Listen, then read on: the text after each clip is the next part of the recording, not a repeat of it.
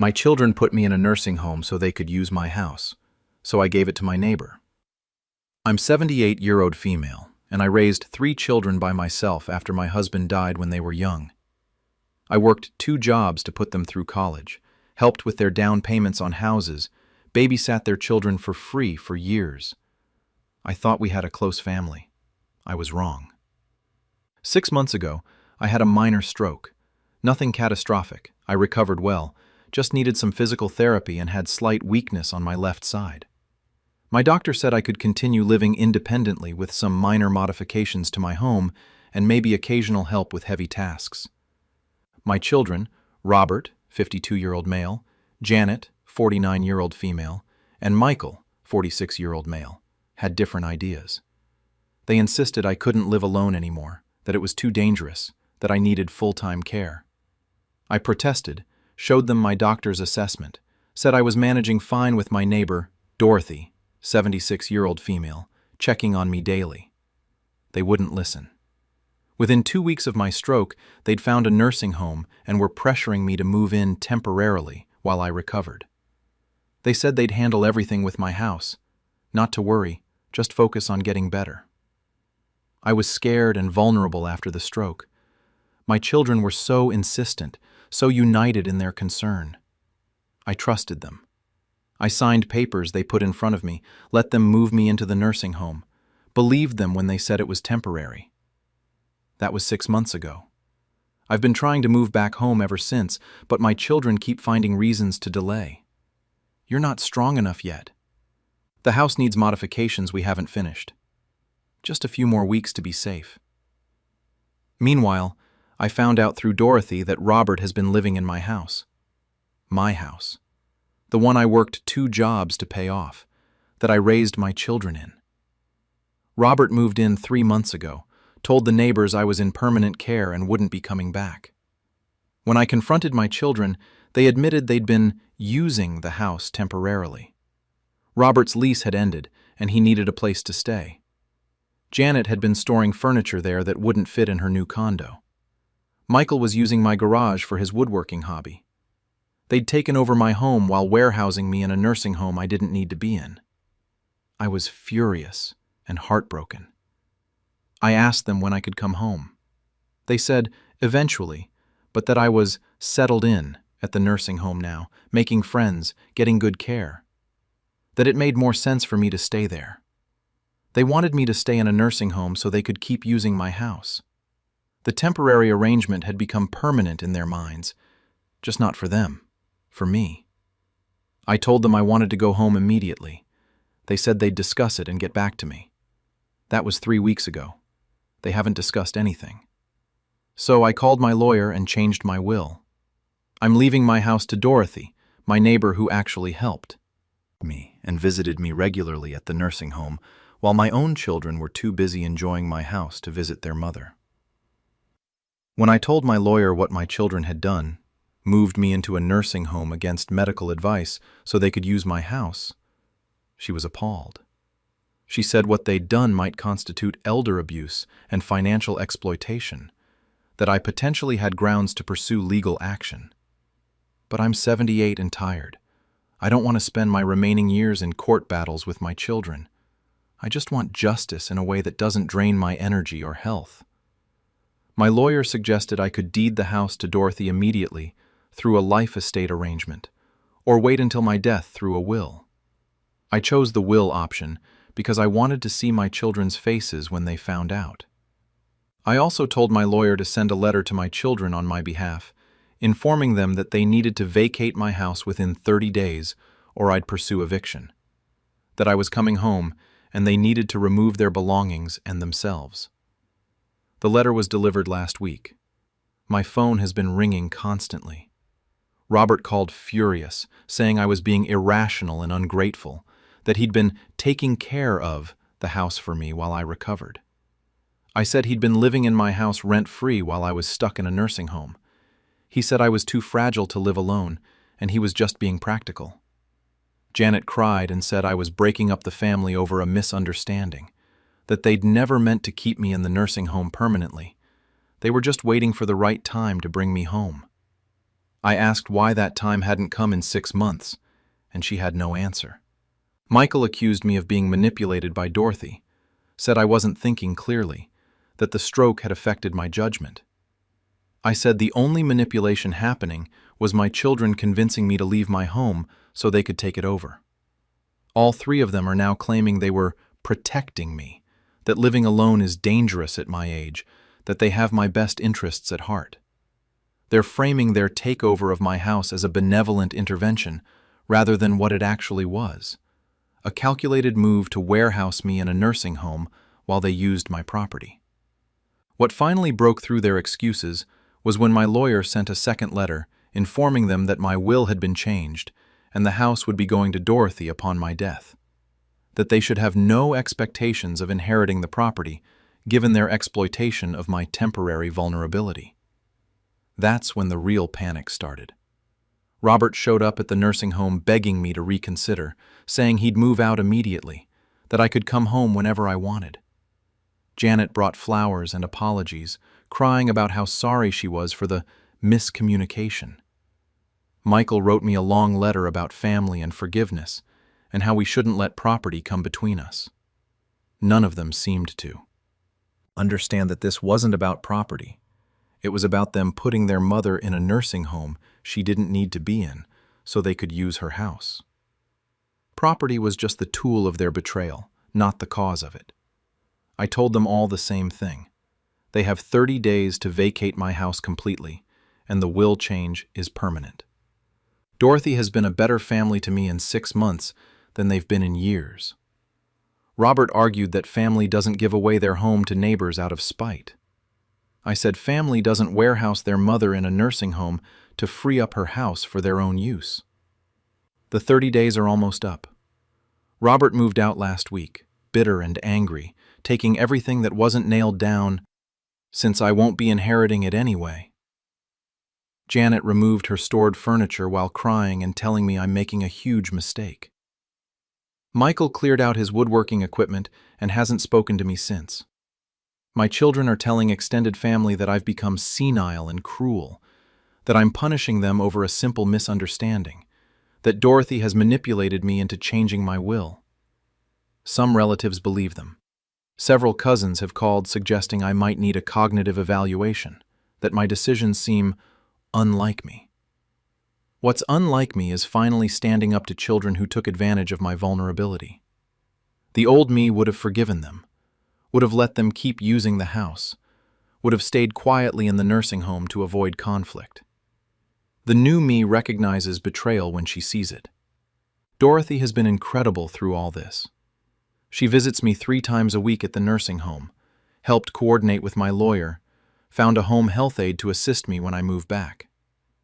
She's never asked about the will change, never treated me differently since learning she'd inherit the house. She's just been a friend when my own children proved they weren't. I'm moving back home next week. My doctor has cleared me, the home health aide is scheduled. Dorothy will check on me daily like she did before the stroke. I'm 78 with some physical limitations, but I'm perfectly capable of living in my own home with minimal support. My children are furious. They've been trying to convince me to stay in the nursing home, saying it's safer, that I'm being stubborn and endangering myself just to prove a point. They don't seem to understand that their concern rings hollow after they put me here to use my house. Robert's threatened to pursue guardianship, claiming I'm not competent to make decisions about my living situation. My lawyer says that's unlikely to succeed given my doctor's assessment and the clear timeline of their exploitation. But the threat alone shows how far they're willing to go to control me. Janet keeps sending messages about family healing and forgiveness, about how we should move past this for the sake of the grandchildren. But she never apologizes for the actual betrayal, just for the misunderstanding and the hurt feelings. She wants forgiveness without accountability. Michael simply cut contact. Apparently, if he can't inherit the house, he can't be bothered to maintain a relationship with his mother. Extended family is pressuring me to reconcile, saying I'm being too harsh, that my children made a mistake but they're still my children, that I shouldn't cut them out of my will over one incident. But this wasn't one incident. This was 6 months of lying, of keeping me in a nursing home I didn't need while using my house for their convenience. This was exploitation of my post-stroke vulnerability for their benefit. This was choosing my property over my well-being. And this was only possible because of a pattern I'd enabled for decades. Always putting my children first, always sacrificing for them, always forgiving them regardless of how they treated me. I'm done with that pattern. My house goes to Dorothy because she's earned it through genuine care and friendship. My children have earned nothing except the knowledge that their exploitation cost them their inheritance. Some family members say I'm being vindictive, that I should show Christian forgiveness and family loyalty. I say, family loyalty should work both ways, and my children showed their loyalty when they put me in a nursing home to free up my house. I'll spend my remaining years in my own home, with Dorothy nearby and a home health aide helping as needed. I'll live independently as my doctor said I could 6 months ago, before my children convinced me I was too fragile and needed institutional care.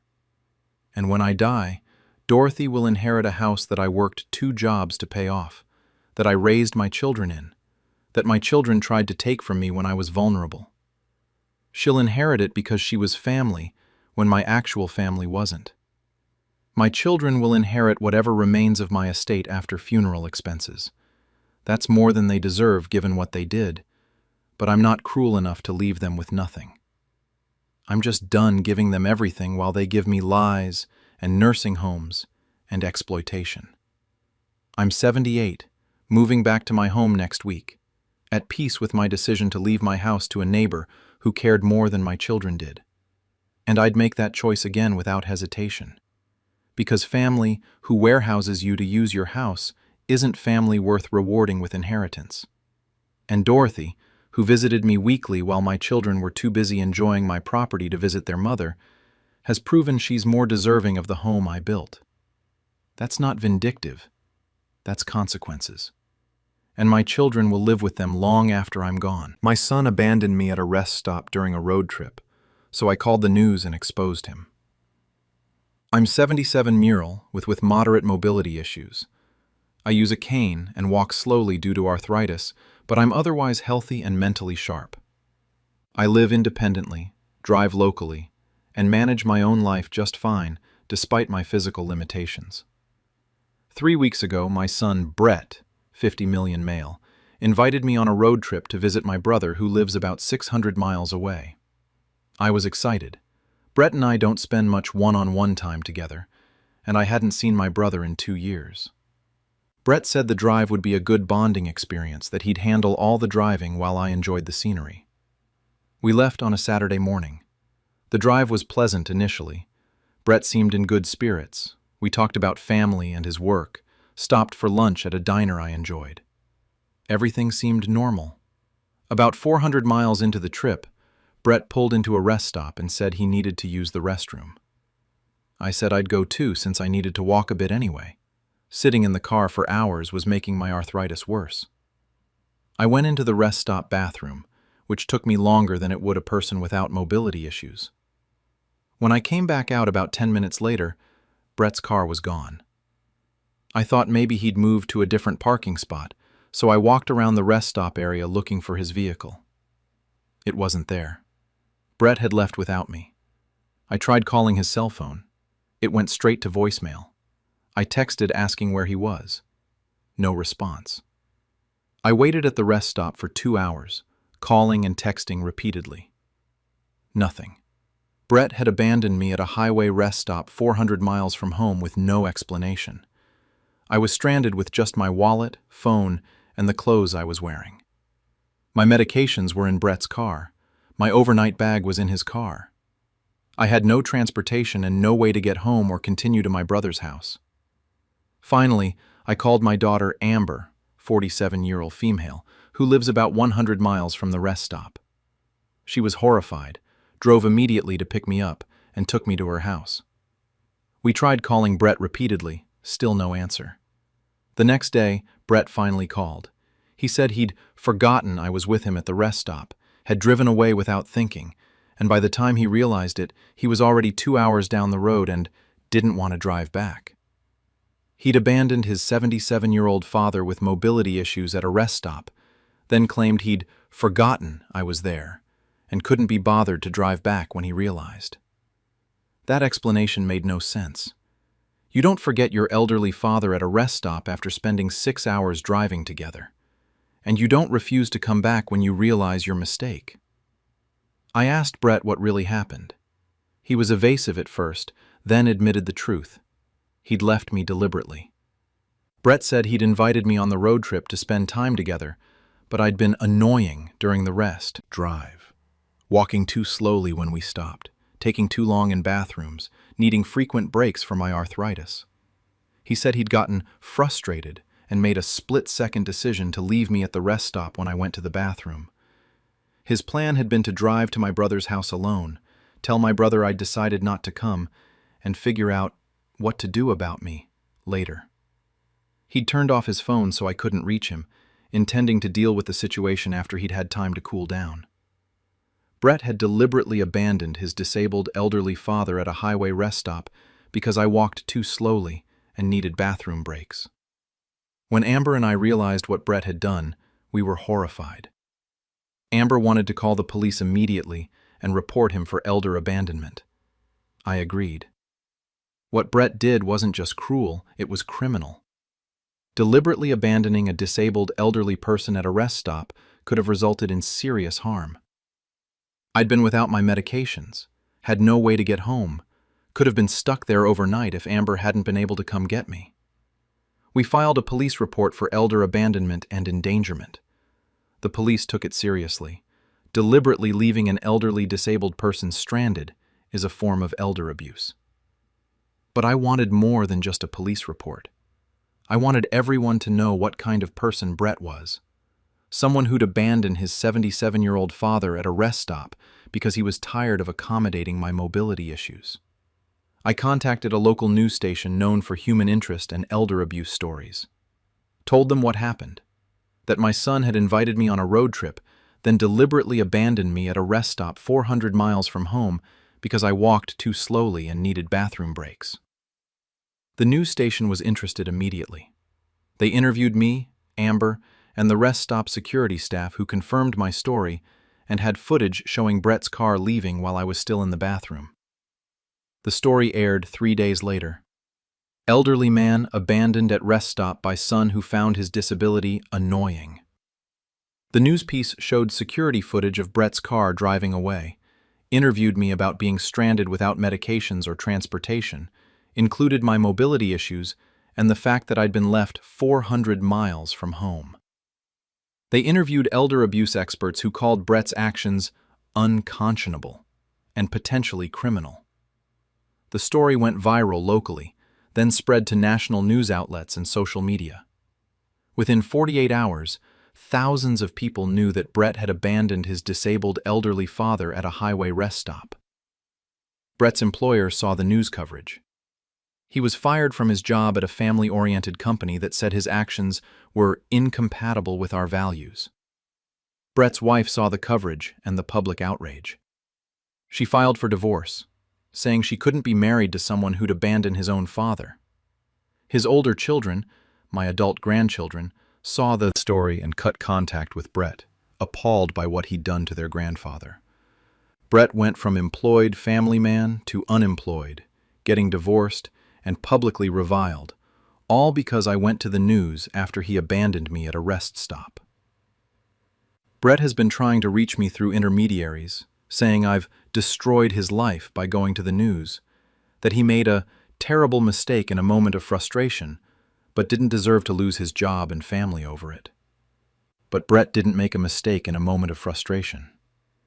He made a deliberate choice to abandon me at a rest stop, then made another deliberate choice to turn off his phone and continue his trip alone, then made another choice not to come back even after he'd realized what he'd done. Those weren't momentary lapses. Those were calculated decisions to abandon his disabled elderly father because accommodating my mobility issues was inconvenient. The criminal case is still pending. Brett's been charged with elder abandonment and endangerment. The prosecutor says the security footage and his admission make the case very strong. Brett's lawyer is trying to argue it was a misunderstanding and that I've caused disproportionate harm by going to the news and ruining his client's life. But I didn't ruin Brett's life. Brett ruined his own life when he abandoned his 77-year-old disabled father at a rest stop, then admitted he did it deliberately because I was annoying and walked too slowly. The news coverage just made sure everyone knew what he'd done. Some family members think I went too far by contacting the media. They say the police report was enough, that publicly exposing Brett cost him his job and marriage unnecessarily, that I should have handled it privately. But Brett abandoned me publicly, at a rest stop where anyone could see an elderly disabled man stranded without transportation. He didn't care about my public humiliation or vulnerability when he drove away. I just made sure his actions were as public as the rest stop where he left me. My brother, who I'd been traveling to visit when Brett abandoned me, has cut contact with Brett entirely. Says he's ashamed to have a nephew who'd do such a thing.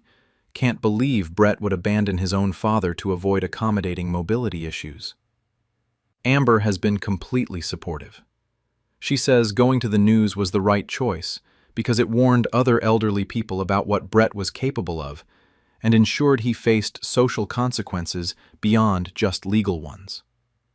Brett's younger children, teenagers, are confused and hurt. They'd been told I'd changed my mind about the trip.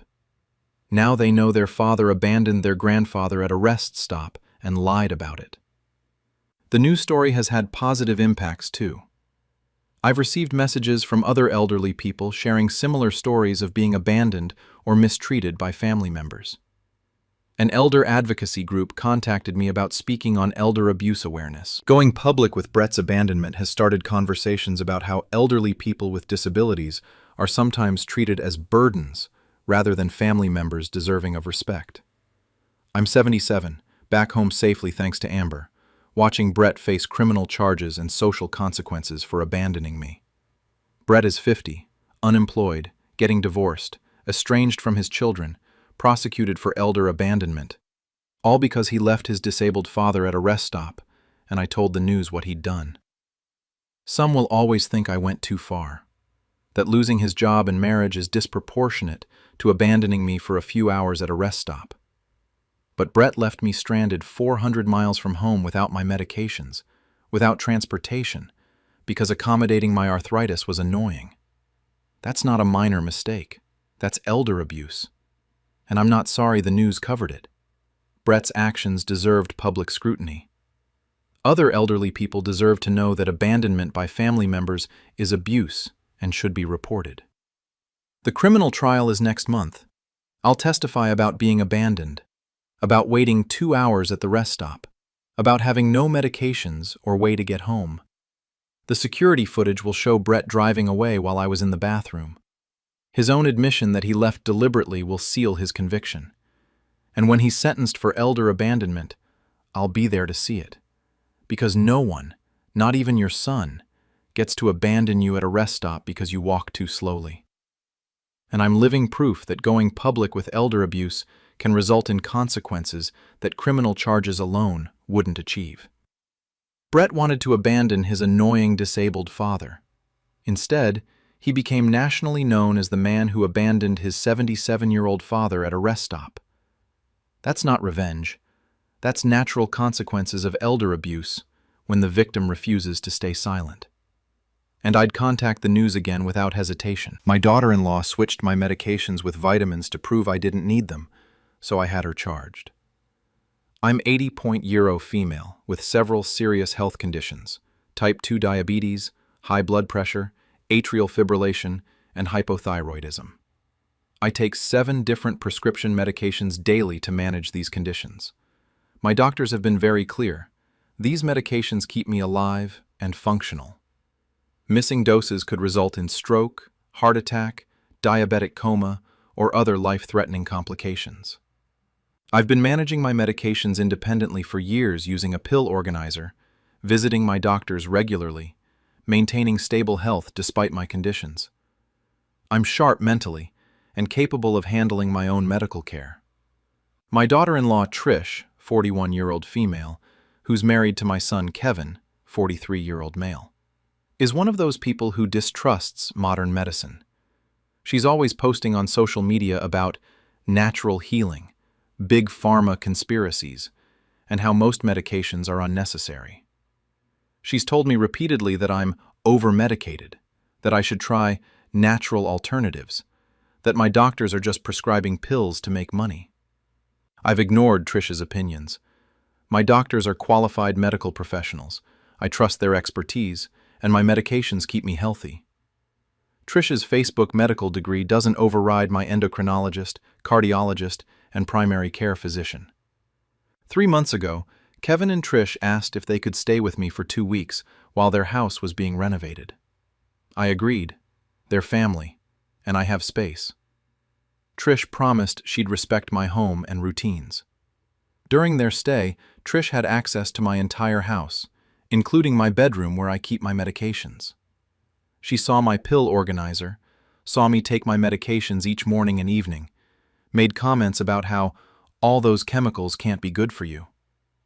I explained again that these medications are necessary and prescribed by my doctors. Trish said doctors don't know everything, and I should listen to my body. After Kevin and Trish left, I continued my normal medication routine.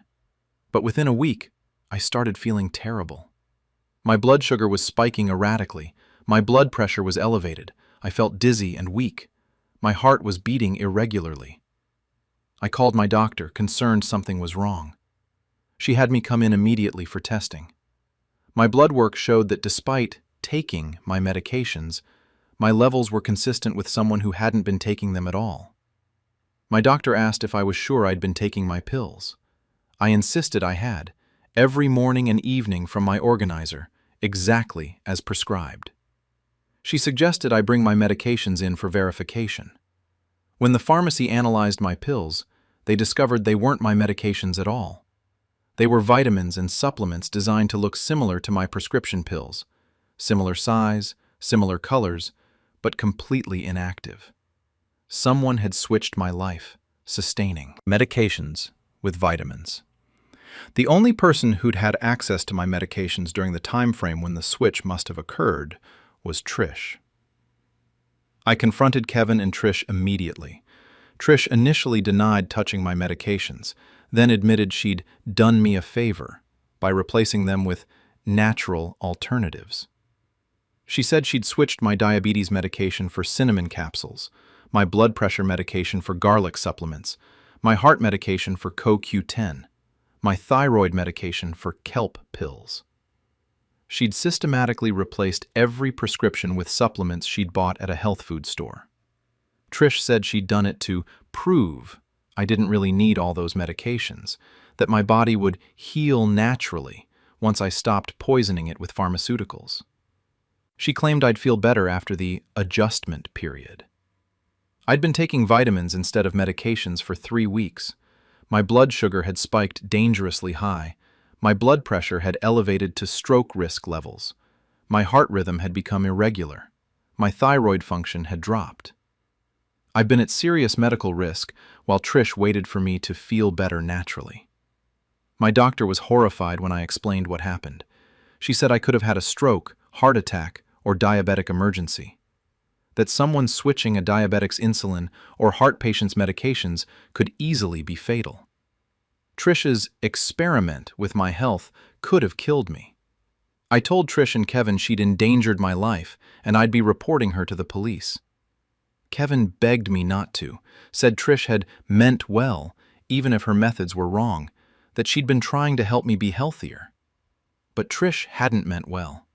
She deliberately tampered with my medications against my explicit wishes, without my knowledge, putting my life at risk to prove her anti-medication beliefs.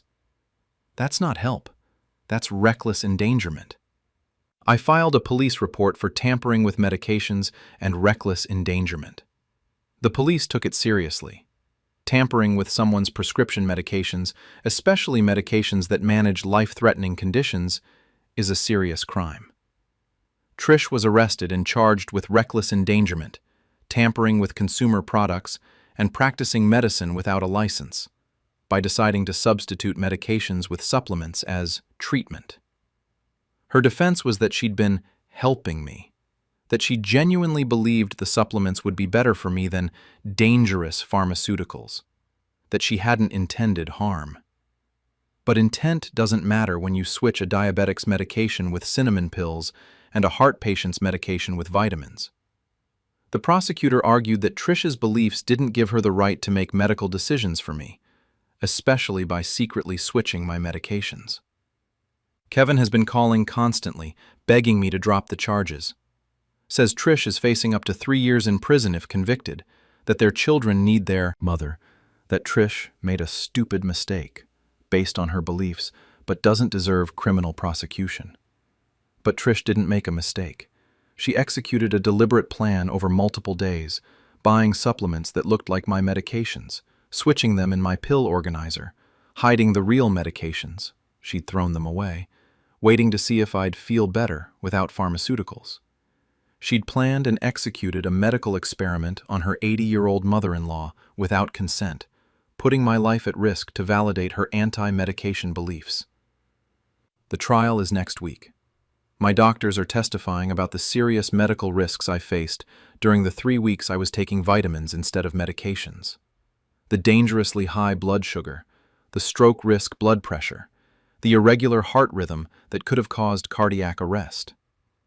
The prosecutor will show the vitamins Trish substituted, the health food store receipts proving she'd purchased them during her stay at my house, and text messages where Trish had told a friend she was helping Kevin's mom get off all those unnecessary meds by showing her she doesn't really need them.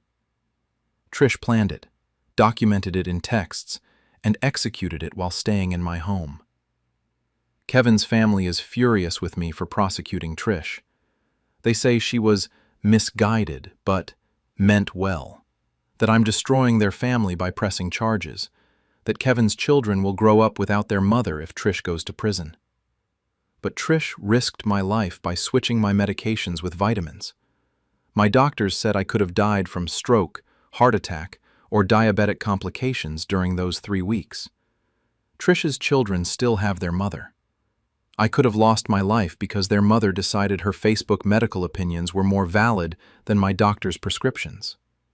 Some relatives think I'm being vindictive, that Trish learned her lesson from being arrested, and I should drop the charges rather than send her to prison. But Trish hasn't learned anything. She's still posting on social media about how natural healing works, and Big Pharma wants to keep people dependent on pills.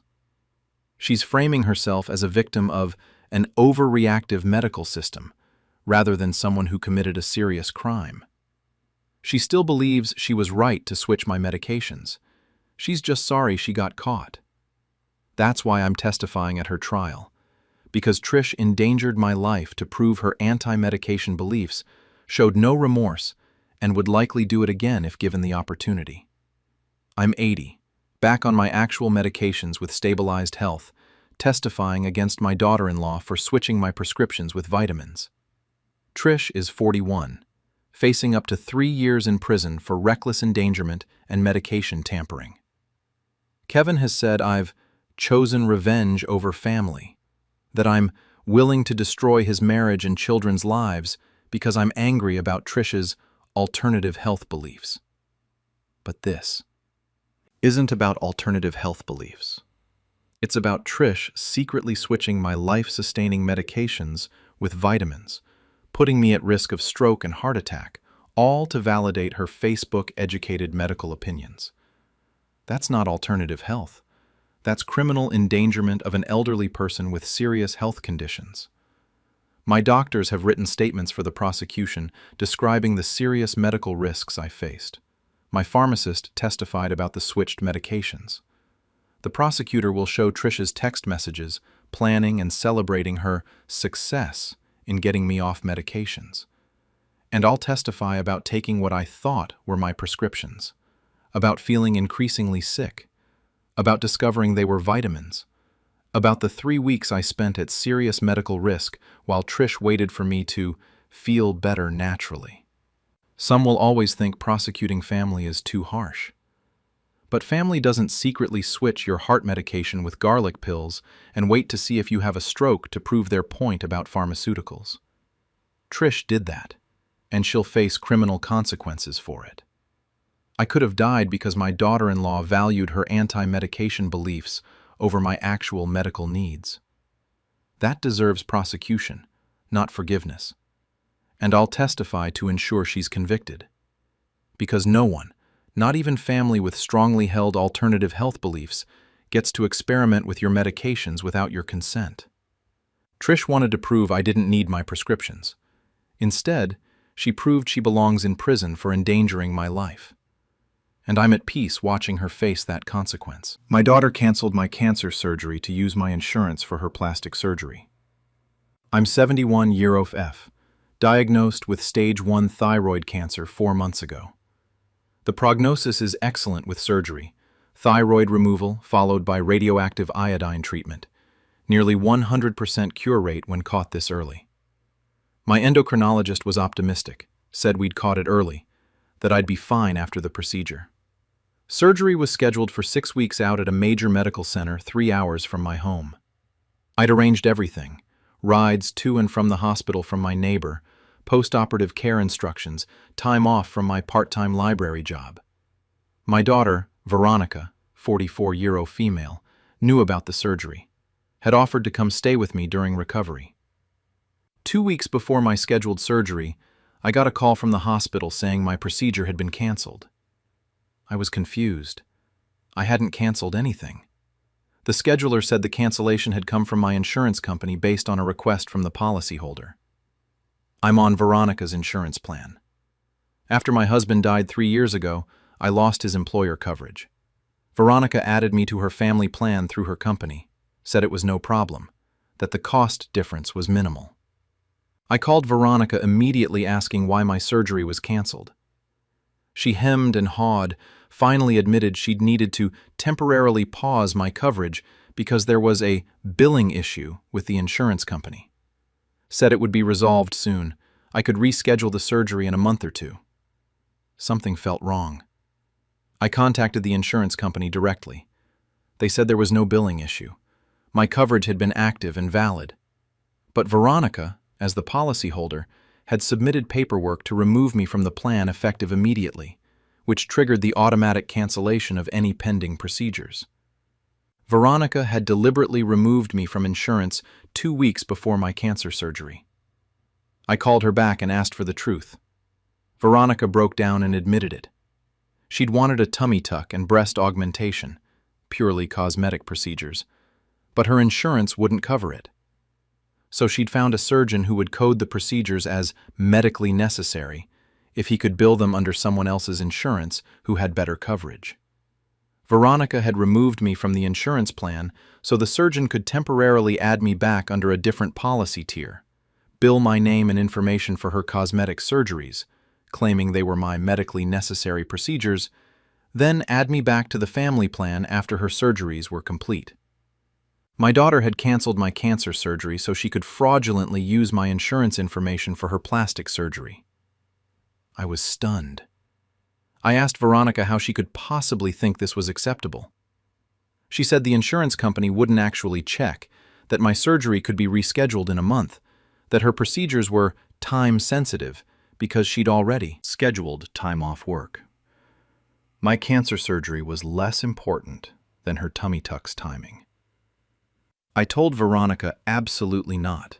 She needed to cancel her cosmetic procedures immediately and restore my insurance so I could reschedule my cancer surgery. She got defensive, said I was being dramatic about a stage 1 cancer that wasn't even that serious, that a 1-month delay wouldn't affect my outcomes, that she'd already paid the surgeon's deposit and arranged childcare for her recovery. She actually said my thyroid cancer wasn't that serious, as justification for using my insurance for her breast augmentation. I was furious. I told Veronica she had 24 hours to restore my insurance coverage, or I'd report the insurance fraud to both the insurance company and the police. Veronica called me cruel and vindictive, said she was my daughter and I should support her, that she'd done me a favor by adding me to her insurance in the first place. That I was being ungrateful and selfish. She'd canceled my cancer surgery for cosmetic procedures, and I was the selfish one. When Veronica didn't restore my coverage within 24 hours, I filed a police report for insurance fraud. I also contacted the insurance company's fraud department with documentation of Veronica's plan. The text messages where she'd admitted removing me from coverage for her procedures, the surgeon's office information, everything. The insurance company investigated immediately. They discovered Veronica had already had her procedures done using fraudulent coding under my name and insurance information. The claims showed I'd had a tummy tuck and breast augmentation at a cosmetic surgery center, procedures I obviously never had. Veronica was charged with insurance fraud. The surgeon who'd participated in the scheme was also investigated by the medical board. I still didn't have insurance coverage for my surgery.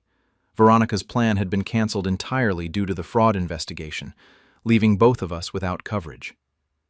I had to find emergency insurance through the healthcare marketplace. The new plan had a waiting period for pre-existing conditions, meaning my cancer surgery was delayed by 3 months instead of Veronica's promised 1 month. 3 months where my stage 1 thyroid cancer could potentially progress.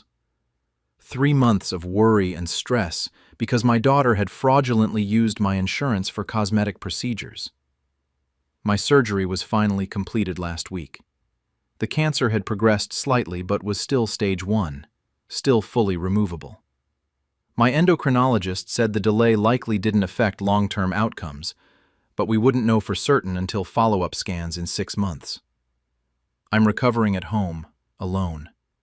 Veronica's in jail awaiting trial for insurance fraud.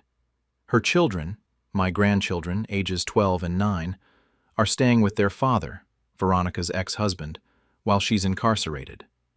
Veronica's lawyer contacted me asking if I'd be willing to testify on her behalf, to tell the court she's normally a good person who made a mistake.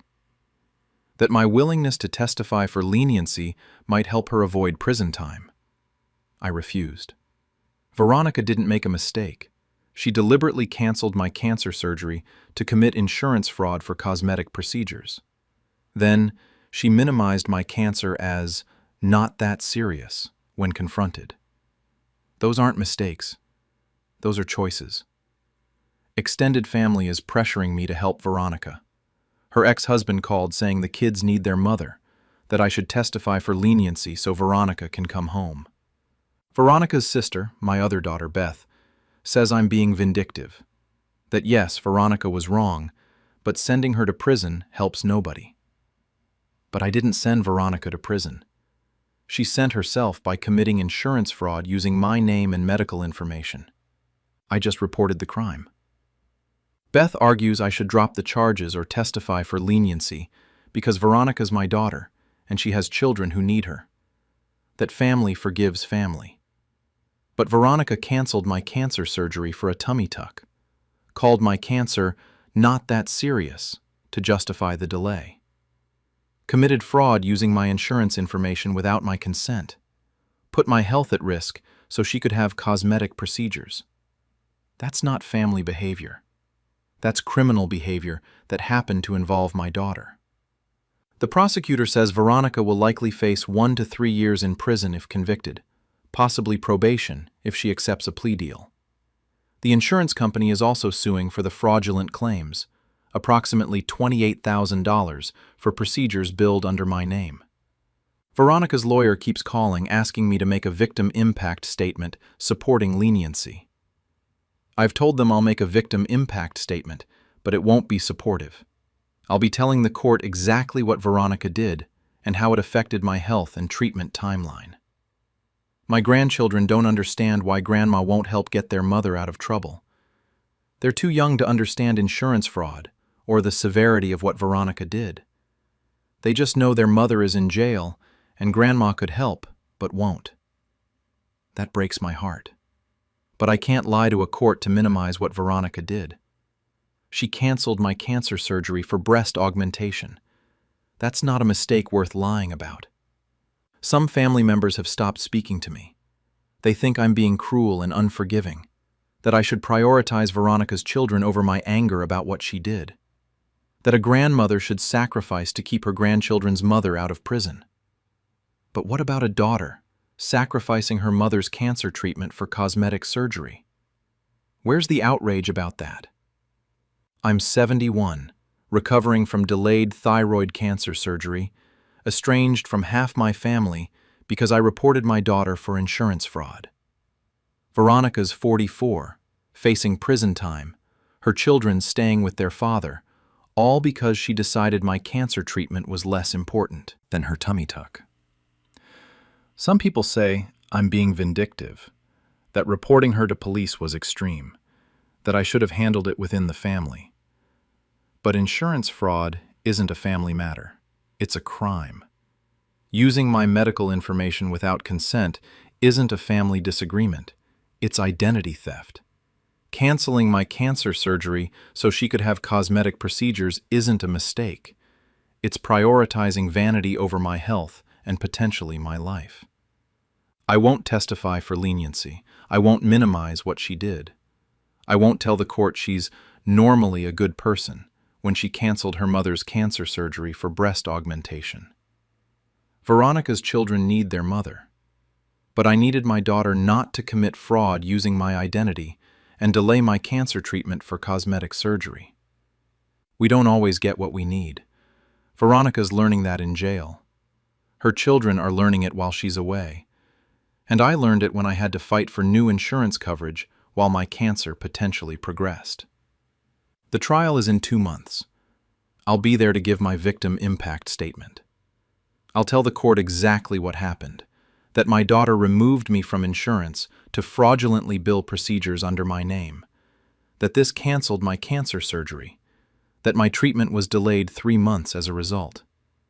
I'll tell them Veronica called my stage 1 cancer not that serious when confronted, that she prioritized her tummy tuck over my tumor removal. And I'll let the court decide her sentence based on the truth, not on minimizing or excusing what she did because she's my daughter. Beth says I'll regret this, that I'm destroying my relationship with Veronica and my grandchildren over pride and anger. That in 10 years I'll wish I'd been more forgiving. But in 10 years, Veronica will have served her time and be rebuilding her life. And I'll either be cancer-free or I won't, partially dependent on whether the 3-month delay she caused affected my outcomes. I know which consequences I can live with. Veronica will have to learn to live with hers. That's not revenge, that's accountability. And I'm at peace with it. My daughter had me declared unfit to keep my dog, so I moved across the country without telling her. I'm 73 years F, widow of 12 years, and until 3 months ago, I lived in the same town where I'd raised my children. My daughter, Patricia, 48-year-old female, lives 2 streets away with her husband and teenage kids. We used to be close, family dinners every Sunday, she'd help with my errands, I'd watch her kids after school sometimes. Then 2 years ago I adopted a dog. His name is Boomer. He's a 5-year-old golden retriever mix from the shelter. He was surrendered when his elderly owner passed away. Boomer is calm, well-trained, and has been the perfect companion for me. He gets me out walking twice a day, gives me purpose and routine, alerts me if someone's at the door. He's been wonderful for my mental and physical health. Patricia hated Boomer from the start. She has mild allergies and doesn't like dog hair in her house, so she stopped coming over as frequently. I understood and offered to meet at her place or restaurants, but she became increasingly distant. Then, 6 months ago, I had a bad fall getting out of the bathtub. Nothing broken, just bad bruising and a sprained wrist. Patricia found out when a neighbor mentioned seeing the ambulance. She was furious I hadn't called her immediately. I'd called 911 myself, been treated and released, was perfectly fine. Patricia decided the fall proved I couldn't live alone safely anymore. She started pushing for me to move into assisted living, saying I was a danger to myself. I refused. I'm 73, active, healthy, and 1 fall doesn't mean I need institutional care. That's when Patricia blamed Boomer. She claimed I'd tripped over the dog. I'd slipped on a wet bath mat. Boomer wasn't even in the bathroom. She said having a large dog at my age was irresponsible and dangerous. I explained Boomer had nothing to do with the fall, that he actually made me safer by encouraging daily exercise and alerting me to visitors. Patricia wouldn't hear it. She started a campaign among family to convince me to rehome Boomer for my own safety. She got my son, Keith, 45-year-old male, involved, who lives out of state and only knows what Patricia tells him. Together, they pressured me constantly. Boomer was too big, too energetic, would knock me over, was preventing me from moving to safer housing. None of it was true. Boomer is gentle and well-behaved, but my children wouldn't listen. Then, 2 months ago, I came home from grocery shopping to find Boomer gone. Patricia had used my spare key to enter my house while I was out, taken Boomer to the animal shelter, and surrendered him, claiming I was an unfit owner due to age and health concerns. She'd given my dog away without my permission, saying it was for my own good. I was devastated and furious. I went immediately to the shelter, but they said Patricia had signed papers stating I was incapacitated and unable to care for an animal. They'd already adopted Boomer out to a new family. Patricia had stolen my dog and given him away, and she'd done it legally by lying about my capacity to care for him. When I confronted Patricia, she had no remorse. She said Boomer was a liability at my age, that she'd done what was necessary since I refused to rehome him voluntarily. She said as my daughter, she had a responsibility to protect me from dangerous decisions. I said she had no right to enter my home and take my dog. She said she had a spare key and used it to prevent me from getting hurt. That one day Boomer would trip me and I'd break a hip or worse, and she wasn't going to wait for that to happen. I demanded to know which family had adopted Boomer so I could get him back. Patricia refused to tell me, said she'd specifically asked the shelter not to disclose that information to me, that Boomer was better off with a younger family. I contacted the shelter. They confirmed that Patricia had signed papers claiming I was unfit and that they'd adopted Boomer to a family who'd taken him home the same day. Due to privacy policies and Patricia's claims about my capacity, they wouldn't tell me who adopted him. My dog was gone, stolen by my own daughter using lies about my fitness as an owner. I consulted a lawyer about getting Boomer back. He said it would be difficult since Patricia had used my spare key, not breaking in, had claimed legitimate concerns about my capacity, hard to disprove, and Boomer had been quickly adopted to a new family who now had legal ownership. Fighting it would require proving Patricia's claims were false, potentially requiring medical evaluations and court proceedings that might take months with no guarantee of success. I was heartbroken. I'd lost Boomer because my daughter decided she knew better than me about what I could handle. Patricia seemed to think the matter was closed. She started coming around more, bringing groceries, suggesting we return to our normal relationship now that the Boomer problem was solved. I couldn't even look at her. She'd stolen my companion, the being who gave me purpose and joy, and she expected me to just accept it and be grateful for her interference. That's when I started planning my move. I have a cousin, Diane, in Oregon. I'd been living in Ohio, who's 71 and also widowed. We'd stayed in touch over the years, and she'd always said I should visit. When I called and explained what Patricia had done, Diane was horrified and immediately invited me to come stay with her indefinitely. I spent 3 weeks quietly preparing, hired movers, changed my address, transferred my medical records, arranged everything for a cross-country move. I didn't tell Patricia or Keith anything. I left a note on my kitchen counter the day I moved. Since you've decided I'm not capable of making my own decisions about my life and companions, I've decided I'm not capable of living near children who treat me like I'm incompetent. I've moved to Oregon to live with Diane. Don't contact me.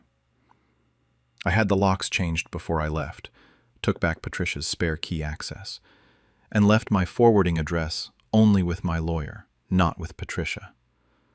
I moved to Oregon without telling my children where I was going or when I was leaving. Patricia found the note when she came over for her weekly check-in, which had become her monitoring me since Boomer was gone. She'd been calling and texting frantically for 3 days before she finally contacted my lawyer, demanding to know where I was. My lawyer told her I'd relocated out of state to live with family, that I was safe and healthy, and that I'd requested no direct contact from her. Patricia has been trying to reach me through my lawyer, through social media, through extended family. I've blocked her on everything and instructed everyone not to share my location or contact information. She's telling family I've run away and abandoned my grandchildren, that I'm being irrational and spiteful over a dog. She claims she's worried about my safety living so far from family, that this move proves I'm not thinking clearly. My son Keith called through my lawyer's office, the only way to reach me, saying I was being dramatic. That yes, Patricia overstepped by rehoming Boomer, but moving across the country was an extreme overreaction. That I should come home and work things out like adults. I sent a message back through my lawyer. Patricia stole my dog by lying about my capacity to care for him. She used her key to enter my home without permission and removed a companion who was essential to my well-being. That's not overstepping. That's betrayal. I'm 73, not incompetent, and I'll live where I want with people who respect my autonomy. I've been in Oregon for 6 weeks now. I'm living with Diane in her beautiful house near the coast. We get coffee every morning, take walks on the beach, have joined a local senior center together. I'm happier than I've been since Boomer was taken. I've also been volunteering at a local animal shelter. Last week, I met a 6-year-old golden retriever named Sunny, who was surrendered when his owner moved to a nursing home. He's gentle and sweet and reminds me of Boomer. I'm in the process of adopting Sunny. Patricia has no idea, has no access to my home, and will never have the opportunity to steal another dog from me. Diane has been incredible, supportive, respectful of my autonomy, treating me like the capable adult I am. It's made me realize how much Patricia had been infantilizing me, treating me like I couldn't make basic decisions about my own life and home. Some family members think I'm being too harsh, that moving across the country without telling Patricia was extreme. They say she made a mistake out of concern, that I should forgive her and come home. But Patricia didn't make a mistake out of concern. She made a calculated decision to remove something I loved because she'd decided it was dangerous against all evidence. She lied to a shelter about my capacity, stole my dog, and expected me to thank her for it. I'm not going back to Ohio. I'm not resuming a relationship with a daughter who thinks she has the right to make decisions about my life, my home, and my companions. I'm staying in Oregon with Diane, adopting Sunny, living peacefully far from children who treated me like I was incompetent. Patricia wanted me to not have a dog. Now she also doesn't have a mother nearby. She doesn't get to visit, doesn't get to monitor me, doesn't get to make decisions about my life. The loss of our relationship is entirely her consequence for stealing Boomer. She chose to prioritize her fear and control over my happiness and autonomy. I chose to prioritize my well-being and freedom over proximity to family who don't respect me. I'm 73, living in Oregon with my cousin, about to adopt a new dog, estranged from my daughter who stole my previous dog, and I'm at peace with all of it. Because Patricia proved she couldn't be trusted with access to my life. So, I removed that access entirely by moving across the country without telling her where I went. Some call it running away. I call it relocating to somewhere I'm treated with respect and autonomy. And I'd make that choice again without hesitation. Patricia can tell everyone I abandoned my family over a dog. The truth is, I left family who abandoned basic respect for my right to make my own decisions. And from Oregon, with Diane's support and soon with Sunny by my side, I don't miss Patricia at all. I just miss Boomer. And I'm doing my best to honor his memory by giving another deserving dog a good home. Patricia lost her relationship with her mother because she couldn't respect her mother's choices. That's not my punishment of her. That's her natural consequence for stealing what I loved. And I'm okay with that consequence, including 2,500 miles of distance between us. My daughter secretly gave my late husband's ashes to her boyfriend to scatter, so I told the truth at Thanksgiving. I'm 70-year-old female, widow of 3 years. My husband, Edward, died of heart failure at age 72 after 48 years of marriage. We'd planned everything together, including that he wanted to be cremated and have his ashes kept in a beautiful urn in our home until I died, at which point our ashes would be scattered together at the lake where we'd gotten engaged. Edward was very specific about this. He didn't want his ashes scattered right away. He wanted us to be together until I joined him. Then we'd be scattered together. It was romantic and important to both of us. After Edward died, I kept his ashes in the urn on our mantel. I talked to him sometimes, told him about my day, felt comforted having him there. It helped with my grief to feel like he was still present in our home. My daughter, Stephanie, 44-year-old female, thought this was unhealthy and morbid. She kept saying I needed to let him go and scatter the ashes, that keeping an urn of remains in the living room was creepy and preventing me from moving forward with my life. I explained it was what Edward wanted. He'd written specific instructions that his ashes stay with me until my death. Stephanie said those instructions were outdated, and Edward would want me to be free rather than attached to a jar of ashes. We had this argument repeatedly. I refused to scatter Edward's ashes against his explicit wishes. Stephanie called me stubborn and said I was worshiping death instead of honoring life. 2 months ago, I went on a planned trip to visit my sister in another state for a week. Stephanie offered to house sit and take care of my plants while I was gone. I agreed, grateful for the help. When I came home, I immediately knew something was wrong.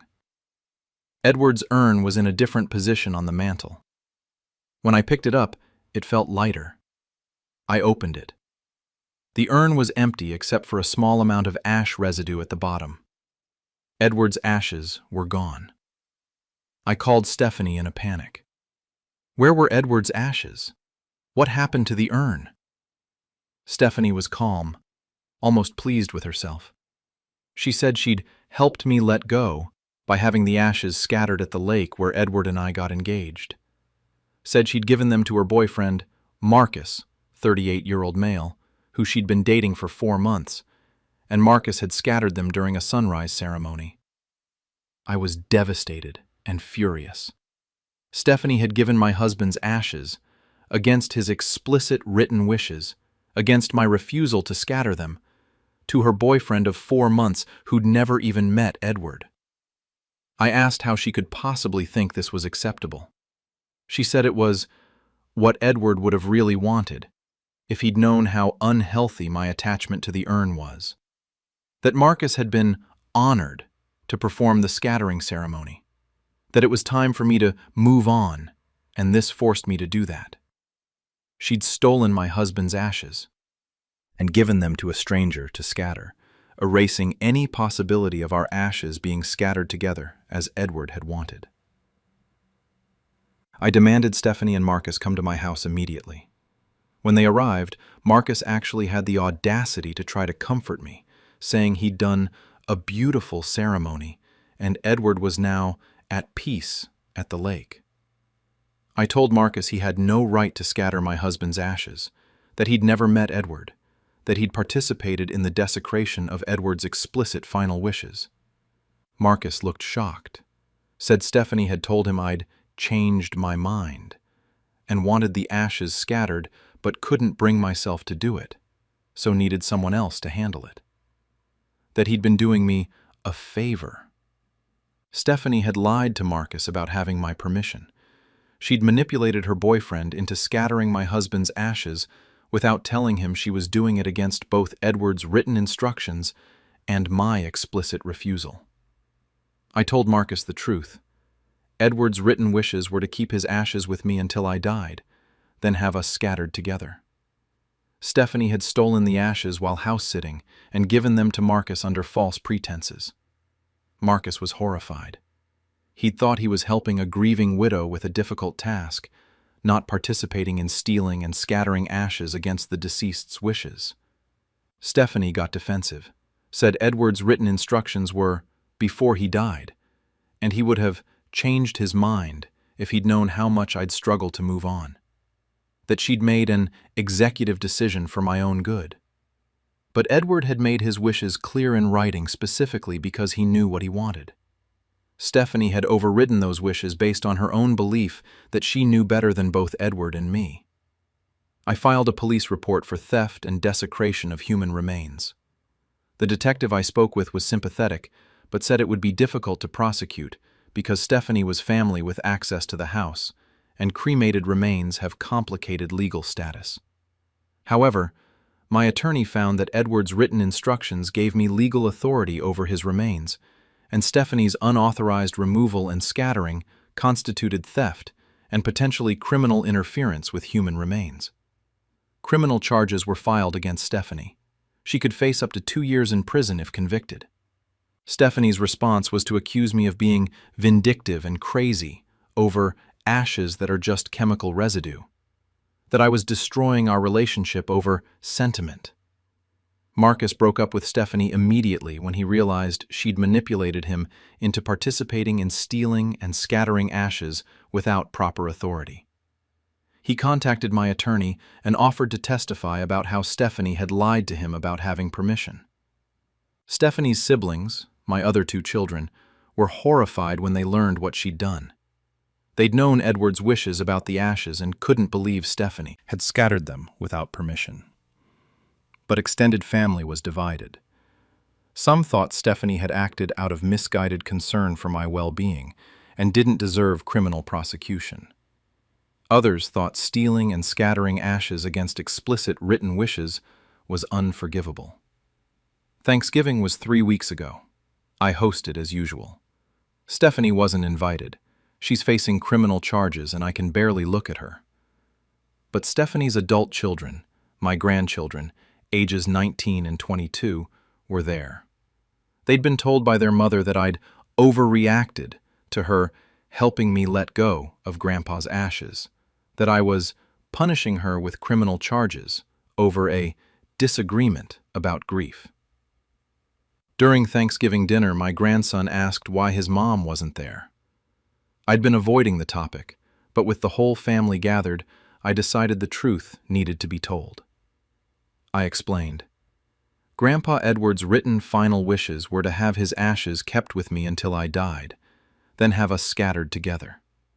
Stephanie stole Grandpa's ashes while house-sitting, gave them to her boyfriend Marcus, who'd never met Grandpa, and had Marcus scatter them at the lake, destroying any possibility of honoring Grandpa's wishes to have us scattered together.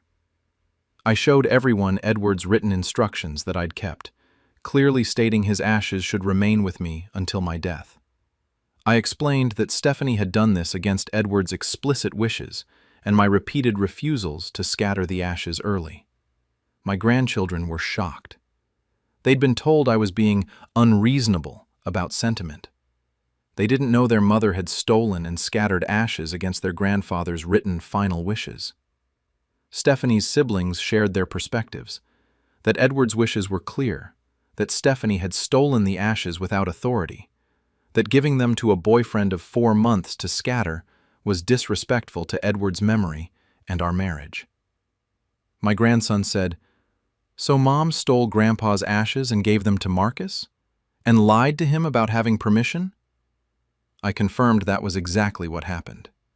That Marcus had been horrified when he learned the truth, had broken up with Stephanie, and was willing to testify about her deception.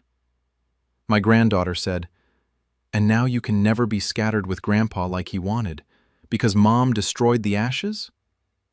I said yes. Stephanie had taken away the possibility of honoring Edward's wishes and my own desire to have our ashes scattered together eventually. That was gone forever because of what she'd done. Extended family who'd been defending Stephanie went quiet. Several hadn't known about Edward's written instructions, or that Stephanie had lied to Marcus about having permission. Stephanie's siblings talked about how close Edward and I had been, how the plan to scatter our ashes together was something we'd discussed for years, how meaningful that plan was to both of us. My brother-in-law said what Stephanie had done was unconscionable, that stealing cremated remains and scattering them against explicit written wishes wasn't helping with grief, it was desecration. By the end of Thanksgiving, the family consensus had shifted. Most people now understood that Stephanie hadn't made a misguided decision out of concern. She'd stolen my husband's ashes, lied to her boyfriend about having authority, and destroyed our ability to honor Edward's final wishes. Several family members who'd been pressuring me to drop the charges and forgive changed their minds, said they hadn't understood the full situation, that they'd been operating on Stephanie's version where she was helping mom move on. My grandchildren were angry at their mother. They've since learned more details, that Edward's instructions were notarized, that I'd explicitly refused to scatter the ashes multiple times when Stephanie suggested it, that Stephanie had waited until I was out of town to steal them. Stephanie's been calling family members claiming I poisoned everyone against her at Thanksgiving, that I made a public spectacle of our disagreement to turn the family against her. But I just told the truth. Stephanie had been controlling the narrative, framing herself as a concerned daughter helping her mother with grief. The reality was, she'd stolen cremated remains against written final wishes and lied to multiple people about having authority. The criminal trial is next month. Stephanie's facing charges for theft and interference with human remains. The prosecutor says the written instructions and my testimony about explicitly refusing to scatter the ashes make the case strong. Marcus is testifying about how Stephanie lied to him, claiming I'd given permission when I hadn't. Stephanie's siblings are testifying about Edward's wishes and Stephanie's pattern of dismissing them as outdated. Stephanie's attorney is trying to frame this as a family disagreement that shouldn't be criminal. But the prosecutor argues that stealing and scattering cremated remains against written final wishes isn't a disagreement. It's a crime. I'll testify about coming home to find the urn empty, about Edward's specific wishes to remain together until my death, about Stephanie's repeated suggestions to scatter that I'd refused. And I'll tell the court that because of what Stephanie did, I can never honor Edward's final wish to have our ashes scattered together. She destroyed that possibility forever when she gave his ashes to Marcus. I'm 70, testifying against my daughter for stealing my husband's ashes. Stephanie is 44, facing potential prison time for theft and interference with human remains. Some family members still think I should drop the charges, that she's my daughter, and this will permanently damage our relationship. But Stephanie already permanently damaged our relationship when she stole Edward's ashes and destroyed our final wishes to be scattered together. That's not something you forgive or move past. That's something you ensure faces legal consequences. Edward wanted to stay with me until I died. Stephanie took that away, and she'll face criminal prosecution for it. That's not revenge. That's ensuring my husband's final wishes are honored through the only means left to me, making sure the person who violated them faces consequences. And I'll testify at her trial without hesitation. My family committed me to psychiatric care to stop me from testifying, so I recorded everything. I'm 83 Millionale, a retired attorney with a sharp mind and decades of courtroom experience. 2 months ago, I was subpoenaed to testify in a major civil lawsuit involving my son, Marcus, 56 male, and his business partner. The case involves fraud allegations. Marcus's partner claims Marcus embezzled over $800,000 from their company over 3 years. I'm a key witness because Marcus used to discuss the business with me regularly. I saw financial documents, heard him describe transactions, was present at meetings where decisions were made.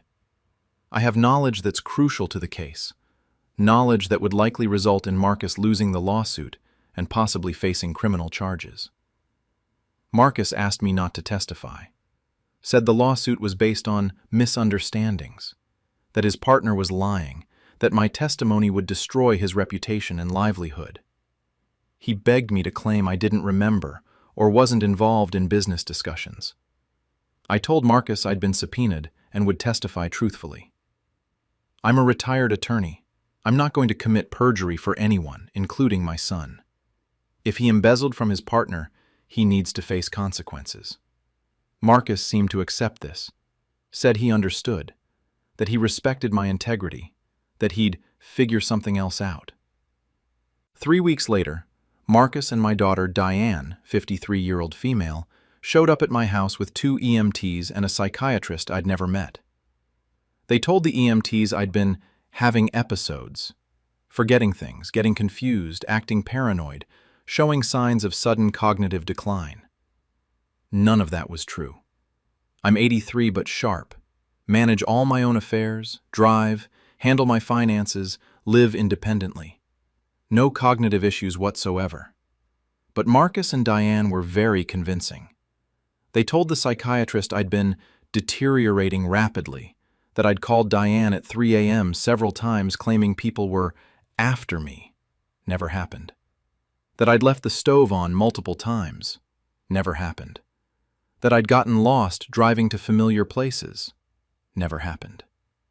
They'd fabricated an entire narrative of sudden dementia and paranoia. The psychiatrist asked me some basic questions. What's the date? Who's the president? Where am I? I answered everything correctly. But Marcus said this was a lucid moment and that I'd been much worse over the past weeks. Then Marcus pulled out his phone and played an audio recording.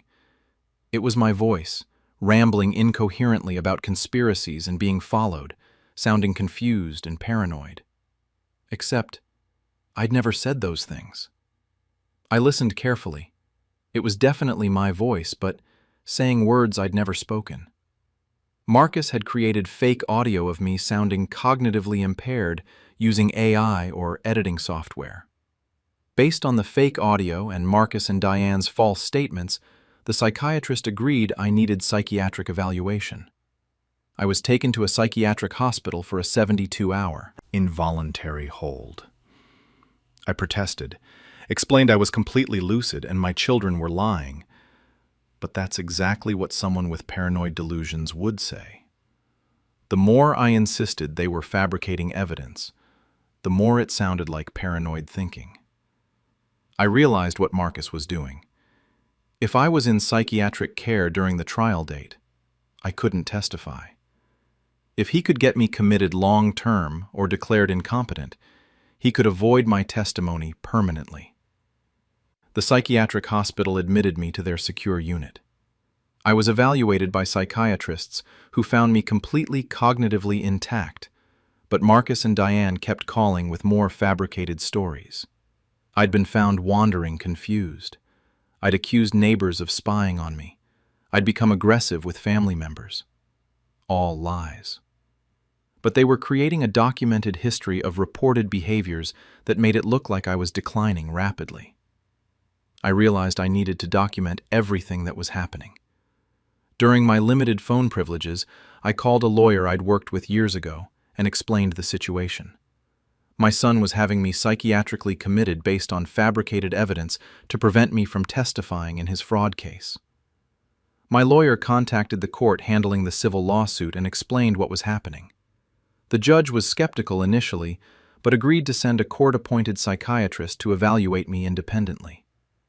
The court psychiatrist spent 4 hours with me, did comprehensive cognitive testing, reviewed my history, examined the claims Marcus and Diane had made. His conclusion? I'm completely mentally competent, with no signs of dementia, paranoia, or any psychiatric condition requiring hospitalization. The court ordered my immediate release from psychiatric care and launched an investigation into how I'd been committed based on what appeared to be false information. But Marcus and Diane weren't done. After I was released, they filed for emergency guardianship, claiming I was a danger to myself and others due to paranoid delusions. They submitted more fabricated evidence, fake audio recordings, staged photos, false statements from people claiming to have witnessed my episodes. My lawyer obtained the original audio files Marcus had used. A forensic audio expert analyzed them and determined they were AI-generated deepfakes. Marcus had used my voice from family videos and generated fake audio of me saying things I'd never said. That's a felony. Marcus had created deep fake audio to have his father involuntarily committed to psychiatric care. We also discovered Diane had contacted my neighbors, asking them to sign statements about my concerning behavior. Most had refused, but a few had signed vague statements that Diane then mischaracterized as evidence of dementia. The guardianship petition was denied immediately based on the court psychiatrist's evaluation and evidence of fabricated recordings. The judge referred Marcus and Diane to law enforcement for investigation of false reporting and possible elder abuse. Meanwhile, the trial date arrived. I testified exactly as I'd planned, describing the financial transactions I'd witnessed, the conversations where Marcus had discussed moving money, the documents I'd seen that showed embezzlement. My testimony was clear, detailed, and damaging. Marcus's lawyer tried to suggest I was cognitively impaired and unreliable, but I had the court psychiatrist's recent evaluation confirming my complete mental competence. Marcus lost the lawsuit. Judgment was entered against him for the full $800,000 plus legal fees. Criminal charges for embezzlement are being considered by prosecutors. And now, Marcus and Diane are facing their own criminal charges for the psychiatric commitment scheme. The investigation into Marcus and Diane's actions uncovered the full extent of their plan. They'd researched involuntary commitment laws, consulted with a lawyer about how to have someone declared incompetent, created multiple deepfake audio recordings, coordinated false reports to psychiatrists, and filed fraudulent guardianship petitions, all to prevent me from testifying. They'd planned this for weeks, possibly months. Marcus has been charged with creating and using deepfake audio to fraudulently commit someone to psychiatric care, filing false reports, and attempted obstruction of justice. Diane is charged as an accessory and with filing false reports. Both face potential prison time if convicted. The psychiatrist who initially approved my involuntary hold is under investigation by the medical board for not adequately verifying the claims before authorizing commitment. The hospital where I was held has apologized and revised their intake procedures. But I spent 72 hours locked in a psychiatric ward, was evaluated multiple times as if I had dementia, had my competency questioned, all because my son didn't want me to testify in his fraud case. The trial where I testified showed the jury everything, not just Marcus's embezzlement, but also his attempt to have me psychiatrically committed to prevent my testimony. The jury was horrified. Several told the press afterward that Marcus's scheme to silence his father through false commitment made them certain of his guilt on the fraud charges. Marcus and Diane have been trying to contact me through intermediaries, claiming they were genuinely concerned about my mental health, that they made mistakes, but acted out of love and worry. But the forensic evidence destroys that narrative. The deepfake audio was created deliberately. The false reports to psychiatrists were coordinated. The guardianship petition included fabricated evidence. None of that was concern. It was a calculated plan to silence me.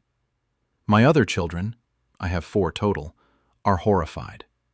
They've cut contact with Marcus and Diane, testified in my defense during the guardianship hearing, provided statements to prosecutors about Marcus's plan. Some extended family members think I should drop the criminal complaints against Marcus and Diane, that they're my children and this will tear the family apart permanently.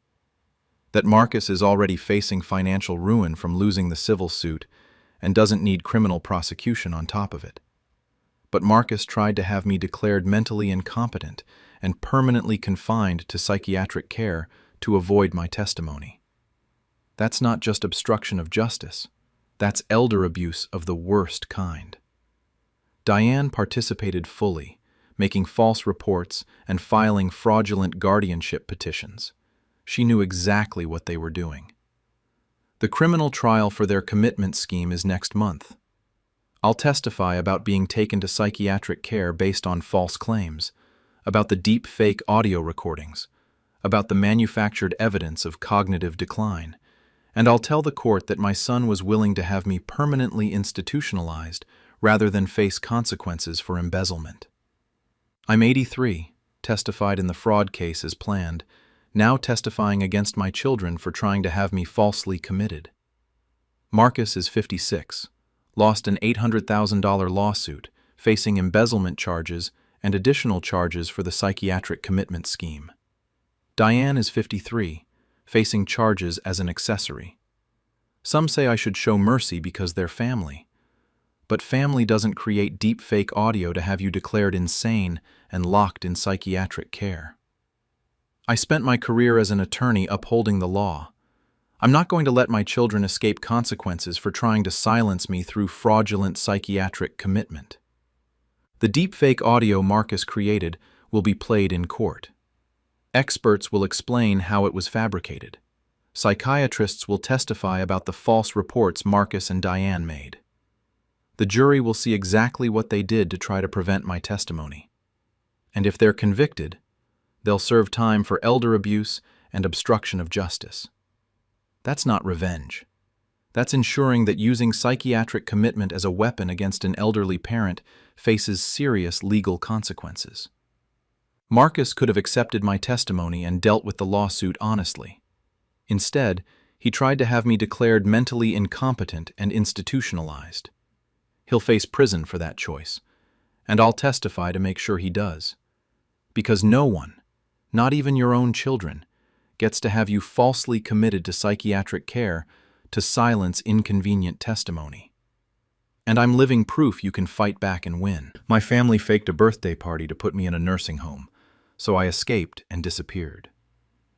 I'm 74 future Veal, and 3 months ago, my children threw me what they said was a surprise 74th birthday party at a nice restaurant. My 3 kids, Linda, 52 female, Tom, 49 male, and Wendy, 46 feel, insisted I get dressed up, picked me up from my house, drove me to this beautiful venue. I was touched they'd gone to such effort. When we arrived, there was no birthday party. Instead, there were staff from a nursing home waiting in a private room with admission paperwork. My children had tricked me into coming to what was actually an intervention to move me into a facility. I was blindsided and confused. Linda said they'd been concerned about my safety, living alone, that I'd been forgetting things and getting confused. None of this was true. I'm healthy, active, still drive, volunteer at the animal shelter twice a week, manage all my own affairs perfectly well. I asked what they were talking about. Tom said I'd called him 3 times in one day asking the same question. I'd called once about Thanksgiving plans. Wendy said I'd left the stove on. I'd left a kettle on warm heat deliberately while I ran to get mail, came back within 2 minutes. They were taking normal, everyday things and framing them as evidence of cognitive decline, building a case for me being unable to live independently when I was perfectly capable. I refused to go to the nursing home, said I was going home to my own house. Linda said they'd already packed my belongings. While I thought I was getting ready for a birthday party, movers had been at my house loading my things. My house was essentially empty. I was horrified. They'd used a fake birthday party to get me out of my house so they could pack my belongings without my knowledge or consent. The nursing home staff were gentle but firm. My children had signed papers, had medical documentation from a doctor I'd never seen, had legal authority as my next of kin to make this decision. I could either come voluntarily, or they'd pursue emergency psychiatric evaluation if I was a danger to myself. I was terrified and overwhelmed. My children had planned this ambush perfectly. I felt I had no choice but to comply or face being declared mentally incompetent. I went to the nursing home that day. No birthday party, no celebration. Just my children depositing me in a facility I didn't need, while my belongings were moved without my permission. They'd tricked me with a fake party to institutionalize me against my will. I spent 3 weeks in that nursing home trying to convince staff I didn't belong there. Every time I asserted I was capable and wanted to go home, they'd note it as lack of insight into her limitations. a symptom of dementia. My own clarity of mind was being used as evidence of impairment. My children visited twice a week, talking to me like I was a child, bringing word puzzles to keep my mind active, discussing me with staff like I wasn't there. During week 3, I befriended another resident's visiting daughter who was an attorney. The attorney daughter, Sarah, 41 female, noticed I was different from other residents in the memory care wing, fully oriented, coherent, asking detailed questions about my legal rights. I told her the truth. My children had faked a birthday party to trick me into leaving my house, had packed my belongings without my knowledge, had me admitted to a nursing home I didn't need based on manufactured evidence of cognitive decline. Sarah was appalled. She offered to review my case pro bono if I could get her documentation. During my next supervised phone call, 15 minutes weekly, I called my primary care physician instead of my children. I asked my doctor to send my complete medical records to Sarah. The records showed no cognitive impairment whatsoever. My doctor was shocked when I told him where I was. He'd never recommended nursing home placement, had no concerns about my ability to live independently. The medical documentation my children had provided to the nursing home was from a doctor I'd never seen, based on reports from my children, not actual medical evaluation. Sarah filed emergency petitions for my release and investigation into wrongful commitment. She argued I was being held against my will based on false information provided by family members who'd cleared out my house while I thought I was attending a birthday party. The court ordered an independent evaluation. A geriatric psychiatrist spent 3 hours assessing my cognitive function, reviewing my actual medical history, interviewing me about my daily living skills. Results: I'm completely capable of independent living. No dementia, no cognitive impairment requiring institutional care.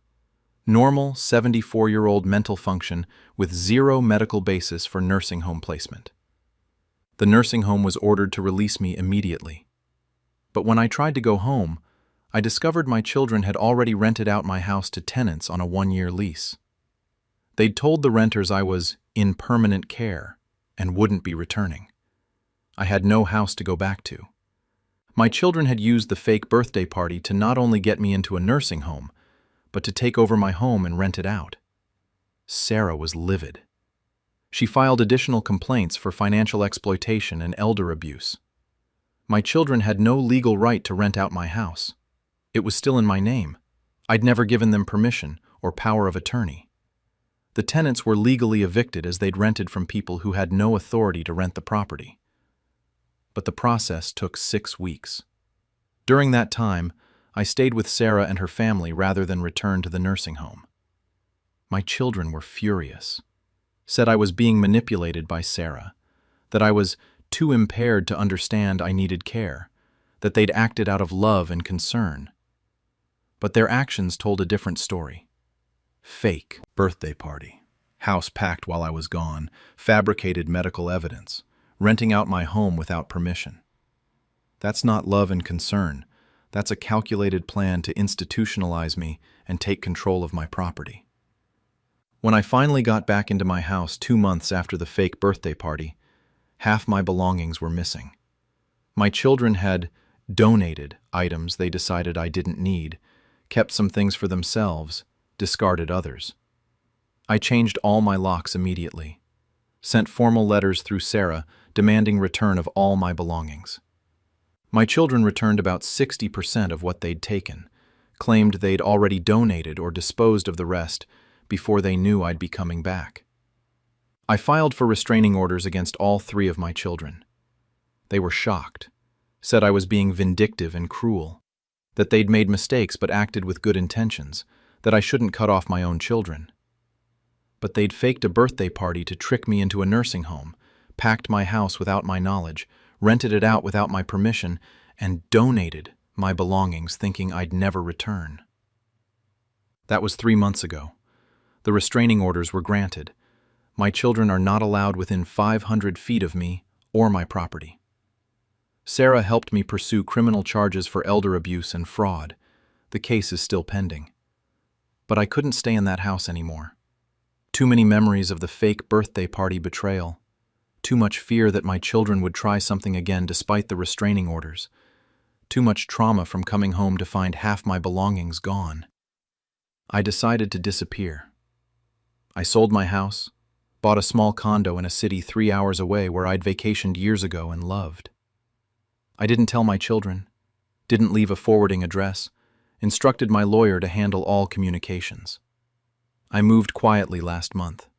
New city, new address, new phone number. Only Sarah and my closest friend from my old neighborhood know where I am. I'm starting completely over at 74. New volunteer position at a different animal shelter, new neighbors, new routines.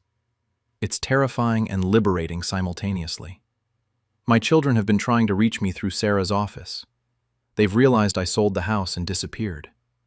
They're panicking, claiming they're worried about my safety, demanding to know where I am. Sarah tells them I'm safe and healthy and have chosen not to share my location with them, that I'm exercising my legal right to live independently without contact from family members who institutionalized me against my will. Linda sent a letter through Sarah's office saying she's sorry for the misunderstanding about the nursing home, that she'd overreacted out of concern, that I shouldn't punish them by disappearing. She wants to work things out as a family. But there was no misunderstanding. They faked a birthday party, had my house packed while I was gone, admitted me to a nursing home based on lies, rented out my home without permission, and donated my belongings. That's not overreacting. That's systematic betrayal. Tom's letter claimed they were trying to protect me, that maybe the nursing home was a mistake, but I should understand their intentions were good. He says I'm overreacting by moving away and cutting off all contact. Wendy's letter was more honest. She admitted they'd handled things poorly, but said I was making everything worse by disappearing, that I'm scaring them by vanishing at my age, that they can't help me if they don't know where I am. I don't want their help. Their help came in the form of a fake birthday party and forced institutionalization. My grandchildren, Linda and Tom's kids, have tried reaching out through social media. They're confused and hurt, say their parents told them I had to go to a home for my health, and now I've run away and won't talk to anyone. My children have controlled the narrative with the grandchildren, painting me as impaired and irrational. They haven't told them about the fake birthday party, the wrongful commitment, the rented-out house. I've debated reaching out to my grandchildren to tell them the truth, but I don't want to put them in the middle. They're teenagers and young adults. They don't need to navigate this complicated family breach. Some of my old neighbors from my previous city have called. They got my new number from Sarah with my permission, asking if I'm okay. My children have been telling people I had an episode and disappeared from the nursing home, making it sound like I wandered off in confusion rather than legally securing my release after wrongful commitment. I've authorized Sarah to share the truth with anyone who asks.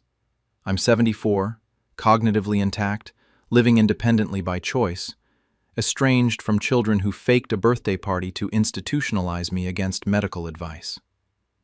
Some people are supportive. Others think I'm being too harsh, that family conflicts shouldn't result in complete estrangement, that my children made mistakes, but I should forgive them. But this wasn't a mistake. This was planning, coordination, deception, and execution of a plan to take away my freedom and home.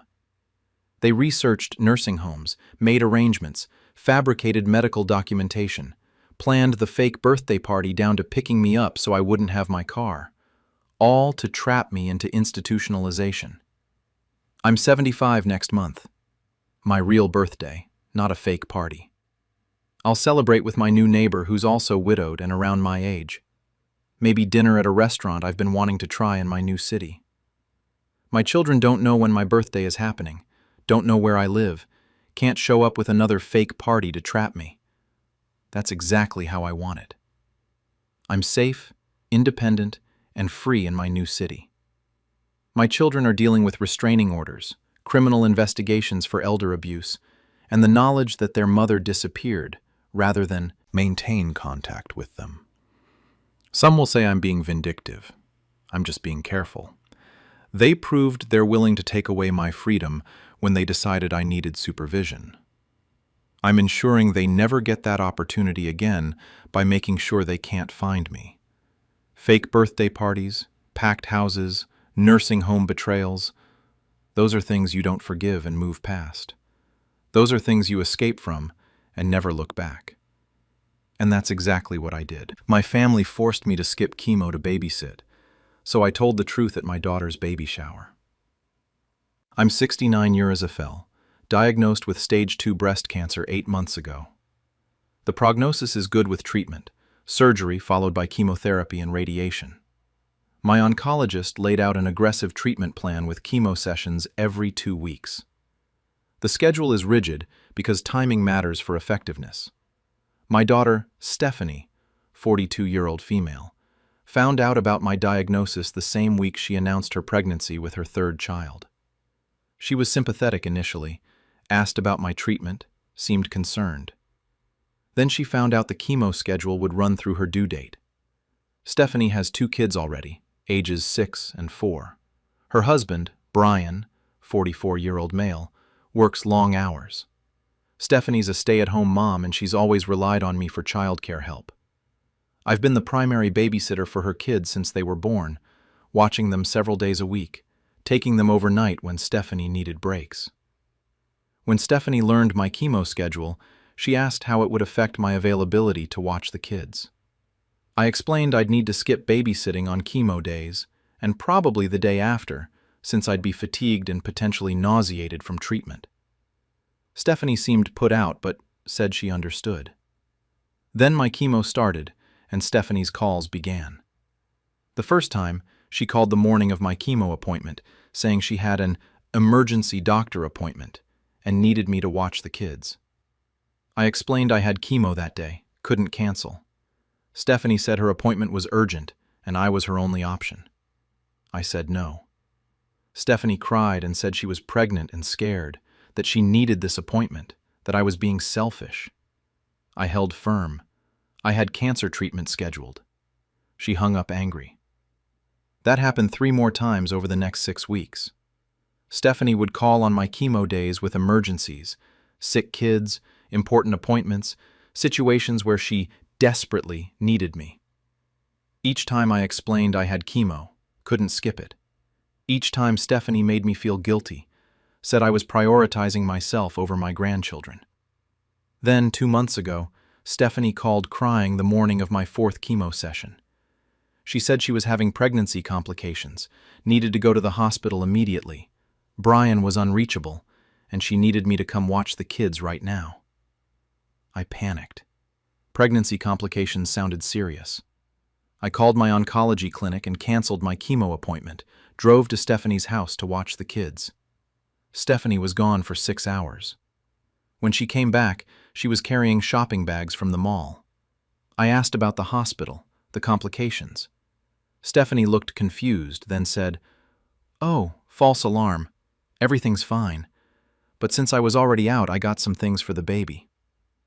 There had been no emergency, no complications. Stephanie had lied about a pregnancy emergency to make me skip chemo so she could go shopping. I was furious and heartbroken. My daughter had manipulated me into canceling cancer treatment. Treatment I couldn't easily reschedule, that had to stay on a specific timeline for effectiveness, so she could buy baby clothes. I rescheduled my chemo, but it threw off my treatment timeline by a week, which my oncologist said could affect overall outcomes. When I confronted Stephanie about lying, she was defensive, said she'd been stressed and needed a break, that she hadn't realized I'd actually cancel chemo, that I should have said no if the appointment was really that important. I said I'd canceled because she'd claimed pregnancy complications and a hospital emergency. Stephanie said she'd exaggerated, but that I'd made the choice to help her, so she wasn't responsible for my decision. I was stunned.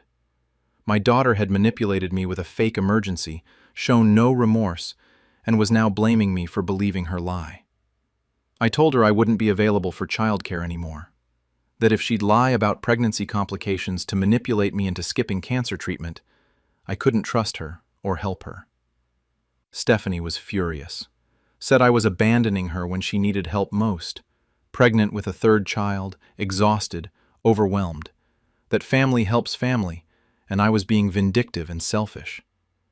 I said family doesn't lie about medical emergencies to manipulate cancer patients into skipping chemo. Stephanie started a campaign among extended family, told everyone I'd refused to help during her pregnancy, that I was being cold and unsupportive when she needed me.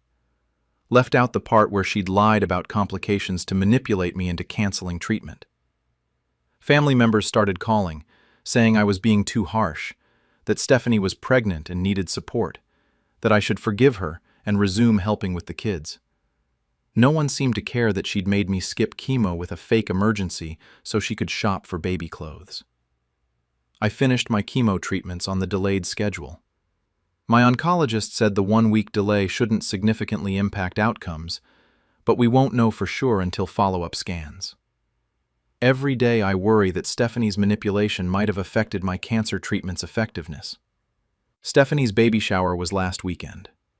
She'd planned it months ago, invited 50 people, registered for elaborate gifts.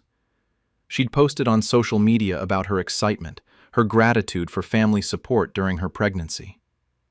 I attended the shower, brought a gift, smiled politely through the games and gift opening. Then, during the speech portion where people share advice and well wishes for the new mother, I stood up. I said, I want to share something about Stephanie that everyone should know. 2 months ago, Stephanie called me on the morning of my chemotherapy appointment, claiming she was having pregnancy complications and needed to rush to the hospital. I canceled my cancer treatment to watch her children during what I thought was an emergency. She came back 6 hours later with shopping bags from the mall. There had been no complications. She'd lied about a medical emergency to manipulate me into skipping chemo so she could shop for baby clothes. That lie delayed my treatment schedule and may have affected my cancer outcomes. I tell you this so you know what kind of person Stephanie is before you celebrate her motherhood. The room went completely silent. Stephanie started crying and screaming that I'd ruined her baby shower. Her friends looked horrified, some at Stephanie, some at me for revealing this publicly. I left immediately. Haven't spoken to Stephanie since. The fallout from the baby shower has been explosive. Stephanie is telling everyone I'm a vindictive monster who destroyed her baby shower out of spite. She's claiming I exaggerated the story, that there was a miscommunication about her doctor appointment, that I'm using my cancer to manipulate sympathy and hurt her. But several guests at the shower have reached out to me privately, saying they were horrified by what Stephanie did.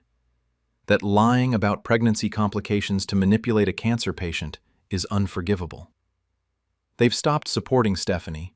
Some have asked for their gifts back. Stephanie's friends who didn't know about the chemo manipulation are distancing themselves. Apparently, lying about medical emergencies to manipulate your cancer patient mother isn't something people want to overlook, even during pregnancy. Extended family is deeply divided. Some think I was justified in exposing Stephanie's manipulation at the shower, that people celebrating her motherhood deserved to know she'd lied about pregnancy complications to manipulate her mother into skipping cancer treatment. Others think the baby shower was the wrong venue, that I should have exposed her privately instead of publicly humiliating her at an event celebrating her pregnancy. But I'd tried private confrontation. Stephanie had shown no remorse, blamed me for choosing to skip chemo, and then told everyone I was being unsupportive during her pregnancy without mentioning her fake emergency. The baby shower was Stephanie's public platform to present herself as a struggling mother who needed family support. I simply provided the full context, that her call for support came after she'd manipulated me into missing cancer treatment. My son David, 40 million, called saying I went too far, that Stephanie is pregnant and hormonal, that public humiliation at her baby shower was cruel regardless of what she did. He thinks I should have let it go or handled it differently. I asked David if he knew Stephanie had lied about pregnancy complications to make me skip chemo. He admitted he didn't know that detail. Stephanie had told him I'd refused to babysit when she needed help, leaving out the manipulation and fake emergency. That's exactly why I spoke at the shower. Stephanie was controlling the narrative, presenting herself as an unsupported pregnant mother while hiding that she'd manipulated her cancer patient mother into skipping treatment. The shower was her public stage to gain sympathy. I just made sure people had the full story before giving it. Stephanie's husband Brian called to say Stephanie has been devastated and stressed since the shower, that it's not good for the pregnancy, that I need to apologize and make this right. I said, Stephanie being stressed is not my responsibility. She made choices, lying about complications, manipulating me into skipping chemo, controlling the narrative afterward. The baby shower revelation was her facing consequences for those choices. Brian said, I'm prioritizing revenge over my grandchild's well-being, that stress during pregnancy can cause complications. I said, Stephanie should have considered that before lying about complications to manipulate me 2 months ago. Some family members are begging me to reconcile for the sake of family unity and the coming grandchild. They say Stephanie made a mistake, but I've punished her enough, that I should forgive and move forward. But Stephanie's mistake was lying about a pregnancy emergency to manipulate me into canceling cancer treatment. That's not a mistake. That's calculated manipulation that may have affected my health outcomes. And she showed no remorse until I exposed her publicly. The tears and devastation aren't about what she did. They're about people finally knowing what she did. I'm 69, finished with chemo, waiting for scans to see if the delayed treatment affected my cancer outcomes. Stephanie is 42, weeks from delivery, dealing with social consequences of her manipulation being exposed at her baby shower. Some will always think the baby shower was the wrong place to reveal the truth, but it was the perfect place. Stephanie's public platform to gain sympathy, where people celebrating her needed to know the full story about who they were celebrating. I'm not reconciling with Stephanie. I'm not apologizing for telling the truth. And when her baby is born, I won't be available for childcare. Because Stephanie proved she'll lie about medical emergencies to manipulate me into skipping cancer treatment. That's not someone I can trust with access to my time, my help, or my life. The baby shower revelation wasn't revenge. It was truth-telling at the moment Stephanie was asking for public support while hiding what she'd done to get it. And I'd tell that truth again, baby shower or not, because people deserve to know who they're celebrating and supporting. Stephanie can recover from a ruined baby shower.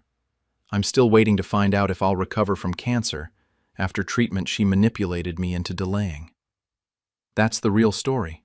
And now, everyone knows it. My family had me arrested for elder abuse of myself to get guardianship, so I fought back. I'm 75-year-old male, living independently in my apartment, managing my own life perfectly well. I'm a retired teacher, sharp as ever, active in my community, completely capable of handling my affairs. I have mild arthritis and take blood pressure medication, but nothing that affects my cognition or independence. 3 weeks ago, police showed up at my door with a welfare check request. They said they'd received reports I was being neglected and abused by my caregiver. I was confused. I don't have a caregiver. I live alone and take care of myself. The officers asked to come in and look around. My apartment was clean and organized. My refrigerator was stocked. I was clearly well-fed, well-groomed, healthy. The officers seemed satisfied there was no issue and prepared to leave. Then my son, Gary, 49-year-old male, and daughter, Paula, 46-year-old female, arrived. They told the officers they were my children and they'd made the welfare report. They said I was being neglected by my live-in caregiver who was stealing from me and not providing proper care. I told the officers I don't have a live-in caregiver. I live alone. There's no one to neglect me because I take care of myself. Gary insisted I was confused and that I did have a caregiver, a woman named Mary, who supposedly lived with me and managed my care. He showed the officers a document claiming to be a care agreement with Mary's signature. I'd never heard of Mary, never signed any care agreement, Never had anyone living with me. The officers were confused by the conflicting stories.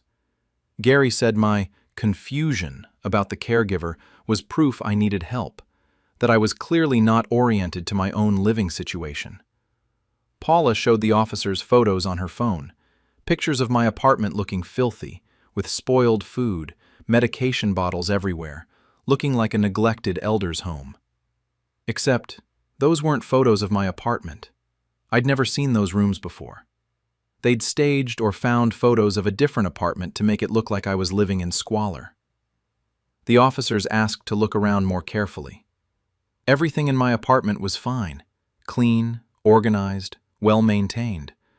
But Gary insisted the photos were from last week before we helped him clean up, that the current state was only because they'd been coming over to help. That was a lie. My apartment has been consistently clean because I keep it that way. Then, Adult Protective Services arrived. Gary had called them before the police. The APS worker interviewed me, asked about my daily routine, my ability to manage medications, my food preparation, my hygiene. I answered every question clearly and accurately. I explained my daily routine, showed her my medication organizer, properly sorted, walked her through my apartment. Everything demonstrated I was completely capable of independent living. But Gary and Paula kept insisting I was declining rapidly, that I was confused about basic things, that I needed immediate intervention before I hurt myself. The APS worker seemed skeptical of their claims, given how competent I clearly was, but she said she'd need to do a full investigation and would return in a few days. 2 days after the police welfare check, I received court papers. Gary and Paula had filed for emergency guardianship, claiming I was unable to care for myself due to cognitive decline and physical limitations, that I was at imminent risk of harm due to neglect by a caregiver. The petition included the fake photos of the filthy apartment, the fabricated care agreement with Mary, and sworn statements from Gary and Paula claiming I'd been increasingly confused, had been forgetting to eat, couldn't manage my medications, and was being exploited by a caregiver who didn't exist. They'd built an entire false narrative to make it look like I needed a guardian. The emergency hearing was scheduled for 4 days away. If the judge granted temporary guardianship based on their false evidence, Gary and Paula would have legal control over my life, my finances, my medical decisions, my living situation, everything. I contacted an elder law attorney immediately. She reviewed the guardianship petition and was shocked by what she saw. Obvious fabrications about a non-existent caregiver, staged photos of a different apartment, claims of cognitive decline with no medical evidence. My attorney requested an independent evaluation by a geriatric psychiatrist before the hearing. The court agreed. The psychiatrist spent 3 hours with me, conducting cognitive tests, reviewing my medical records, observing my living situation, interviewing me about my daily functioning. His report was unequivocal. I have no cognitive impairment whatsoever.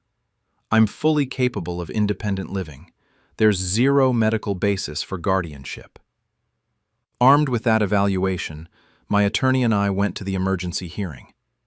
Gary and Paula presented their fabricated evidence, the staged photos, the fake care agreement, their sworn statements about my supposed decline. Then, my attorney presented the psychiatric evaluation showing I'm completely competent. She also revealed that the photos in Gary and Paula's petition weren't of my apartment. We'd brought photos showing my actual living space, which was clean and well-maintained. My attorney asked Gary and Paula to identify Mary, the caregiver they claimed was neglecting me. They stammered and couldn't provide basic information. Her last name, her agency, how long she'd been working for me, because Mary doesn't exist. They'd fabricated an entire caregiver to create a neglect scenario that would justify guardianship. The judge was furious. He dismissed the guardianship petition immediately and referred the case to the district attorney for investigation of perjury and attempted fraud. But that wasn't the end of it. As we left the courthouse, Gary told me I'd regret this, that they'd been trying to help, and I'd rejected them out of stubbornness. 3 days later, I was arrested. Adult Protective Services had received an anonymous report that I was abusing and neglecting myself, not taking my medications properly, not eating adequately, living in dangerous conditions. Based on this report, APS had requested police intervention for self-neglect. I was taken to a hospital for psychiatric evaluation, spent 18 hours in an emergency psychiatric hold while doctors assessed whether I was a danger to myself due to neglect. The evaluation found nothing wrong. I was medically healthy, cognitively intact, clearly capable of self-care. I was released. But Gary and Paula had succeeded in having me arrested and psychiatrically evaluated, creating a paper trail of concerns about my capacity, even though every professional evaluation showed I was fine. My attorney identified the pattern immediately. Gary and Paula were systematically creating false documentation of incapacity to build a case for guardianship. The fake caregiver, the staged photos, the anonymous APS reports, the psychiatric hold, all designed to generate official records suggesting I needed intervention. We filed for harassment restraining orders against both Gary and Paula. We also filed criminal complaints for filing false reports, perjury in the guardianship petition, and elder abuse. Ironically, their attempts to gain guardianship through false reports constituted elder abuse. The district attorney's investigation uncovered more. Gary and Paula had been planning this for months. They'd consulted with a guardianship attorney about the best way to establish incapacity in a parent who was actually competent. They had emails discussing how to create documentation of decline. They'd found photos online of neglected elder homes and planned to claim those were my apartment. They'd created the fake care agreement with Mary, specifically to have a neglect scenario they could report. They'd made multiple anonymous reports to APS, hoping to generate enough complaints that the system would intervene. All of this because they wanted guardianship. And based on their emails, the goal was clear. Once they had guardianship, they'd move me into a cheap nursing home, sell my apartment and possessions, and control my retirement income and assets. They didn't want to help me. They wanted to take control of my life and finances by fabricating evidence of incapacity.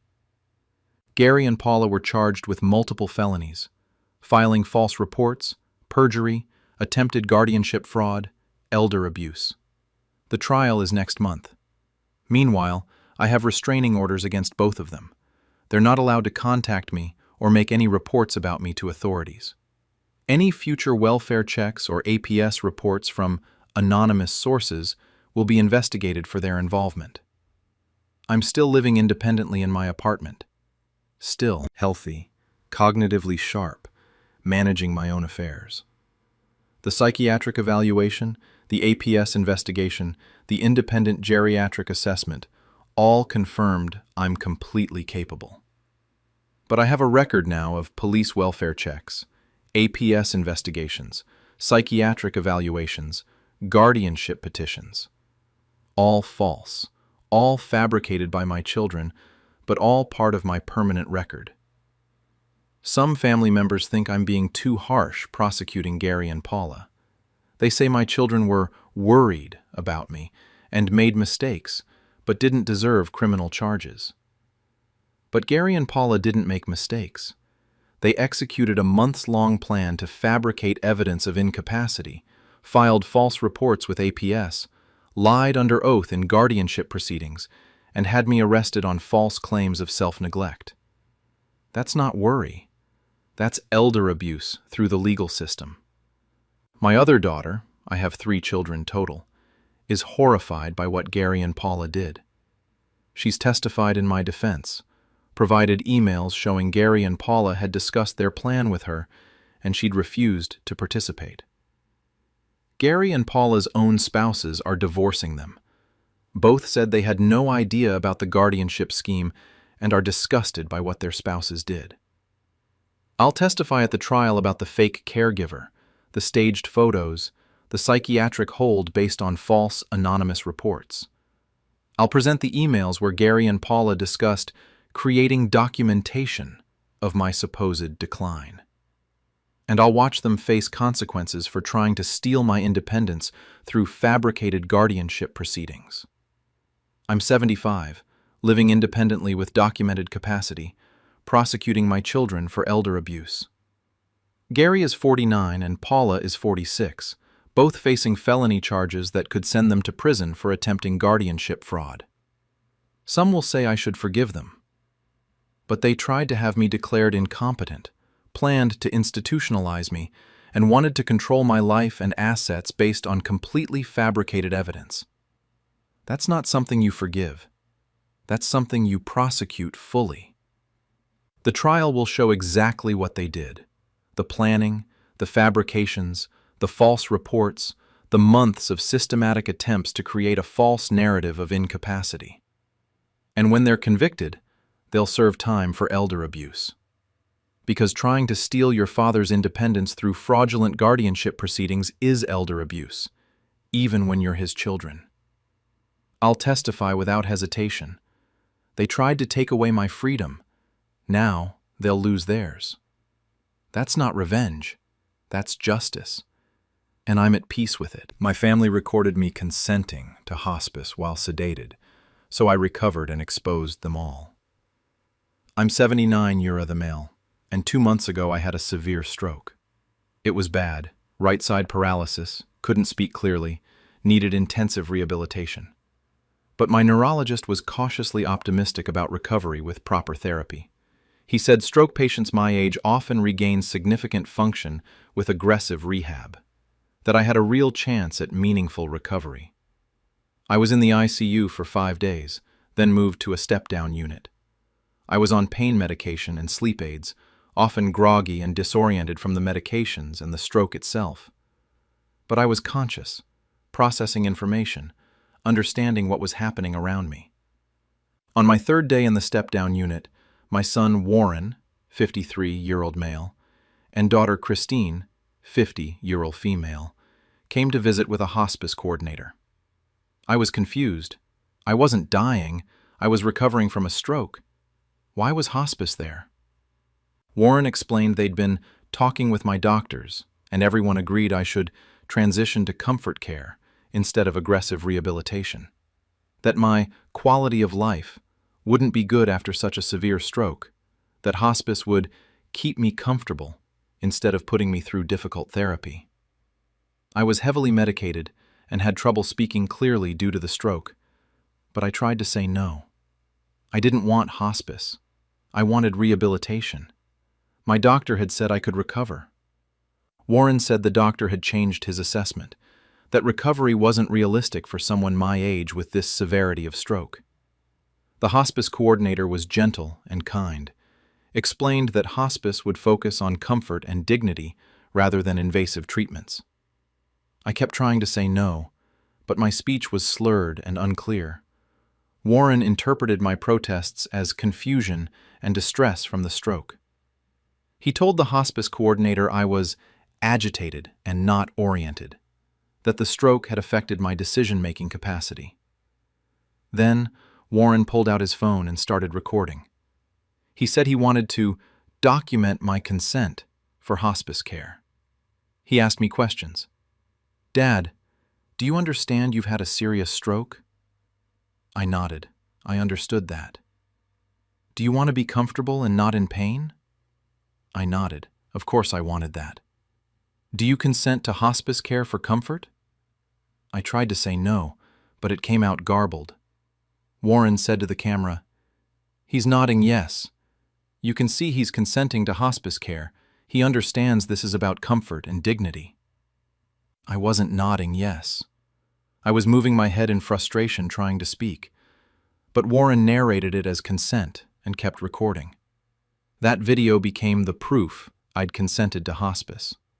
Warren showed it to the hospital administrators, claiming I'd clearly agreed to transition to comfort care.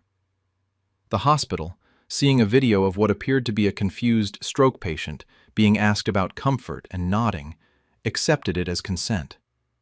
I was transferred to hospice against my actual wishes, based on a manipulated video recorded while I was heavily medicated and unable to speak clearly.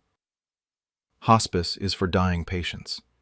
They don't provide rehabilitation or aggressive treatment, just comfort care and pain management. Once I was transferred, all my stroke rehabilitation stopped.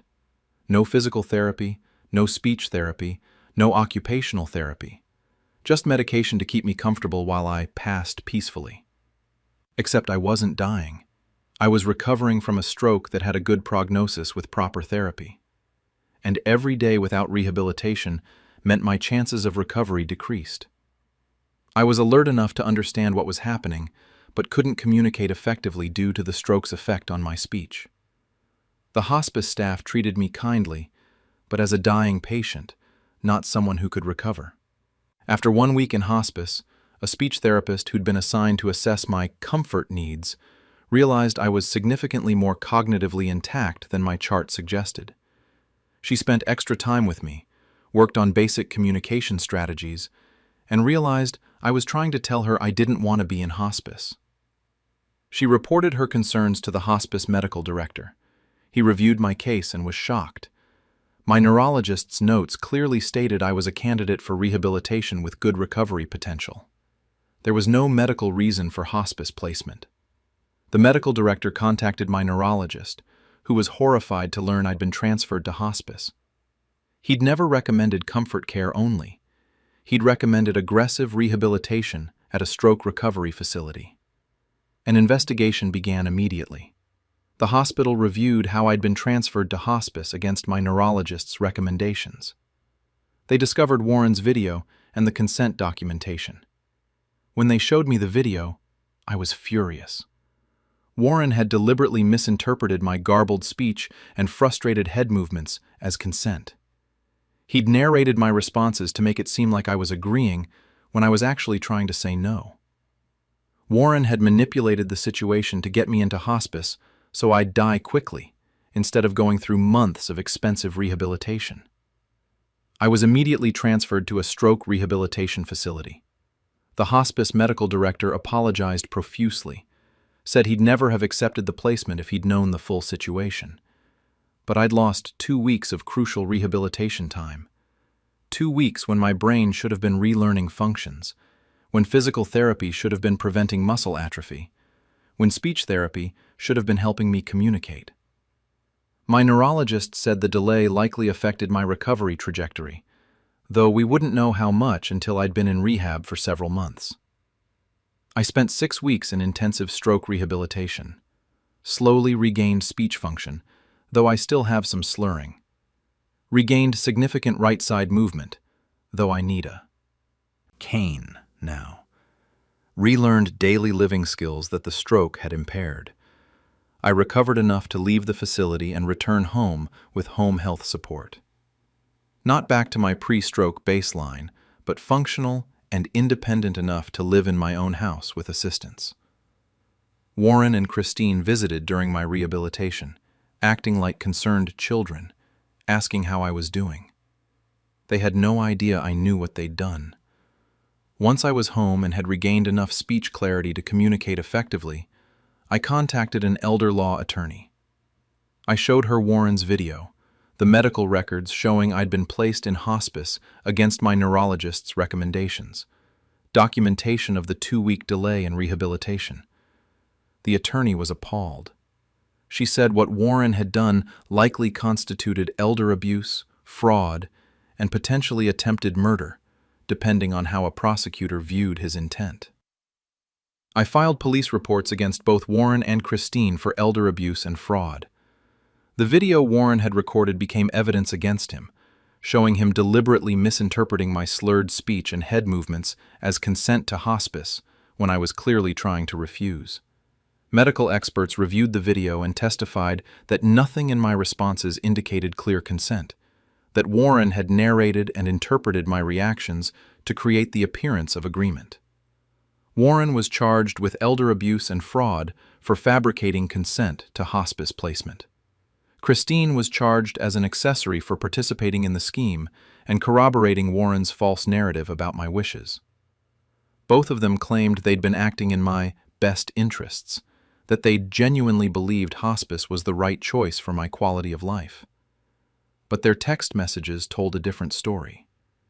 Prosecutors obtained Warren and Christine's phones, found messages between them discussing how much my rehabilitation would cost, how long I might live after the stroke, how they'd have to deal with managing his care for potentially years if I recovered. One message from Warren to Christine, sent the day before the hospice video: "If we can get him into hospice, this will be over in a week or two instead of dragging on for months or years. The video will cover us legally." They'd planned it. Planned to manipulate me into hospice while I was medicated and unable to speak clearly. Planned to record a fake consent video. Planned to have me die quickly in hospice instead of recovering through rehabilitation. My children had tried to speed up my death to avoid the inconvenience of my stroke recovery. The trial was last month. I testified about the day Warren recorded the video, about trying to say no and having my slurred speech interpreted as consent, about waking up in hospice instead of rehabilitation, about the 2 weeks of lost recovery time. Warren's defense argued he'd made a good-faith mistake about my wishes, that he'd genuinely interpreted my responses as consent. But the text messages destroyed that defense. They showed premeditation and intent to manipulate me into hospice. The jury convicted Warren of elder abuse and fraud. Christine was convicted as an accessory. Warren was sentenced to 3 years in prison. Christine got 18 months. My other children, I have 2 more daughters who weren't involved in the scheme, were horrified when they learned what Warren and Christine had done. They've been supportive throughout my recovery and the legal proceedings. But extended family is divided. Some think Warren and Christine deserve the prison sentences for trying to manipulate me into hospice to avoid the burden of my recovery. Others think I'm being vindictive, that Warren and Christine made a mistake but didn't deserve prison, that I should have forgiven them instead of prosecuting.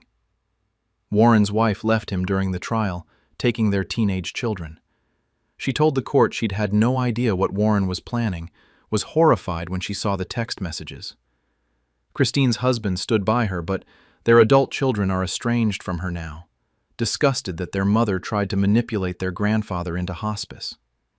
I'm 79, recovering from a stroke that I survived and rehabilitated despite my children's attempt to put me in hospice to die. Warren is 53, serving a 3-year sentence. Christine is 50, serving 18 months. Some family members say I should have shown mercy, that they're still my children, that prison is too harsh a punishment for a misguided decision. But they recorded me while medicated and slurring from a stroke, deliberately misinterpreted my responses as consent, placed me in hospice against medical advice, and planned the whole thing via text message to avoid the burden of my recovery. That's not a misguided decision. That's attempted murder through medical manipulation. The video Warren recorded to prove my consent became the evidence that convicted him. The irony is perfect. He recorded himself committing elder abuse, thinking it would protect him legally, and instead, it documented his crime. I recovered despite their scheme. I'm home, walking with a cane, speaking clearly enough to testify at their trial, living independently with some support. Warren and Christine thought they'd have me dead within 2 weeks of that hospice placement. Instead, I recovered, exposed them, and testified at the trial that sent them to prison. Some will say I should forgive my children, but my children tried to kill me through fraudulent hospice placement because my stroke recovery would be inconvenient for them. That's not something you forgive. That's something you make sure they face legal consequences for. And I'm at peace with my choice. Warren and Christine made their choices when they sent those text messages, planning to get him into hospice, so my death would be over in a week or 2. I made mine when I recovered, contacted a lawyer, and ensured they faced criminal prosecution. They'll be out of prison eventually. I'll either still be alive or I won't. But either way, they'll live with the knowledge that their scheme failed, their father recovered and exposed them, and they served prison time for trying to manipulate him into hospice to die. That's not revenge. That's justice for attempted elder abuse. And I'd testify at their trial again without hesitation. My family told everyone I died to avoid inviting me to my granddaughter's wedding, so I showed up anyway. I'm 76 million F, and 6 weeks ago, I got a devastating phone call from my neighbor saying she was so sorry to hear about my passing, asking if there was anything she could do for the family during this difficult time. I was standing in my kitchen, very much alive, having no idea what she was talking about. My neighbor was confused and embarrassed. She said my daughter, Christine, 48 million female, had posted on social media that I'd passed away peacefully in my sleep, that the family was grieving and planning a private memorial service. The post had been up for 3 days, had hundreds of condolences, and my entire social circle believed I was dead. I immediately checked Christine's Facebook. There it was, a post with a photo of me from 2 years ago, saying, "It is with deep sadness that we announce the passing of our beloved mother and grandmother. She left us peacefully in her sleep, surrounded by love. The family requests privacy during this difficult time. Memorial service details to follow for close family only."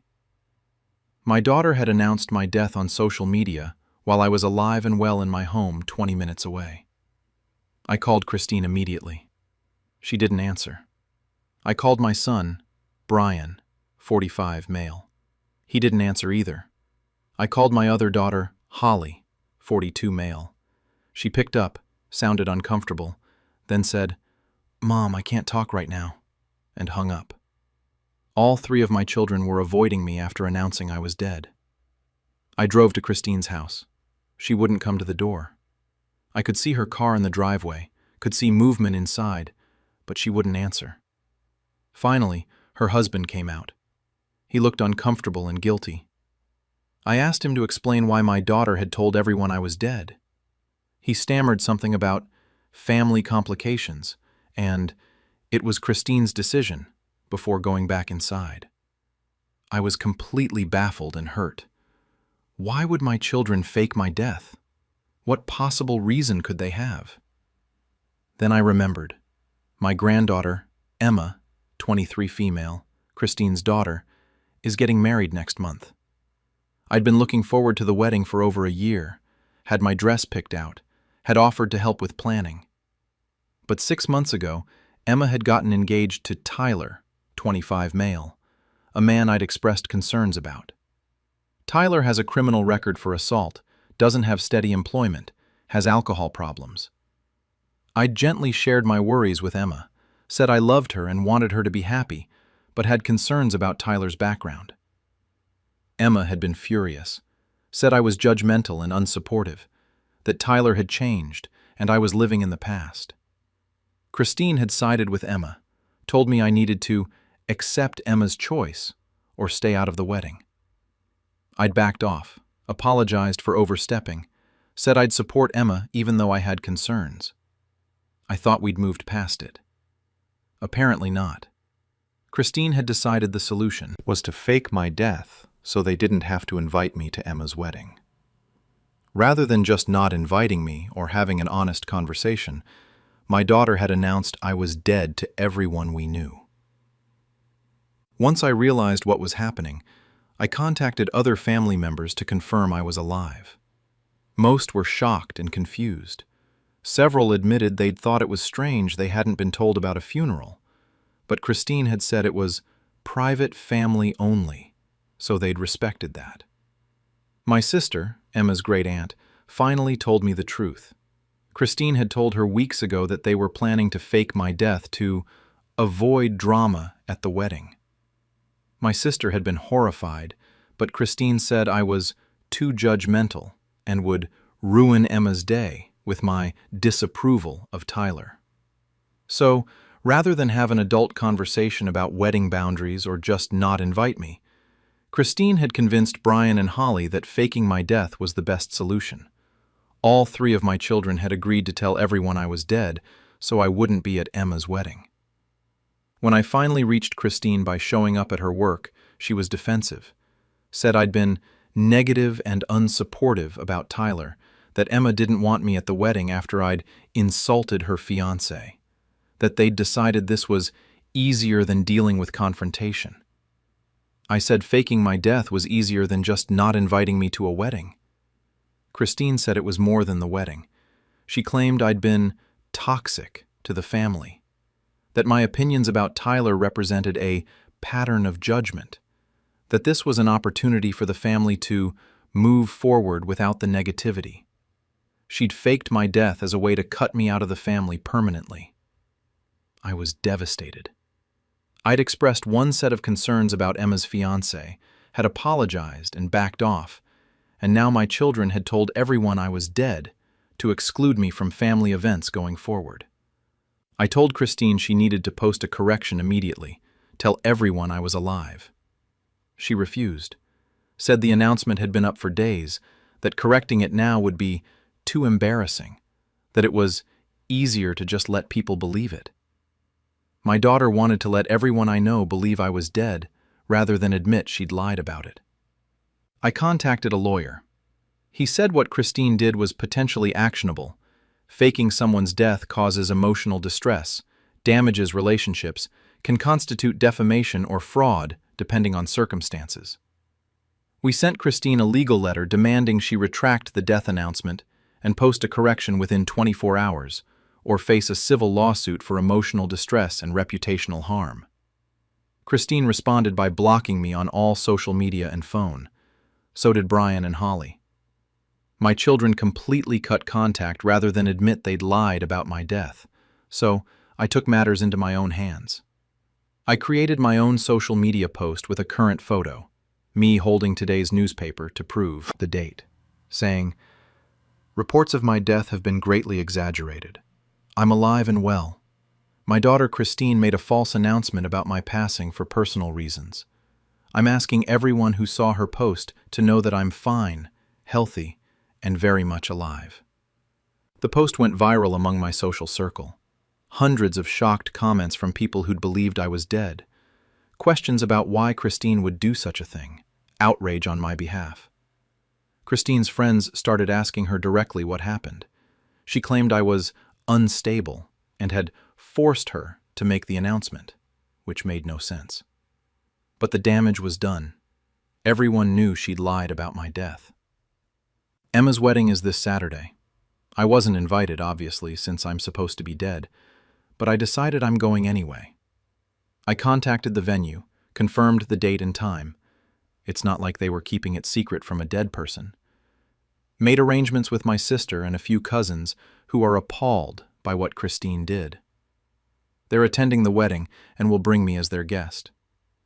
Christine doesn't know I'm coming. She thinks I'm staying quietly away, letting everyone believe I'm dead, or at least confused and unstable after the social media incident. Instead, I'm going to walk into my granddaughter's wedding very much alive, proving to everyone there that my daughter faked my death to exclude me from the family. Some relatives think this is too dramatic, that I should skip the wedding and handle this privately. They say showing up will ruin Emma's day and cause a scene. But my daughter already ruined the wedding planning by faking my death. Emma already had her day affected by her mother's decision to announce a fake death rather than have an honest conversation. I'm not ruining anything. I'm just attending my granddaughter's wedding while alive, which shouldn't be controversial. My lawyer has advised me that showing up at the wedding isn't illegal or harassment. It's a semi-public event. I have family members bringing me as their guest, and I have every right to attend. Christine's lawyer, she hired one after my social media post, sent a cease and desist letter saying I'm causing emotional distress to the family and need to stop stalking them by planning to attend the wedding. My lawyer responded that you can't stalk people by attending a wedding you'd have been invited to if your daughter hadn't faked your death. That Christine caused this entire situation, and I have every right to attend a family event. So, Saturday, I'm wearing my dress, the one I'd picked out a year ago. My sister is picking me up, and we're attending Emma's wedding. When I walk into that venue, everyone will see that I'm alive. Christine's lie will be exposed in the most public way possible. Emma will have to face that her mother faked her grandmother's death to exclude her from the wedding. And I'll get to witness my granddaughter's wedding despite my daughter's scheme to keep me away by pretending I was dead. Some family members are begging me not to go, saying it will destroy Christine's reputation and traumatize Emma.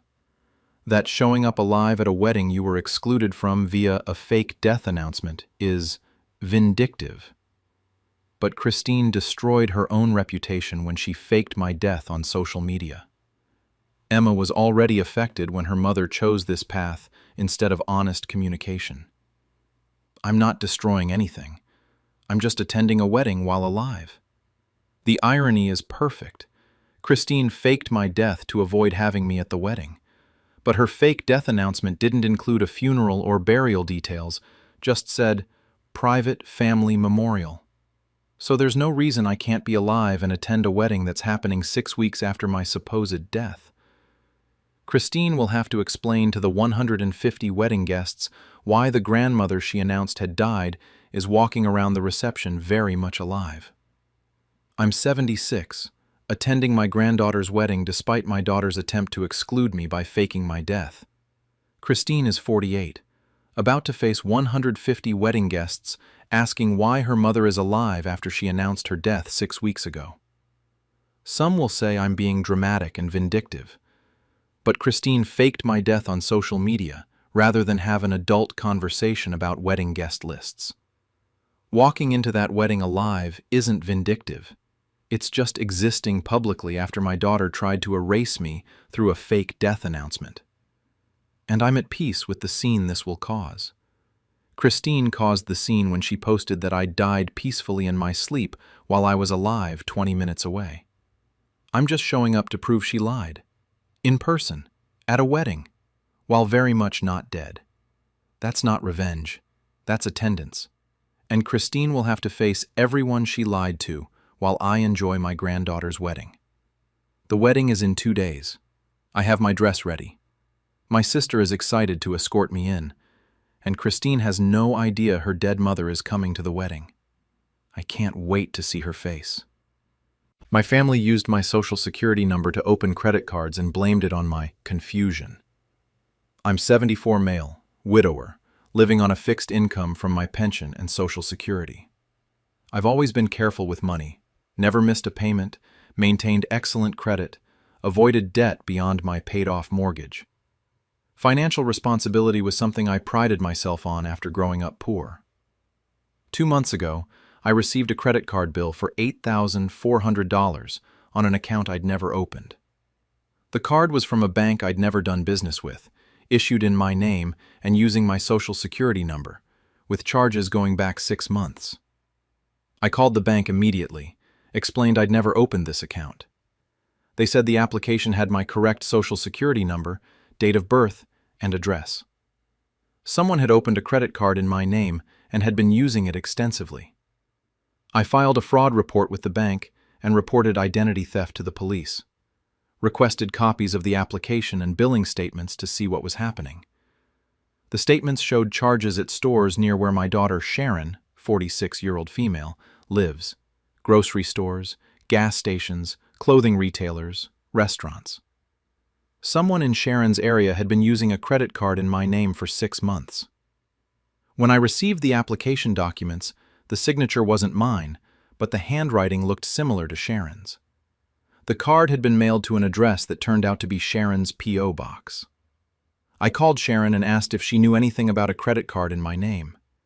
She was defensive immediately, said I was confused, that I'd probably opened the card and forgotten about it. I said I'd never opened this card, and the charges were all near her location. Sharon claimed that was coincidence, that I should check my records before accusing family of crimes. But I keep meticulous records. No credit card from this bank, no applications, no authorized users. Someone had stolen my identity, and that someone appeared to be my daughter. I confronted Sharon with the evidence, the application signature, the P.O. box address, the charges near her home. She broke down and admitted it. Sharon had opened the credit card using my social security number 6 months ago. She said she'd been struggling financially, that she'd needed help and knew I wouldn't give her money, so she'd borrowed my identity to get credit. She'd committed identity theft against her own father, racked up $8,400 in debt in my name, and planned to, I don't even know what her end game was. Continue using the card until it maxed out? Hope I'd die before the bill came due? When I told Sharon she needed to take responsibility and work with the bank to transfer the debt to her name, she refused. Said she didn't have the income to qualify for that credit limit, that the bank would never approve her. That's why she'd used my identity, because she couldn't get credit on her own, so she stole mine. I told Sharon I'd be reporting the identity theft with her as the perpetrator. She begged me not to, said it would ruin her life, that she was my daughter and I should help her rather than destroy her over debt. But this wasn't help. This was identity theft that had destroyed my credit and left me liable for $8,400 I didn't spend. When I followed through on reporting Sharon to the police for identity theft, she changed her story. She told other family members and the police that I had given her permission to open the card in my name, that I was confused and didn't remember authorizing her. She claimed I'd agreed to let her use my credit because I felt bad about her financial situation, but that now I was having memory issues and didn't recall our agreement. Sharon was trying to frame my prosecution of her identity theft as evidence of my cognitive decline. My son, Raymond, 49-year-old male, called saying Sharon had told him I was getting confused about finances, that I'd authorized the credit card then forgotten, that I was accusing Sharon of crimes due to memory problems. I told Raymond the truth. Sharon had committed identity theft. I'd never authorized any credit card, and she was lying about my cognitive state to avoid criminal consequences. Raymond was skeptical. He asked if I was sure I hadn't agreed to let Sharon use my credit, whether I should see a doctor about my memory concerns before pressing charges against my own daughter. Sharon had successfully planted doubt among family that I was cognitively declining rather than accurately reporting her crime. I went to my doctor and requested comprehensive cognitive testing. The results were clear. I'm completely mentally competent with no memory issues or cognitive impairment. Normal age-related changes, but nothing approaching confusion or forgetfulness that would explain forgetting a credit card authorization. Armed with medical documentation of my competency, I pressed forward with the identity theft case. The police investigated, found that Sharon had opened multiple credit cards and store accounts using my information. Not just the one I'd discovered, but 5 different accounts totaling over $23,000 in fraudulent debt in my name. Sharon had been systematically stealing my identity for over a year, opening credit accounts I knew nothing about, destroying my credit score, and creating debt I'd never agreed to. When confronted with evidence of multiple accounts, Sharon's story changed again. She admitted opening them, but said she'd been planning to pay them off before I found out that this was temporary borrowing, not theft. But she'd made only minimum payments on some accounts and no payments on others. Several were already in collections. Sharon had never intended to pay these debts. She'd been using my credit as her personal funding source with no plan to repay. The fraud investigation revealed Sharon had forged my signature on applications, had intercepted billing statements by using her P.O. box, had even called credit bureaus pretending to be me to verify information. This wasn't a one-time desperate mistake. It was systematic identity theft over more than a year. Sharon was charged with multiple counts of identity theft and fraud. She faced up to 5 years in prison if convicted on all counts. Her response was to double down on the claim I was confused. She got her own doctor to write a letter saying I may be experiencing cognitive decline based on her description of my forgetting the credit card authorization. A letter written by a doctor who'd never examined me, based entirely on Sharon's false claims. My attorney obtained my actual medical records showing comprehensive cognitive testing with normal results. The judge dismissed Sharon's doctor's letter as hearsay and inadmissible, since it was based on information from the defendant rather than actual examination. The trial was last month.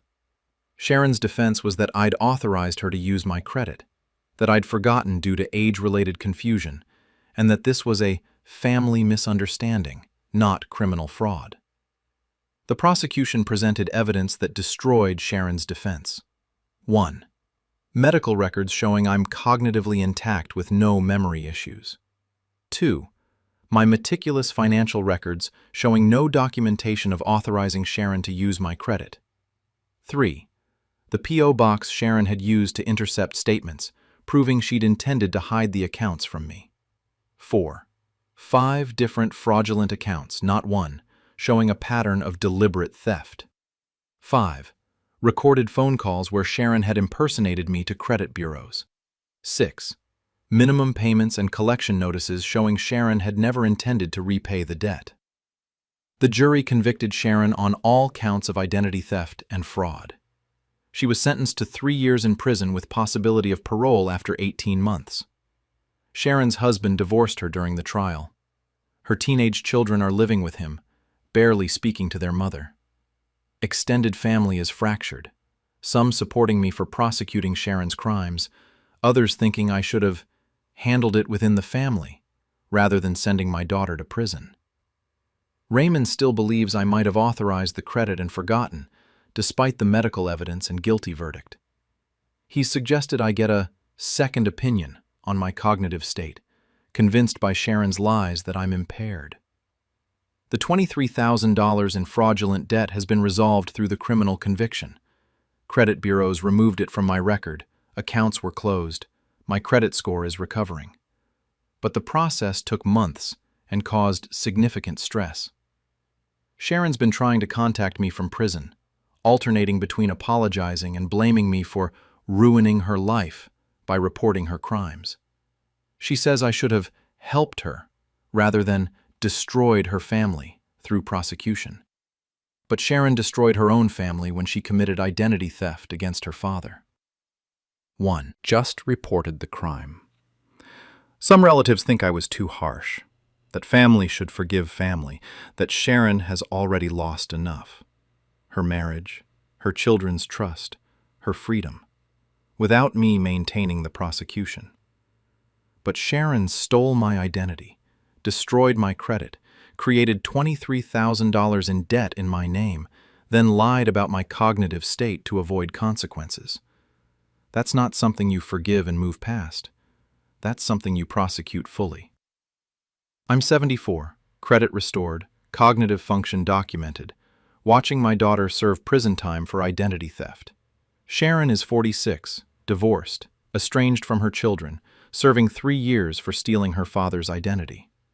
Some will always think I should have shown mercy, but Sharon showed no mercy when she systematically stole my identity for over a year, then tried to frame me as cognitively impaired to escape prosecution.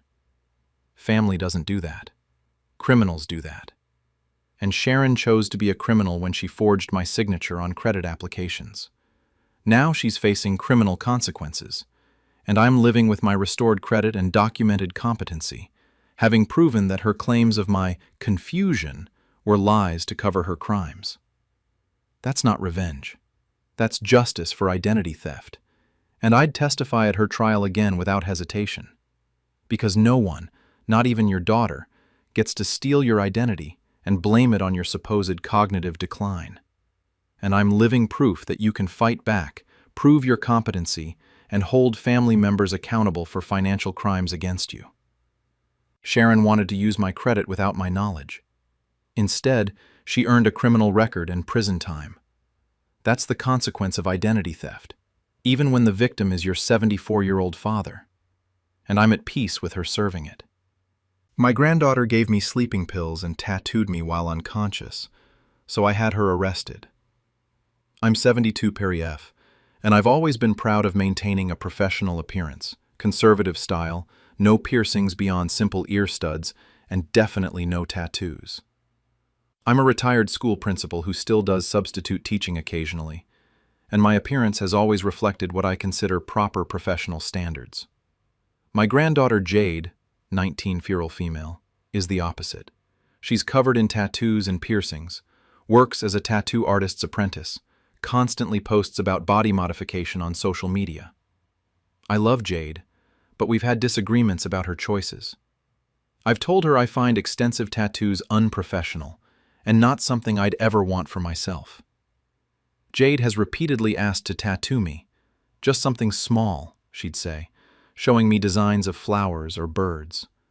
I've always firmly declined. I don't want tattoos at any size, don't like the idea of permanent body modification, and have been very clear about this. 2 weeks ago, Jade asked if she could stay with me for a weekend while her apartment was being fumigated. I agreed. She's my granddaughter, and I enjoy her company despite our different aesthetics.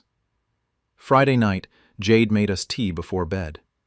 She seemed overly insistent that I drink all of it, said it was a special, relaxing blend she'd gotten from a health food store. I drank it to be polite, though it had a slightly bitter taste. I woke up Saturday afternoon, 14 hours later. I'd never slept that long in my life. I felt groggy and confused, with a strange burning sensation on my left shoulder blade. When I went to the bathroom and looked in the mirror, using a hand mirror to see my back, I saw a large tattoo on my shoulder blade. It was about 4 inches across, a detailed butterfly with flowers, done in black ink with some color. I had a tattoo. A permanent tattoo on my body that I had never consented to. I was horrified and furious. I went to find Jade, who was in the guest room on her phone. I demanded to know what she'd done. Jade looked pleased with herself, not apologetic. She said she'd finally gotten to tattoo me, that the design was beautiful, that I should be grateful because she'd done it for free, and it was really good work for an apprentice. I asked if she'd drugged me. Jade admitted she'd put sleeping pills in my tea, just to help you relax, and then tattooed me while I was unconscious.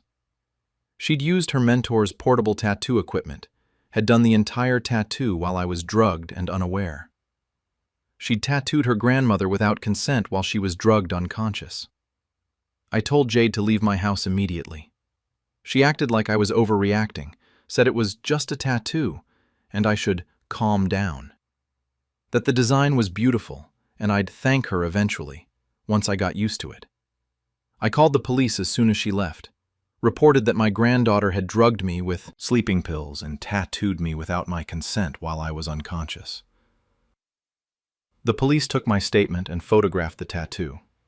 I went to the emergency room where they documented everything: the tattoo, my testimony about the drugged tea, blood tests showing residual sleep medication in my system.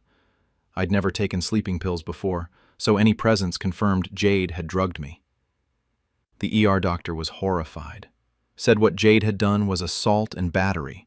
Drugging someone and performing a permanent body modification without consent is serious crime. She treated the tattoo area, which was slightly infected due to improper aftercare while I was still unconscious, and documented everything for the police report. Jade was arrested 3 days later. She was charged with assault, battery, unlawful tattooing, she's an apprentice without a license, and administering drugs without consent. Her parents, my daughter Melissa, 44-year-old female, and son-in-law, were furious with me, not Jade. They said I was overreacting to a family prank, that Jade had meant it as a surprise gift, that pressing charges against my own granddaughter was cruel and vindictive. But this wasn't a prank. Jade had drugged me without my knowledge, tattooed me without my consent while I was unconscious, and gave me a permanent body modification I'd explicitly said I never wanted. Melissa kept saying it was just a tattoo, and I should be grateful it's beautiful, rather than prosecuting Jade over youthful poor judgment. But I'm 72 years old. I've been a professional educator my entire career. I still substitute teach at schools with strict dress codes. And now I have a large, visible tattoo that I never wanted and never consented to. Permanent evidence of my granddaughter drugging and assaulting me. Jade's lawyer tried to argue it was a misguided gift and that I'd given implied consent by allowing Jade to stay at my house knowing she's a tattoo apprentice. My lawyer destroyed that argument. I'd explicitly refused to be tattooed multiple times. I'd told Jade clearly I never wanted tattoos. There was no implied consent, just drugging and assault. The tattoo parlor where Jade apprentices fired her immediately when they learned what she'd done. They said drugging and tattooing someone without consent violated every ethical standard in the industry, that they couldn't have an apprentice who'd committed such serious misconduct. Jade's mentor, the licensed tattoo artist she'd been apprenticing under, contacted me to apologize. Said he'd had no idea Jade had taken his portable equipment to my house, that he never would have allowed it if he'd known, that what she'd done was horrific, and he felt partially responsible for not securing his equipment better. He offered to help me get the tattoo removed, said he'd pay for laser removal sessions since Jade had used his equipment. I appreciated the offer and accepted. The dermatologist says it will take 8 to 12 sessions over the next year to fully remove the tattoo, and even then there might be some scarring. So I'll be dealing with laser removal pain and appointments for the next year, with potential permanent scarring, because my granddaughter drugged me and tattooed me without consent. The criminal trial is next month. The prosecutor says Jade will likely face jail time if convicted. Drugging someone and permanently modifying their body without consent is a serious crime, especially when the victim is elderly. Jade's been trying to contact me through relatives, saying she's sorry I'm upset, but that she stands by the artwork and thinks I'm being dramatic about the situation. She still doesn't seem to understand that what she did was assault, not a gift. Melissa has been pressuring me to drop the charges. Says Jade has learned her lesson from being fired and arrested, that prison time will ruin her life over one mistake, that I should show mercy because she's family. But Jade hasn't learned anything. She's still calling it a gift and blaming me for being too uptight about tattoos. She's shown no genuine remorse for drugging me and permanently modifying my body without consent. My other grandchildren, I have 5, are split. 2 are horrified by what Jade did and support my prosecution. 2 think I should drop the charges because Jade is young and didn't mean harm. 1 refuses to take sides. Extended family is mostly appalled. My siblings can't believe Jade would do such a thing, are supportive of the criminal charges. Melissa's siblings think she's enabling Jade's behavior and that consequences are appropriate. But Melissa and her husband are presenting this to their social circle as Grandma had her granddaughter arrested over a tattoo, leaving out the drugging, the lack of consent, the explicit refusals that preceded it. Some of their friends have been messaging me saying I'm being cruel to a young woman who was trying to share her art with me. When I explain the full situation, the drugging, the lack of consent, the explicit refusals, most apologize and change their tune. The tattoo is still on my shoulder blade. I've had 3 laser removal sessions so far. Each session is painful and expensive. Even with Jade's mentor covering costs, there are related expenses. The dermatologist says the ink is high quality and deeply embedded, which makes removal more difficult. So, I'll be living with this tattoo for at least another 9 months of treatments, possibly longer. Every time I see it, I'm reminded that my granddaughter drugged me and permanently modified my body without my permission. I've had to decline substitute teaching positions at schools where the dress code requires complete tattoo coverage, and summer weather makes long sleeves impractical. I've had to explain to colleagues why I suddenly have a tattoo at 72. I've dealt with comments and questions from people who knew I'd always been firmly anti-tattoo. My professional appearance and personal autonomy were violated by someone I loved and trusted. The trial is in 3 weeks. I'll testify about the drugged tea, about waking up with a tattoo I never wanted, about the repeated times I'd explicitly told Jade I didn't want to be tattooed. I'll show the medical records documenting the sleep medication in my system, the infected tattoo, the ongoing laser removal treatments. And I'll watch Jade face legal consequences for drugging and assaulting her grandmother. Melissa says, "I'll regret this forever. That sending Jade to jail will destroy our family relationships permanently. That I should value family over being right." But Jade valued her desire to practice her art over my bodily autonomy. She drugged me and permanently modified my body because she wanted to, regardless of my clearly stated refusal. That's not family love. That's assault. And it deserves prosecution. I'm 72, living with a tattoo I never wanted, while undergoing painful removal treatments, testifying against my granddaughter for drugging and tattooing me without consent. Jade is 19, fired from her apprenticeship, facing jail time for assault and battery. Some will always think I'm being vindictive and cruel. But I'm a 72-year-old woman who was drugged by her granddaughter and woke up with permanent body modification I'd explicitly refused multiple times. That's not a gift. That's a crime. And I'm ensuring it's treated as one.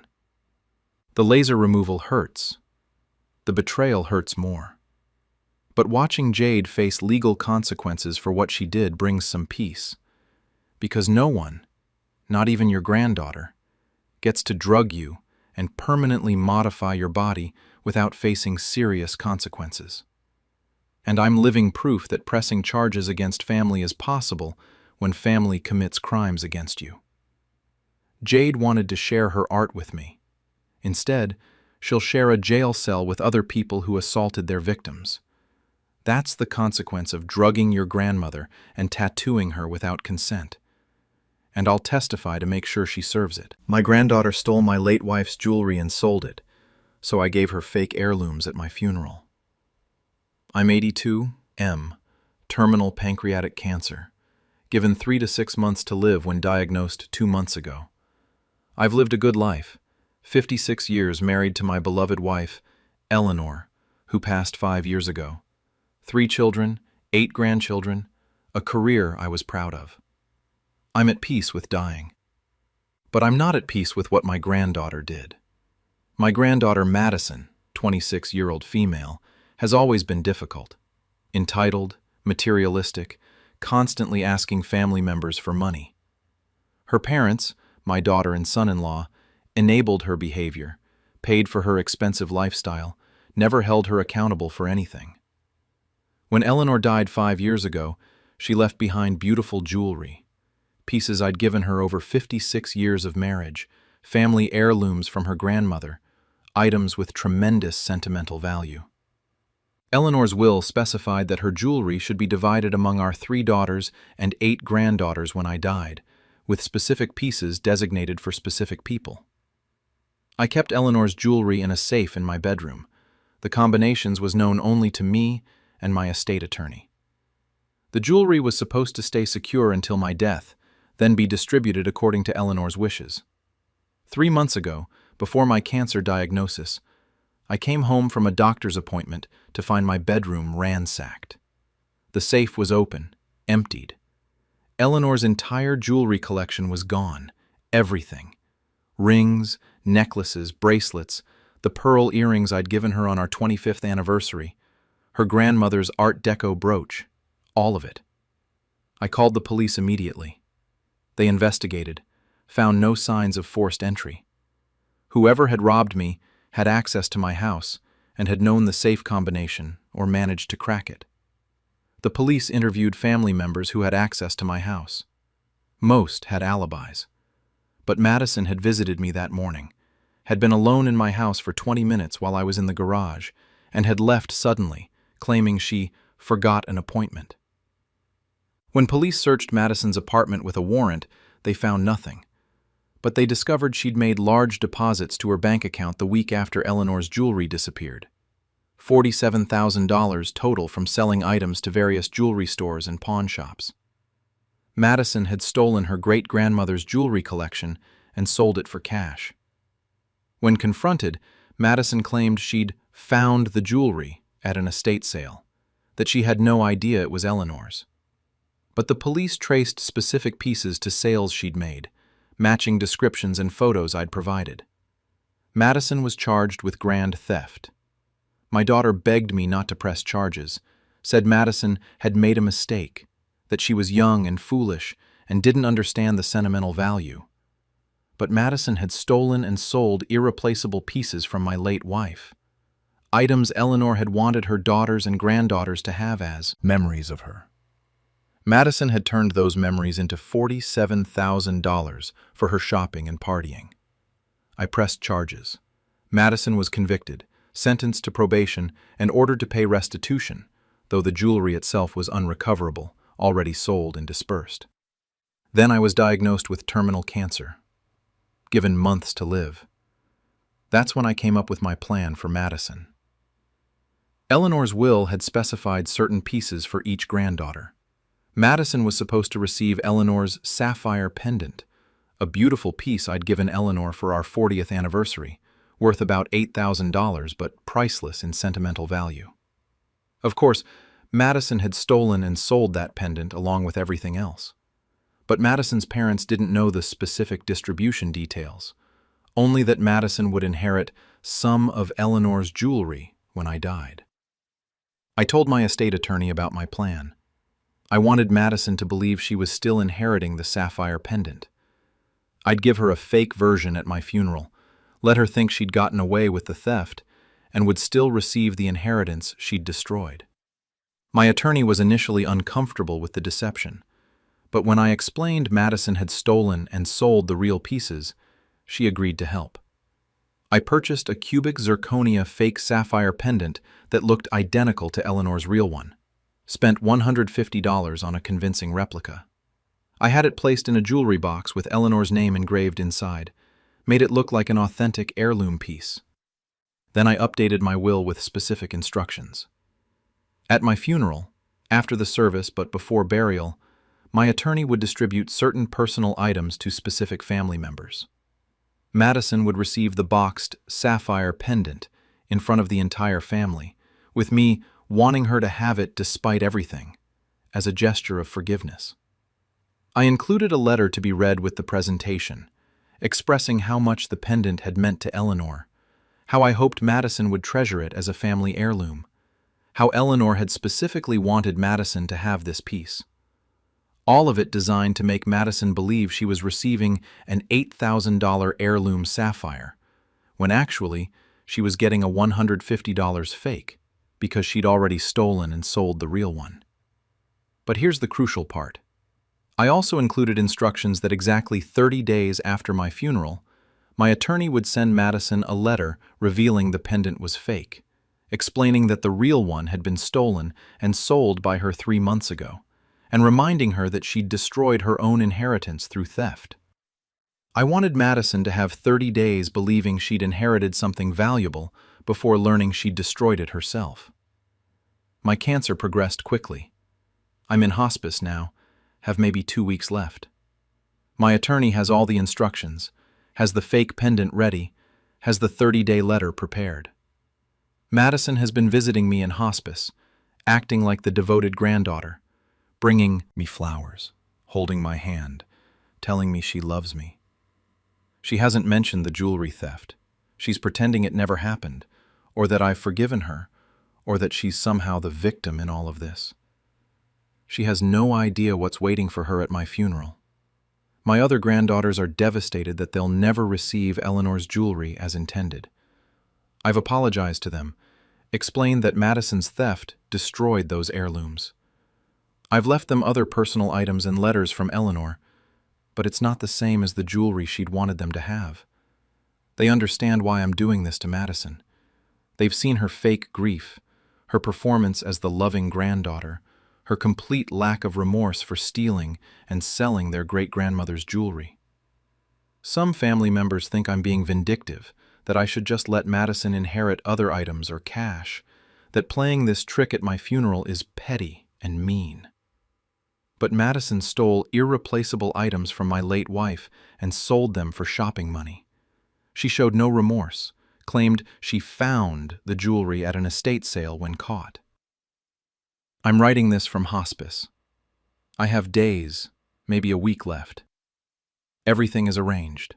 The fake pendant in its box with Eleanor's name engraved, the letter about how much it meant to her, the instructions for my attorney to present it at the funeral with the whole family watching. And the second letter, to be sent exactly 30 days later, revealing the pendant is costume jewelry worth $150 because Madison stole and sold the real one for $8,000 3 months ago. I've thought a lot about whether this is the right thing to do, whether giving Madison a fake heirloom at my funeral is appropriate, whether the delayed revelation letter is cruel. But then I remember coming home to find Eleanor's safe emptied. Remember the police showing me receipts of Madison selling Eleanor's 25th anniversary pearl earrings for $3,200? Remember Madison claiming she'd found jewelry at an estate sale when she'd actually stolen it from her dying grandfather's bedroom? Madison destroyed 8 granddaughters' inheritances for $47,000 in cash. She sold pieces Eleanor had specifically wanted her daughters and granddaughters to have as memories of her. And she's shown no real remorse. The tears and apologies were for getting caught, not for the actual theft. She's been visiting me in hospice, playing the devoted granddaughter, while never once genuinely apologizing for what she took. So yes, I'm giving her a fake pendant at my funeral. And yes, I'm having my attorney wait 30 days before telling her it's fake. 30 days for her to believe she inherited something valuable, to maybe even try to sell it or show it off, before learning she'd already destroyed her own inheritance through theft. Is it vindictive? Probably. Is it proportionate to stealing and selling your great-grandmother's jewelry collection? I think so. My daughter, Madison's mother, suspects I've changed Madison's inheritance, but doesn't know the specific plan. She's been pressuring me to forgive Madison and treat her like the other grandchildren, regarding heirlooms and items. I've told her Madison will receive what she deserves at my funeral. My daughter thinks that means I've forgiven Madison and she'll inherit normally. She has no idea. My other children and grandchildren know about the fake pendant plan. They approve. They're angry at Madison for destroying Eleanor's jewelry collection, and they want her to face consequences beyond just probation. The fake pendant and delayed revelation letter are those consequences. Madison will stand at my funeral, receive what she thinks is an $8,000 sapphire pendant with great sentimental value, hear about how much Eleanor wanted her specifically to have it, maybe even feel guilty for stealing the other pieces while being grateful she's still getting this one. Then, 30 days later, she'll learn it's worth $150, and the real one was among the pieces she stole and sold. That her theft destroyed her own inheritance. That the grandfather she thought forgave her actually planned this revelation from his deathbed. Some hospice workers I've mentioned this to think I should focus on peace and reconciliation in my final days rather than planning posthumous revenge. But this isn't revenge. It's consequences. Madison needs to understand that stealing and selling your great-grandmother's jewelry doesn't just affect the legal system. It affects family, inheritance, the very items you thought you'd receive later. I'm dying in peace. I've said goodbye to family I love. I'm ready to join Eleanor. I have no regrets about my life. But I'm also at peace with the fake pendant plan, because Madison doesn't get to steal Eleanor's jewelry, show no genuine remorse, and still inherit as if nothing happened. She gets a $150 fake pendant and a letter explaining why 30 days after my funeral. And from wherever I am after death, I'll rest easier knowing Madison learned that actions have consequences, even after your grandfather is gone. My attorney promises she'll send me updates to my email until the end, and will execute everything exactly as planned. The fake pendant is ready. The letters are prepared. My funeral arrangements are finalized. In less than a week, I'll be buried next to Eleanor. Shortly after, Madison will receive her inheritance, a fake sapphire in a box engraved with Eleanor's name, accompanied by a letter about family heirlooms and love. And 30 days after that, she'll receive the truth. That's not revenge from beyond the grave. That's a grandfather ensuring his granddaughter understands that stealing irreplaceable family heirlooms has permanent consequences. And I'm dying at peace with that plan. My grandkids convinced me to sign over my house, then evicted me 2 weeks later. I'm 80-year-old Firmal, and until 6 weeks ago I owned my house outright, a modest 3-bedroom home I'd lived in for 45 years. My late husband and I raised our children there, and after he passed 12 years ago, I continued living there independently.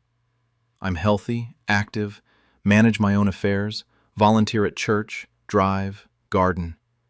I had no plans to leave my home. My granddaughter, Taylor, 31-year-old female, and her husband, Brett, 33-year-old male, have been struggling financially.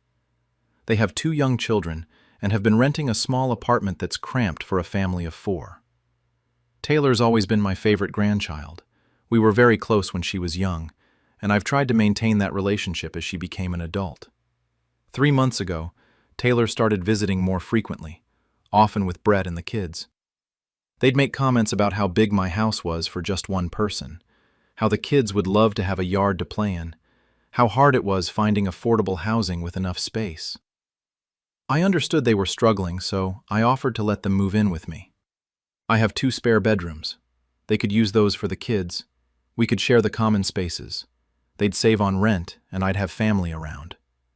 I thought it was a perfect solution. Taylor said that was generous but wouldn't work long-term because they needed their own space, needed to feel like it was their home, not grandma's house they were living in. She said it created an unhealthy power dynamic where I could always make them leave if I wanted. Then Brett suggested a different arrangement. What if I signed the house over to them, but I could continue living there for the rest of my life? That way they'd feel like it was truly their home, could make improvements and modifications, but I'd have guaranteed housing forever with family taking care of me. It sounded reasonable. I was going to leave the house to my children in my will anyway, and Taylor was my favorite grandchild. Having the family move in, feeling secure in their ownership while I had guaranteed housing, it seemed like a win-win. Taylor and Brett were very persuasive. They brought papers they said their lawyer had drawn up, a life estate agreement where I'd deed the house to them but retain the right to live there until my death. They'd take over the mortgage payments. The house was fully paid off, but they said they meant property taxes and maintenance, and I'd have family around in my old age. I should have had my own lawyer review it. I should have taken time to think. But Taylor was crying about how much this would mean to her children, how they'd finally have a real home, how grateful she was to have a grandmother who cared. I signed the papers. 2 weeks later, Taylor and Brett served me with an eviction notice. I had 30 days to vacate their property. I was shocked and confused. The papers I'd signed were supposed to guarantee me housing for life. I called Taylor immediately, thinking there must be a mistake. Taylor was cold and businesslike, said the house was theirs now. They needed me to move out so they could move in. I said we'd agreed I'd continue living there. That was the whole point of the arrangement. Taylor said I must have misunderstood. The papers I'd signed were a straight property transfer, not a life estate. I deeded them the house with no conditions. They owned it fully and had every right to evict me. I pulled out my copy of the papers, the ones Taylor and Brett had given me. They said, "Life estate agreement," at the top, and included language about my right to remain in the property until death. But when I compared them to the documents that had been filed with the county, which I obtained from the Property Records Office, they were completely different. The filed documents were a simple quitclaim deed transferring full ownership to Taylor and Brett, with no mention of life estate or my right to remain. Taylor and Brett had given me fake papers to sign, then filed different documents transferring my house to them completely. I'd been defrauded by my own granddaughter. When I confronted them, Brett said I couldn't prove anything. The filed documents were what mattered legally, and those showed I'd willingly transferred my house to them. My copy of the life estate agreement was just a draft that never got finalized. Taylor said if I made trouble, they'd pursue the eviction aggressively, and I'd be out in 30 days anyway. If I left quietly, they'd give me 60 days to find a new place and wouldn't pursue me for back rent for the 2 weeks since the transfer. Back rent. On the house I'd owned free and clear for 45 years. That I'd signed over to them believing I'd have lifetime housing. I contacted an elder law attorney immediately. She reviewed everything, the papers Taylor had given me versus what was filed, the timeline, Taylor and Brett's eviction notice. The attorney said what they'd done was clear fraud and elder abuse. They'd presented me with fake documents promising a life estate while actually filing quit-claim deed that transferred full ownership with no conditions. That's deliberate deception to steal my property. We filed criminal complaints for fraud and elder financial abuse. We also filed civil suit to void the property transfer based on fraud and undue influence. Taylor and Brett's response was to accelerate the eviction. They changed the locks on my house while I was at a doctor's appointment, forcing me to stay with a friend from church. They put all my belongings in a storage unit and sent me the bill. 45 years of possessions, photos, my late husband's things, packed up by strangers and locked in a 10 by 10 unit because my granddaughter wanted my house. The criminal investigation moved quickly once police saw the evidence. The fake life estate papers Taylor had given me versus the actual quit-claim deed that was filed. Taylor initially claimed I must have signed both versions, confused about which was which. But the dates didn't match, and the notaries were different. Eventually, Taylor admitted she'd modified the documents I'd signed before filing them, but claimed she'd done it because I'd changed my mind about the life estate verbally and told her to just transfer the house fully. That was a lie. I'd never changed my mind. I'd never agreed to sign over my house without retaining the right to live there. The case is still ongoing, but the court issued an emergency order freezing the property transfer and allowing me to return to my house while the fraud investigation continues. Taylor and Brett have been charged with elder fraud and theft by deception. I'm back in my home, surrounded by the possessions Taylor and Brett had packed up and put in storage. Some things are missing: family photos, some of my late husband's belongings, items I suspect Taylor took for herself before putting the rest in storage. The criminal trial is scheduled for next month. The prosecutor says Taylor and Brett will likely face prison time if convicted. Elder fraud with a victim over 65 carries serious penalties in my state. Taylor's been trying to reach out through other family members, claiming this was a misunderstanding, that she'd never intended to evict me, that the lawyer had messed up the paperwork. But the evidence is clear. She gave me fake documents promising life estate, while filing real documents transferring full ownership, then evicted me 2 weeks later. That's not a misunderstanding. That's a planned fraud. My daughter, Taylor's mother, is devastated. She's mortified that her daughter would do this to me, has cut contact with Taylor, testified in my favor during the preliminary hearings. She keeps apologizing, saying she raised Taylor better than this. But Taylor's other grandparents, Brett's parents, are defending her. They say I should have had a lawyer review the documents before signing, that it's partially my fault for being too trusting, that Taylor and Brett were just trying to secure housing for their family, and I'm being vindictive by pursuing criminal charges. They think I should drop the charges, let Taylor and Brett keep the house, just move into a senior living facility and let the young family have the home. But it's my home. I lived there 45 years. I signed papers I was told would let me stay there for life while helping my granddaughter. Instead, Taylor defrauded me, evicted me, and packed up my belongings like trash. That's not a misunderstanding worth forgiving. That's elder abuse worth prosecuting. Some extended family members think I'm being too harsh, that Taylor has young children who need stability, that sending their mother to prison will traumatize them. But Taylor traumatized me by stealing my house and evicting me from the home where I raised my family and lived with my late husband for decades. The kids can visit their mother in prison. I almost didn't get to visit my own home again. I'll testify at the trial. I'll show the fake life estate documents Taylor gave me versus the real quitclaim deed she filed. I'll explain how she pressured me to sign, how she cried about her children needing a home, how she promised I'd live there forever. And I'll watch her face consequences for defrauding her 80-year-old grandmother out of her house. I'm 80, back in my home after being evicted by my granddaughter, awaiting trial where she'll face elder fraud charges. Taylor is 31, facing potential prison time, her children in the custody of Brett's parents, while both their parents deal with criminal proceedings. Some will say I should show mercy because she's family and has young children.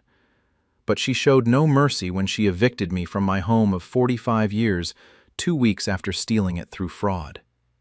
Family doesn't do that. Criminals do that. And Taylor chose to be a criminal when she gave me fake documents and filed real ones transferring my house. Now, she'll face criminal consequences, and I'll face the knowledge that my favorite granddaughter, the one I loved most and trusted completely, stole my home and threw me out like garbage. We're both living with the consequences of her choices. Mine is heartbreak and betrayal. Hers is prison time for elder fraud.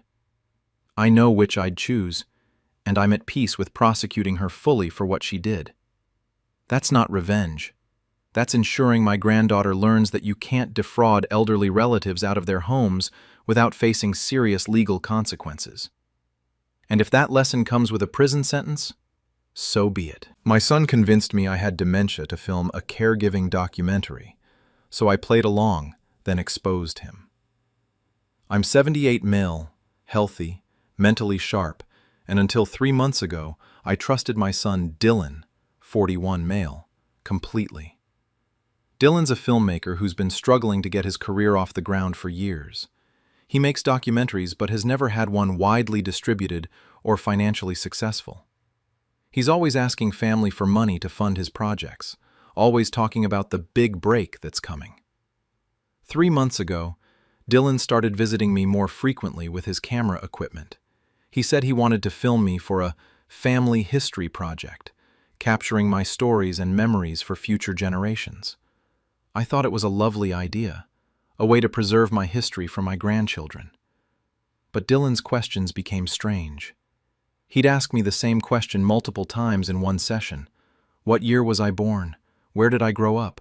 What was my wife's name? When I'd answer correctly and point out he'd just asked that, Dylan would say, "Humor me. I need multiple takes for editing." He started filming me doing everyday tasks, making breakfast, taking medication, going for walks. Said he wanted to capture authentic daily life. I thought it was odd, but went along with it. Then Dylan began leaving things in my house. Medication bottles labeled with the wrong instructions, appointment cards for doctors I'd never heard of, notes with confusing or contradictory information. When I'd point these out, confused about where they came from, Dylan would film my confusion and ask, "Do you remember putting these here? Do you know what day it is?" I'd tell him I didn't put those items there and didn't know where they came from. Dylan would look concerned and say things like, "Dad, this is your handwriting." It wasn't. Or, "We talked about this appointment yesterday." We hadn't. He was creating scenarios designed to make me appear confused or forgetful, then filming my genuine confusion as if it was evidence of dementia. After about 3 weeks of this, Dylan sat me down for a serious conversation. He said he'd been documenting my cognitive decline for a documentary about dementia and family caregiving.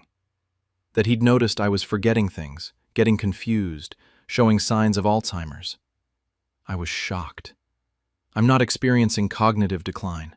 I'm sharp, manage all my own affairs, remember everything clearly. I told Dylan this. Dylan played back footage he'd edited together, clips of me looking confused when I'd found his planted items, seeming to forget things when he'd asked the same questions repeatedly and I'd been annoyed, appearing disoriented when he'd caught me right after waking from a nap. Through selective editing and manufactured scenarios, Dylan had created a compelling narrative that I was experiencing rapid dementia onset. He said he wanted to film the progression of my disease and our family's journey through caregiving. He'd already applied for grants to fund the documentary, had pitched it to streaming services as an intimate look at dementia through one family's experience. His career opportunity was built on faking my cognitive decline. I realized what Dylan was doing, creating a false documentary about dementia to launch his filmmaking career, using me as the subject by manufacturing evidence of cognitive decline. The planted items, the repeated questions, the selective editing, all designed to make me look like I had dementia when I was completely healthy. I was hurt and furious, but I decided to be strategic. Instead of confronting Dylan and stopping the project, I decided to play along, let him think he was successfully documenting my decline, while secretly recording everything he was doing to manufacture it. I started documenting Dylan's manipulations with my own hidden camera. Every time he planted confusing items in my house, I filmed him doing it.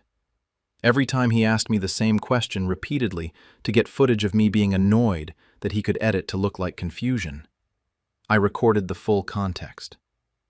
When Dylan would film me looking disoriented, I'd keep my own camera running showing what was really happening, that he'd woken me from a nap or caught me right after I'd taken allergy medication that made me drowsy, or was filming at strange angles to make me look confused.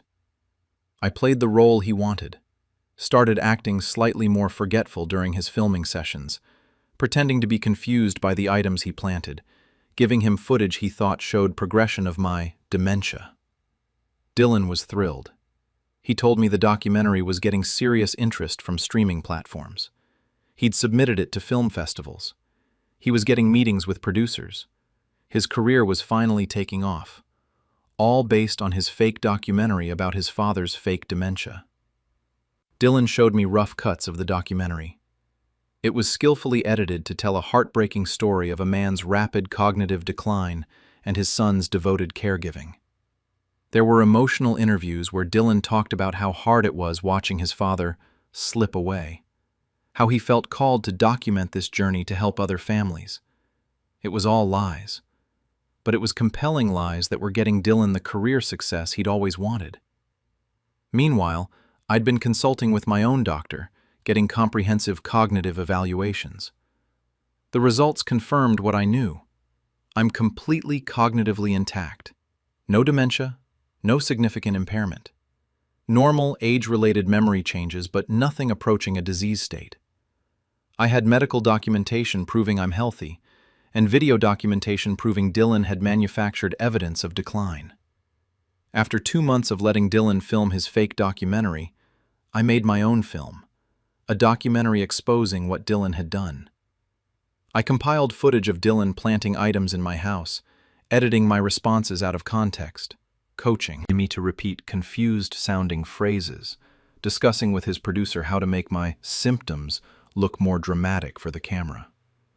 I included my medical evaluations showing no cognitive impairment. I interviewed my doctor explaining that I'm completely healthy and that the symptoms in Dylan's documentary are manufactured. I created my own documentary showing how Dylan had faked mine. Then, I submitted it to the same film festivals where Dylan had submitted his dementia documentary. Mine was titled Manufactured Decline: How My Son Faked My Dementia for a Documentary. My documentary was accepted to 3 of the same festivals where Dylan's was showing. Festival organizers were shocked and immediately investigated. They compared Dylan's footage with mine, saw the planted items and repeated questions, reviewed my medical evaluations. Dylan's documentary was pulled from all festivals. The streaming platform that had been interested immediately dropped it. Production companies that had been in talks with Dylan backed out. Dylan's career opportunity evaporated when my documentary exposed that his was based on manufactured evidence. Dylan tried to argue that my documentary proved I don't have dementia, which meant his concerns were mistaken, but not fraudulent. But my footage showed him deliberately planting items, explicitly telling his producer he was creating scenarios to make me look confused, editing out context to manufacture symptoms. This wasn't a mistake. It was deliberate fraud. Film industry publications picked up the story. Articles were written about documentaries' ethics, about filmmakers manufacturing reality, about Dylan's fake dementia documentary. Dylan's reputation in the filmmaking community is destroyed. He's known as the director who faked his father's dementia for career advancement.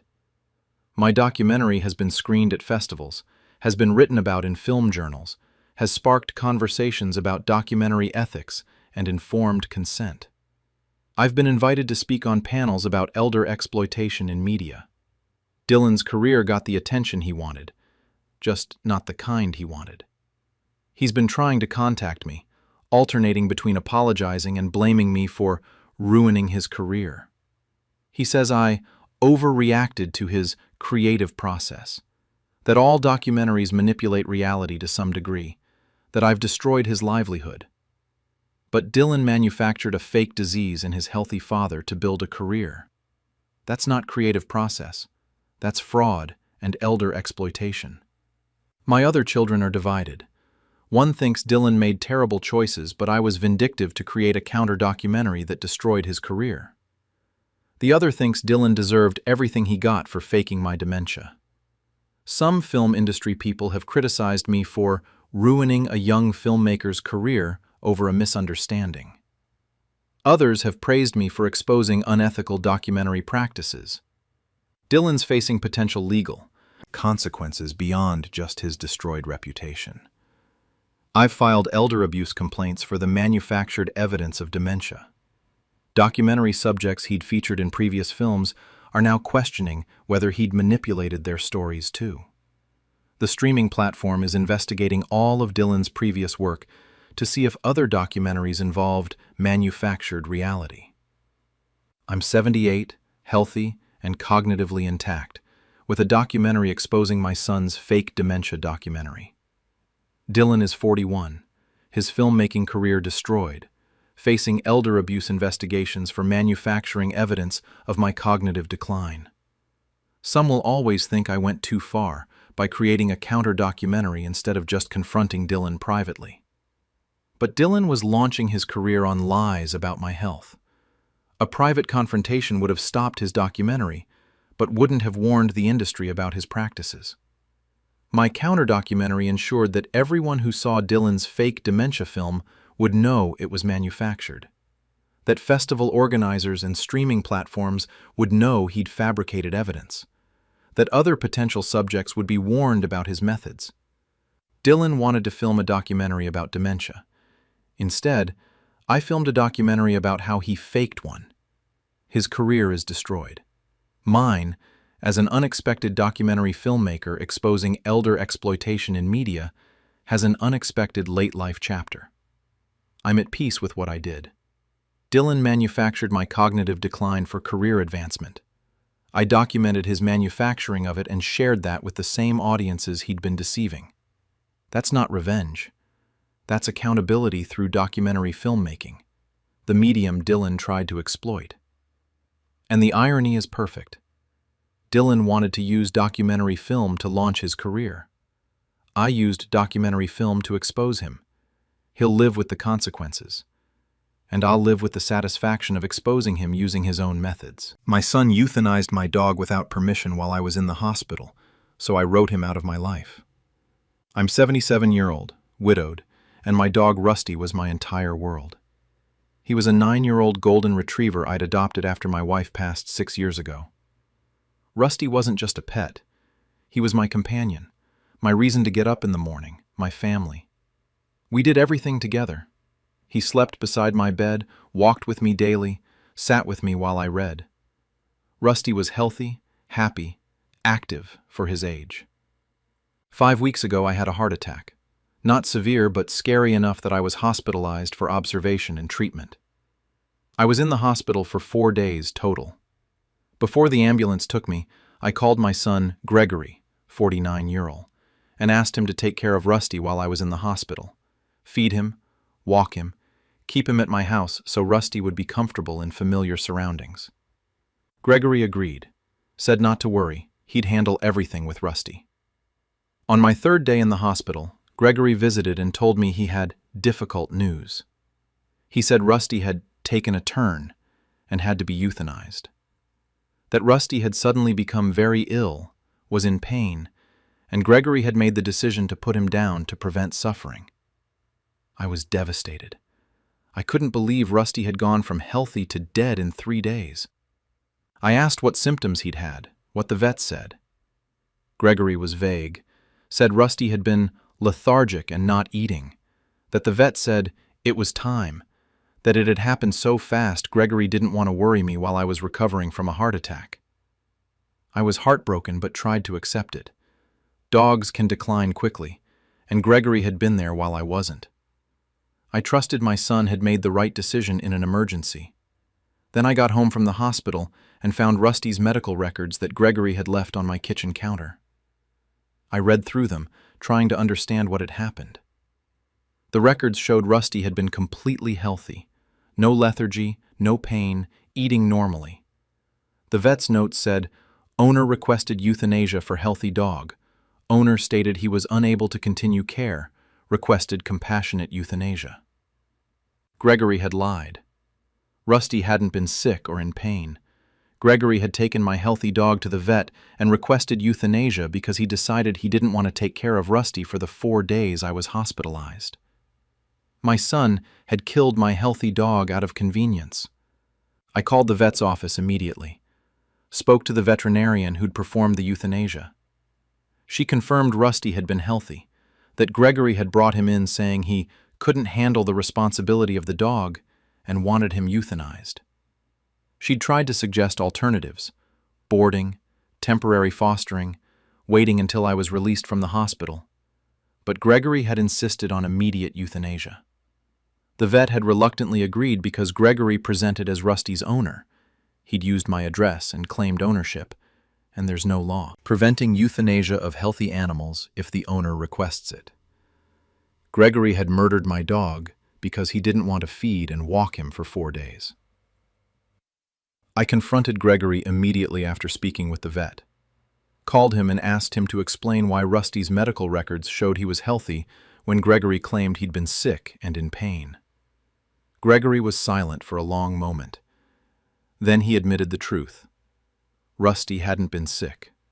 Gregory had decided he couldn't handle taking care of a large dog for multiple days, that it was too much responsibility with his work schedule, that euthanasia was the most practical solution, since I might not be able to care for Rusty properly after my heart attack anyway. Gregory had decided on his own that my healthy dog should be killed because taking care of him for 4 days was inconvenient. And he'd done it without asking me, without telling me the truth, while I was in a hospital bed recovering from a heart attack. I was so angry I could barely speak. I asked Gregory how he could possibly think killing my healthy dog was acceptable. He said he'd made a difficult judgment call, thinking it was for the best, that I'd been in the hospital with heart problems and might not be able to care for Rusty long-term anyway, that he was sparing me the burden. I said Rusty wasn't a burden. He was my family, my companion, the being who got me through grief after my wife died. And Gregory had killed him because walking and feeding a dog for 4 days was inconvenient. Gregory got defensive, said he'd had to make a difficult decision while I was incapacitated, that he'd done what he thought was right, that I was being unfair blaming him for making hard choices in a crisis. But there was no crisis. Rusty was healthy. The only crisis was Gregory not wanting the minor responsibility of caring for a dog for a few days. I told Gregory I would never forgive him for this.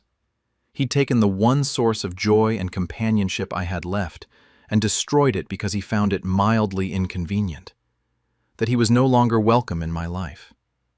Gregory said I was overreacting, that it was just a dog, that our relationship was more important than being angry about a pet. He actually said those words. It was just a dog. Rusty wasn't just a dog. He was my family, my daily companion, my reason to walk every morning, my comfort when I was lonely, my joy when everything else in life felt heavy. Gregory knew this. He'd seen how close Rusty and I were, how much Rusty meant to me, and he'd killed him anyway. Then lied about it. Then dismissed my grief as overreacting about just a dog. I hung up on Gregory and immediately contacted my attorney. I wanted to change my will, remove Gregory entirely, ensure he received nothing from me. Not my house, not my belongings, nothing. My attorney said I could absolutely do that. We drafted a new will explicitly stating Gregory was being disinherited due to his euthanasia of my healthy dog without permission while I was hospitalized. I wanted the reason documented so there could be no question about my mental state or decision-making when the will was executed. I also pursued legal action against Gregory for the wrongful euthanasia. In my state, pets are considered property, and destroying someone else's property without permission is actionable. My attorney filed a civil suit for the intentional destruction of my property, Rusty, and emotional distress. Gregory's been trying to contact me for weeks. Calls, texts, showing up at my house. I've blocked him on everything and told him through my attorney that he's not welcome on my property. He sent a letter through his own lawyer claiming I'm being irrational and vindictive over a decision he made in good faith during a medical emergency. His lawyer is arguing the civil suit should be dismissed because Gregory was making a reasonable judgment call about my ability to care for a dog after a heart attack. But there was no emergency. Rusty was healthy, and I've been home for 5 weeks now, perfectly capable of caring for a dog. My doctor cleared me for normal activities, including dog ownership. Gregory's argument that he was sparing me the burden is nonsense. I desperately wanted Rusty, and I'm fully capable of caring for him. Gregory robbed me of that by having my healthy dog killed. My other children, I have 2 daughters, are caught in the middle. They're horrified by what Gregory did, but think I'm being too extreme by cutting him out completely and suing him. They think there should be some path to reconciliation, that Gregory made a terrible mistake, but he's still my son. But Gregory didn't make a mistake. He made a choice. To have my healthy dog euthanized because caring for him for 4 days was inconvenient. Then he lied about it, claiming Rusty was sick and in pain. Then, when caught, he called Rusty just a dog and said I was overreacting. Those aren't mistakes. Those are deliberate choices that show who Gregory really is. Someone who'll kill what I love because it's mildly inconvenient for him, then lie about it, then minimize my grief when caught. That's not someone I want in my life, or my will. The civil lawsuit is proceeding. Gregory's lawyer is trying to get it dismissed, but my attorney is confident we have a case, given the vet records clearly showing Rusty was healthy and Gregory explicitly requesting euthanasia due to inconvenience, not medical need. Even if I win the lawsuit, no amount of money will bring Rusty back. But I want Gregory to face legal consequences for what he did. I want it documented in court records that he had my healthy dog killed without permission. I want him to pay something, even if it's just legal fees and a judgment. My new will is finalized. Gregory receives nothing. My daughters and grandchildren inherit everything. The will explicitly states Gregory's disinheritance is due to the unauthorized euthanasia of my healthy dog Rusty while I was hospitalized, ensuring there's no question about my reasoning. Some family members think I'm being vindictive and cruel, that cutting Gregory out of my will over a dog is excessive. Extended family who don't know the full story just know I've disowned my son over a disagreement about a pet. But this wasn't a disagreement. Gregory killed my healthy dog without permission because he didn't want to walk and feed him for 4 days. That's not a disagreement. That's betrayal of the worst kind. I'm 77, recovering from a heart attack, living alone without Rusty for the first time in 6 years. The house feels empty. My morning walks are lonely. I come home to silence instead of Rusty's excited greeting. Gregory took that from me. And he did it while I was in a hospital bed, vulnerable and trusting him to care for what mattered most to me. I'll never forgive him. I'll never speak to him again.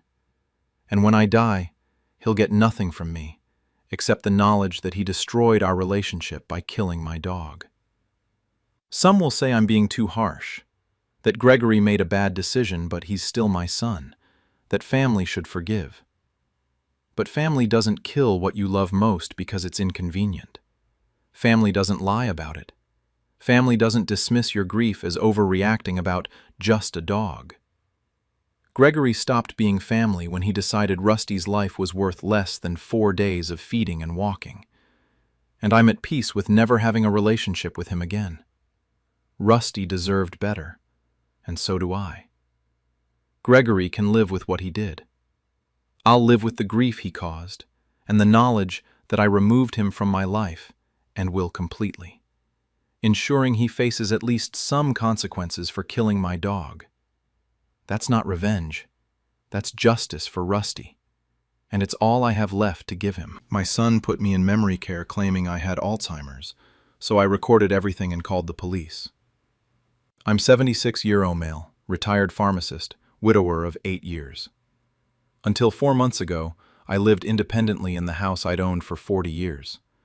I'm in good health, sharp mentally, active in my community. I have no cognitive impairment whatsoever. My son, Derek, 51-year-old male, is my only child. We were never particularly close.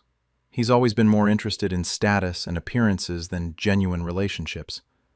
But he's my son, and I tried to maintain a connection despite our differences.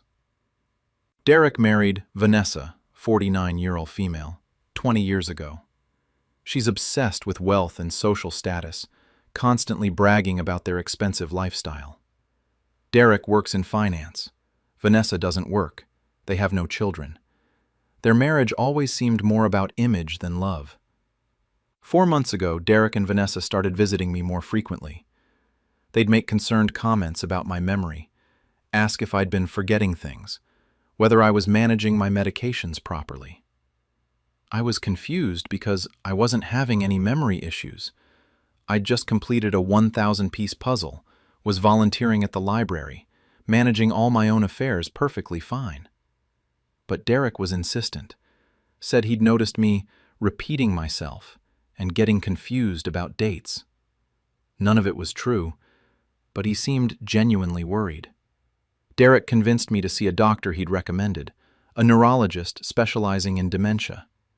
I went to humor him, figured the doctor would confirm I was fine and Derek would stop worrying. The appointment was brief and strange. The doctor asked me basic questions. What year is it? Who's the president? Count backwards from 100 by sevens. I answered everything correctly. But the doctor made notes about possible early-stage cognitive decline and recommended monitoring. Derek used that appointment to convince me to sign power of attorney documents, just in case I developed dementia in the future. He said it was standard planning for elderly people, that it would make everything easier if I ever did need help. I trusted my son, so I signed. 2 weeks later, Derek and Vanessa showed up at my house with people from a memory care facility. They said I was being moved immediately for my own safety because I had Alzheimer's and couldn't live alone anymore. I was shocked and confused. I don't have Alzheimer's. I'd never been diagnosed with Alzheimer's. The neurologist had only mentioned monitoring, not a diagnosis. Derek said the doctor had called him with results from cognitive tests showing advanced dementia, that I needed immediate placement in memory care for my safety. He had the power of attorney I'd signed, he had medical documentation, and he'd already arranged everything. I protested, said I didn't have dementia, didn't need memory care, wanted to stay in my home. Derek said that's exactly what Alzheimer's patients say. They don't realize they're impaired. I was terrified and overwhelmed. Derek was so authoritative, had official papers, kept saying it was for my safety. The memory care staff were gentle but firm, saying Derek had legal authority to make this decision.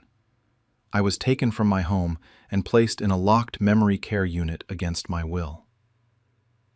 The memory care facility is a nightmare. I'm locked in a unit with people who actually have severe dementia. I'm given medications I don't need, which I pretend to take but hide instead. Staff treat me like I'm cognitively impaired no matter how coherent I am. I'm not allowed to leave. The doors are locked. I have no access to my phone or computer except supervised sessions. Derek visits once a week, always with Vanessa. They speak to me like I'm a child, ask simple questions to check my cognition, bring me puzzle books appropriate for my level. I've tried to tell them I don't belong here, that I'm completely lucid, but Derek just pats my hand and says, "I know you don't understand, Dad, but this is what's best." After 2 weeks in this facility, I realized Derek hadn't made a mistake. He'd done this deliberately. During one of his visits, I overheard him talking to Vanessa in the hallway outside my room. They were discussing selling the old man's house now that I was safely locked away, how the proceeds would help fund our renovations. They were selling my house, the house I'd lived in for 40 years, that I'd raised Derek in, that contained all my possessions and memories. I realized Derek's plan. Fabricate an Alzheimer's diagnosis, get power of attorney, place me in memory care, then sell my house and use my assets for himself and Vanessa. But I'm not impaired. I'm completely cognitively intact, trapped in a locked facility based on fraudulent medical claims.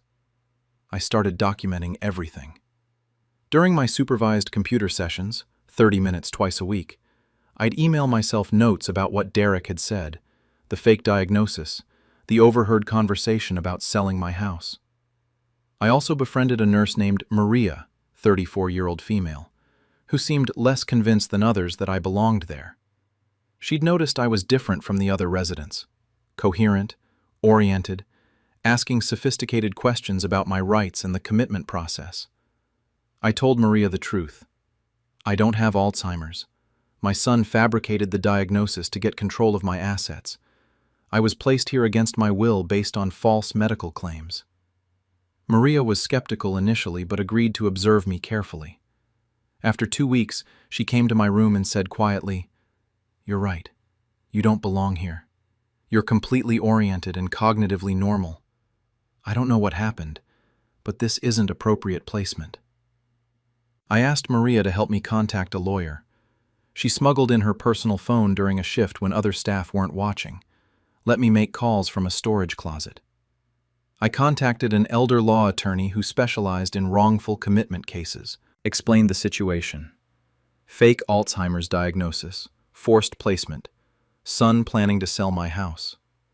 The lawyer said if I was truly cognitively intact, this was likely elder abuse and false imprisonment. The lawyer arranged for an independent neurologist to evaluate me at the facility. The evaluation was comprehensive: hours of cognitive testing, medical history review, assessment of my actual mental state.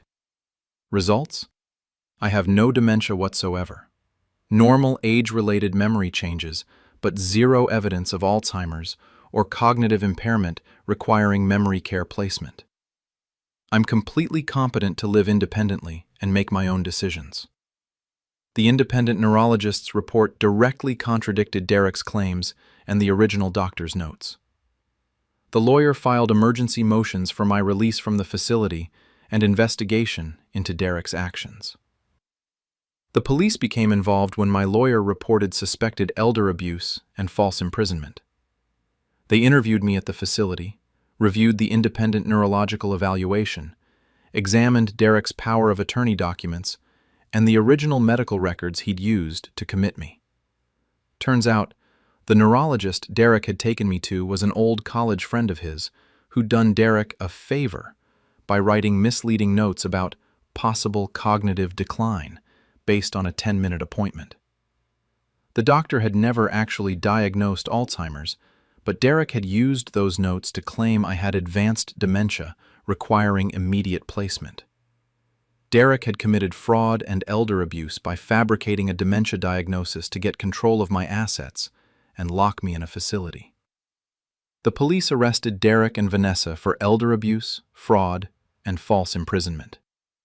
My lawyer got an emergency order for my immediate release from the memory care facility. I walked out of that place after 10 weeks of wrongful confinement. 10 weeks of being treated like I was cognitively impaired, locked in a unit with dementia patients, prevented from accessing my own life. All because my son wanted to sell my house. Derek and Vanessa have been charged with multiple felonies. The neurologist who wrote the misleading notes is under investigation by the medical board. The memory care facility is reviewing their admission procedures after accepting a patient with no legitimate diagnosis. I'm back in my house, which Derek had already listed for sale. I've revoked the power of attorney, changed all my locks, and filed a restraining order against Derek and Vanessa. Extended family is shocked. Derek's cousins and my late wife's siblings had no idea what was happening. Derek had told everyone I was deteriorating rapidly and needed memory care, playing the concerned son taking care of his failing father. Now they know the truth. Derek fabricated a dementia diagnosis and locked his cognitively intact father in memory care so he could steal his assets. Some family members think I should show mercy. Derek is my son, made terrible choices, but he's still family. Maybe he was genuinely confused about my health. He wasn't. The police found text messages between Derek and Vanessa explicitly discussing the plan to get Dad declared incompetent and cash out the house. But I'm not showing mercy. Derek had me locked in a facility for 10 weeks based on lies. I was treated like I had severe dementia, medicated against my will, prevented from leaving, isolated from anyone who might have questioned my placement. All so Derek could sell my house and take my assets. That's not confusion or concern. That's calculated elder abuse. The criminal case is proceeding.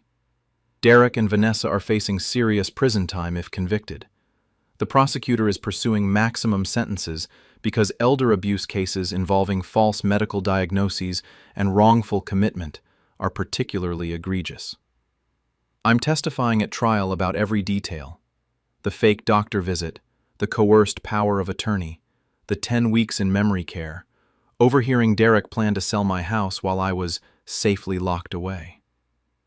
Derek's lawyer is trying to paint this as a misunderstanding, claiming Derek genuinely believed I had dementia based on the doctor's notes. But the text messages between Derek and Vanessa destroy that defense. They knew I was cognitively intact, explicitly discussed fabricating the diagnosis, celebrated successfully getting him committed. I'm 76, back in my own home, testifying against my son for elder abuse and false imprisonment. Derek is 51, facing years in prison for locking his father in memory care based on fraudulent dementia claims. Some people think I should drop the charges, that he's my son and family should forgive. But Derek locked me in a facility for 10 weeks, had me medicated for a disease I don't have, was selling my house while I was imprisoned based on his lies. That's not family. That's a criminal who happens to share my DNA. I'll testify at his trial. I'll watch him face consequences for what he did. And I'll sleep peacefully knowing I'm in my own home, not locked in memory care because my son wanted my assets. Derek can tell people I'm being vindictive and cruel, but I spent 10 weeks locked in a dementia unit I didn't belong in, and he put me there with deliberate lies. The prosecution is seeking 8 to 10 years in prison for Derek on the elder abuse and fraud charges. I hope he gets every year.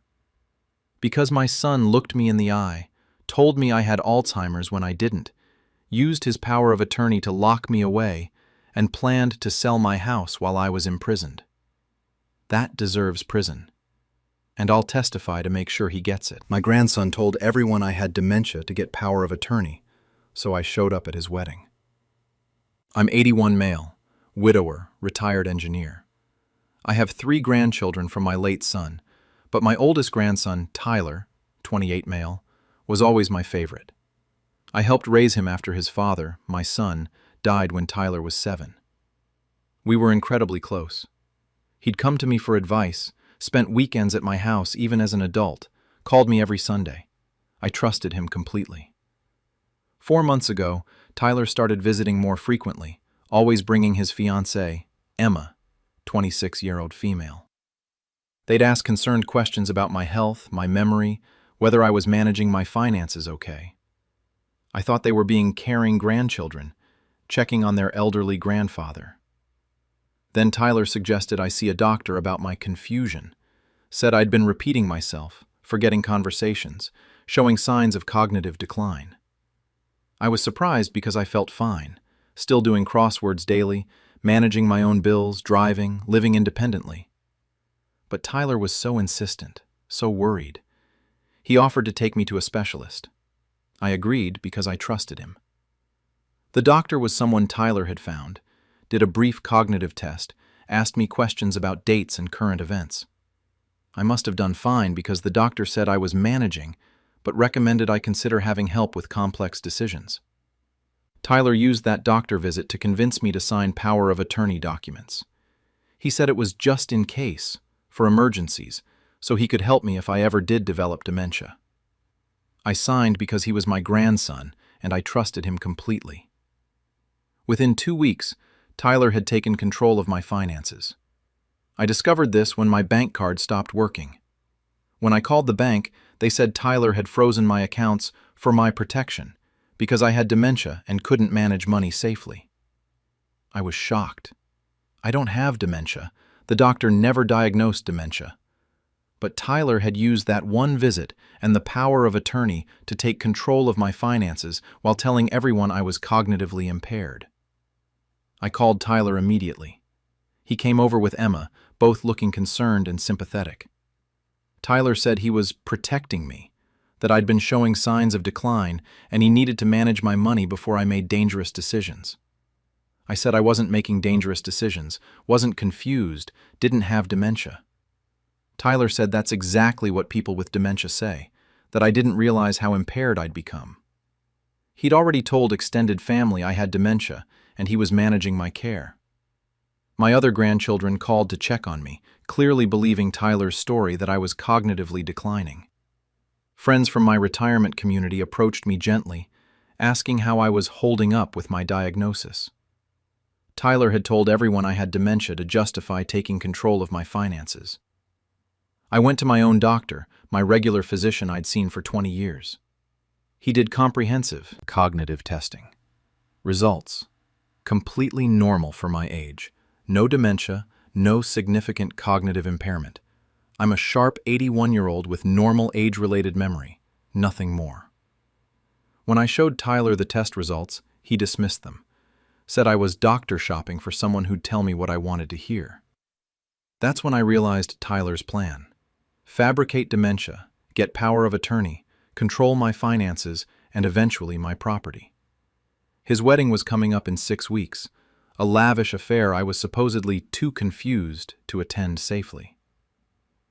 Tyler told family I wouldn't be attending his wedding because my dementia made me too unpredictable for public events.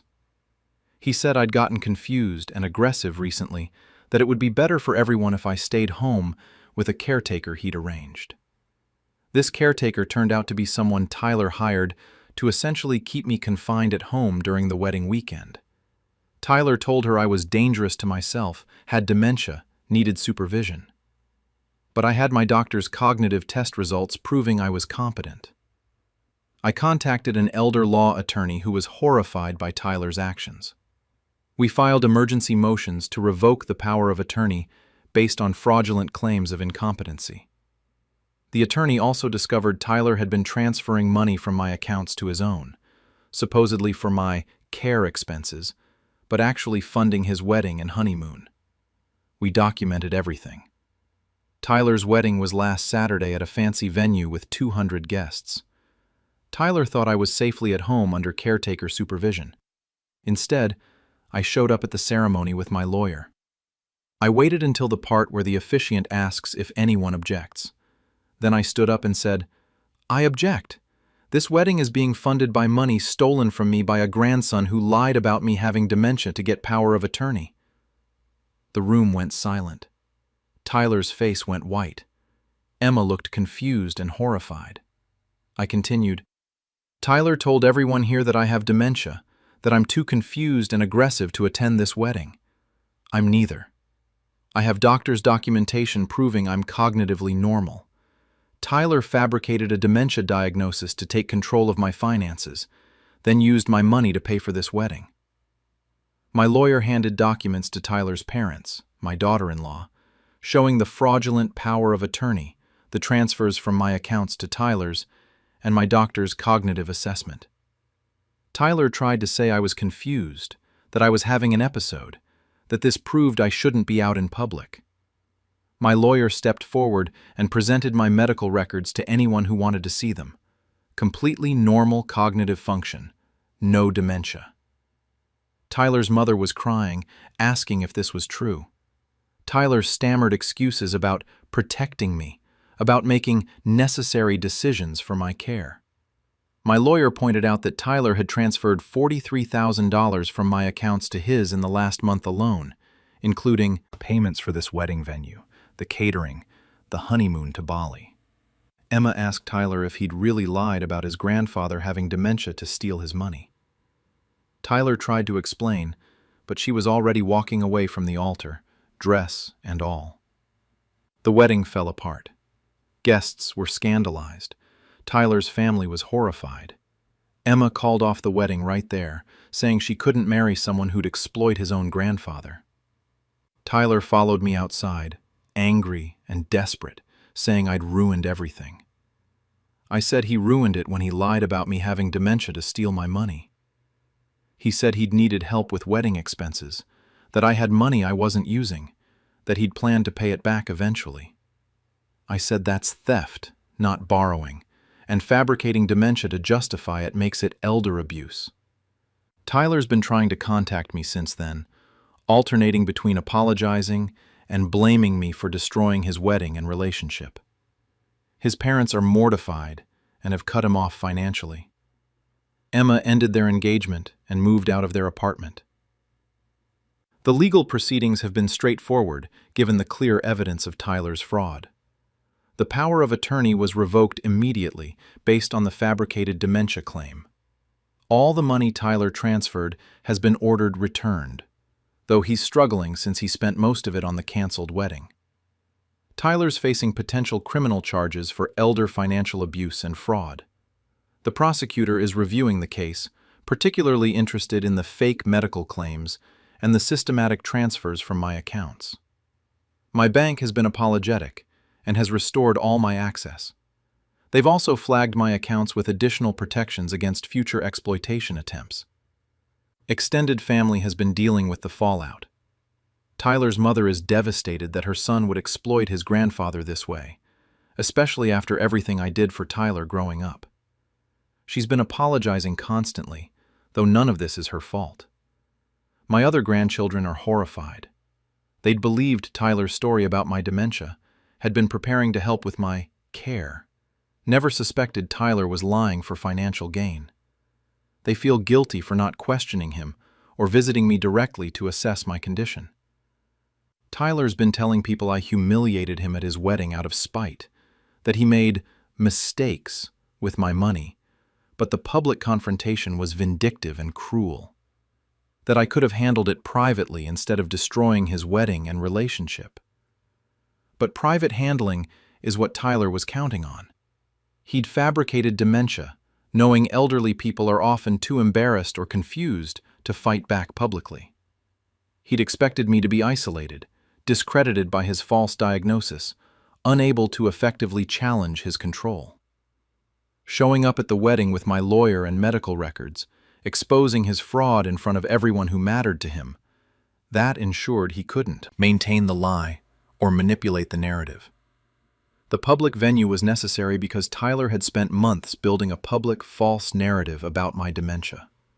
Some family members think I went too far, that stopping the wedding was excessive, that I should have confronted Tyler privately and let him deal with Emma on his own. They say Tyler made mistakes, but publicly destroying his wedding was cruel.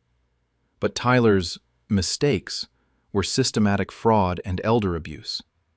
He fabricated a medical condition, lied to family and friends, took control of my finances, and stole $43,000 to fund a wedding. That's not mistakes. That's calculated exploitation of his grandfather's trust. The wedding disruption was Tyler's consequence for using my money to fund it. If he'd used his own money, there'd have been no reason for me to show up. But he used money stolen from me through fraudulent power of attorney, making the wedding itself part of the crime. I'm 81, back in control of my finances, living independently exactly as I was before Tyler's fraud. My cognitive function is normal and documented. Tyler is 28, single after Emma ended their engagement, facing possible criminal charges for elder abuse, and struggling to repay the $43,000 he stole. Some people will always think I should have handled it quietly, that destroying his wedding was vindictive regardless of what he did. But Tyler was willing to destroy my autonomy, reputation, and financial security by fabricating dementia. I just exposed that fabrication at the event he'd funded with stolen money. The canceled wedding wasn't revenge. It was the natural consequence of Tyler's crimes becoming public. Emma deserved to know who she was marrying before saying vows. Wedding guests deserved to know the truth about Tyler's claims regarding my health.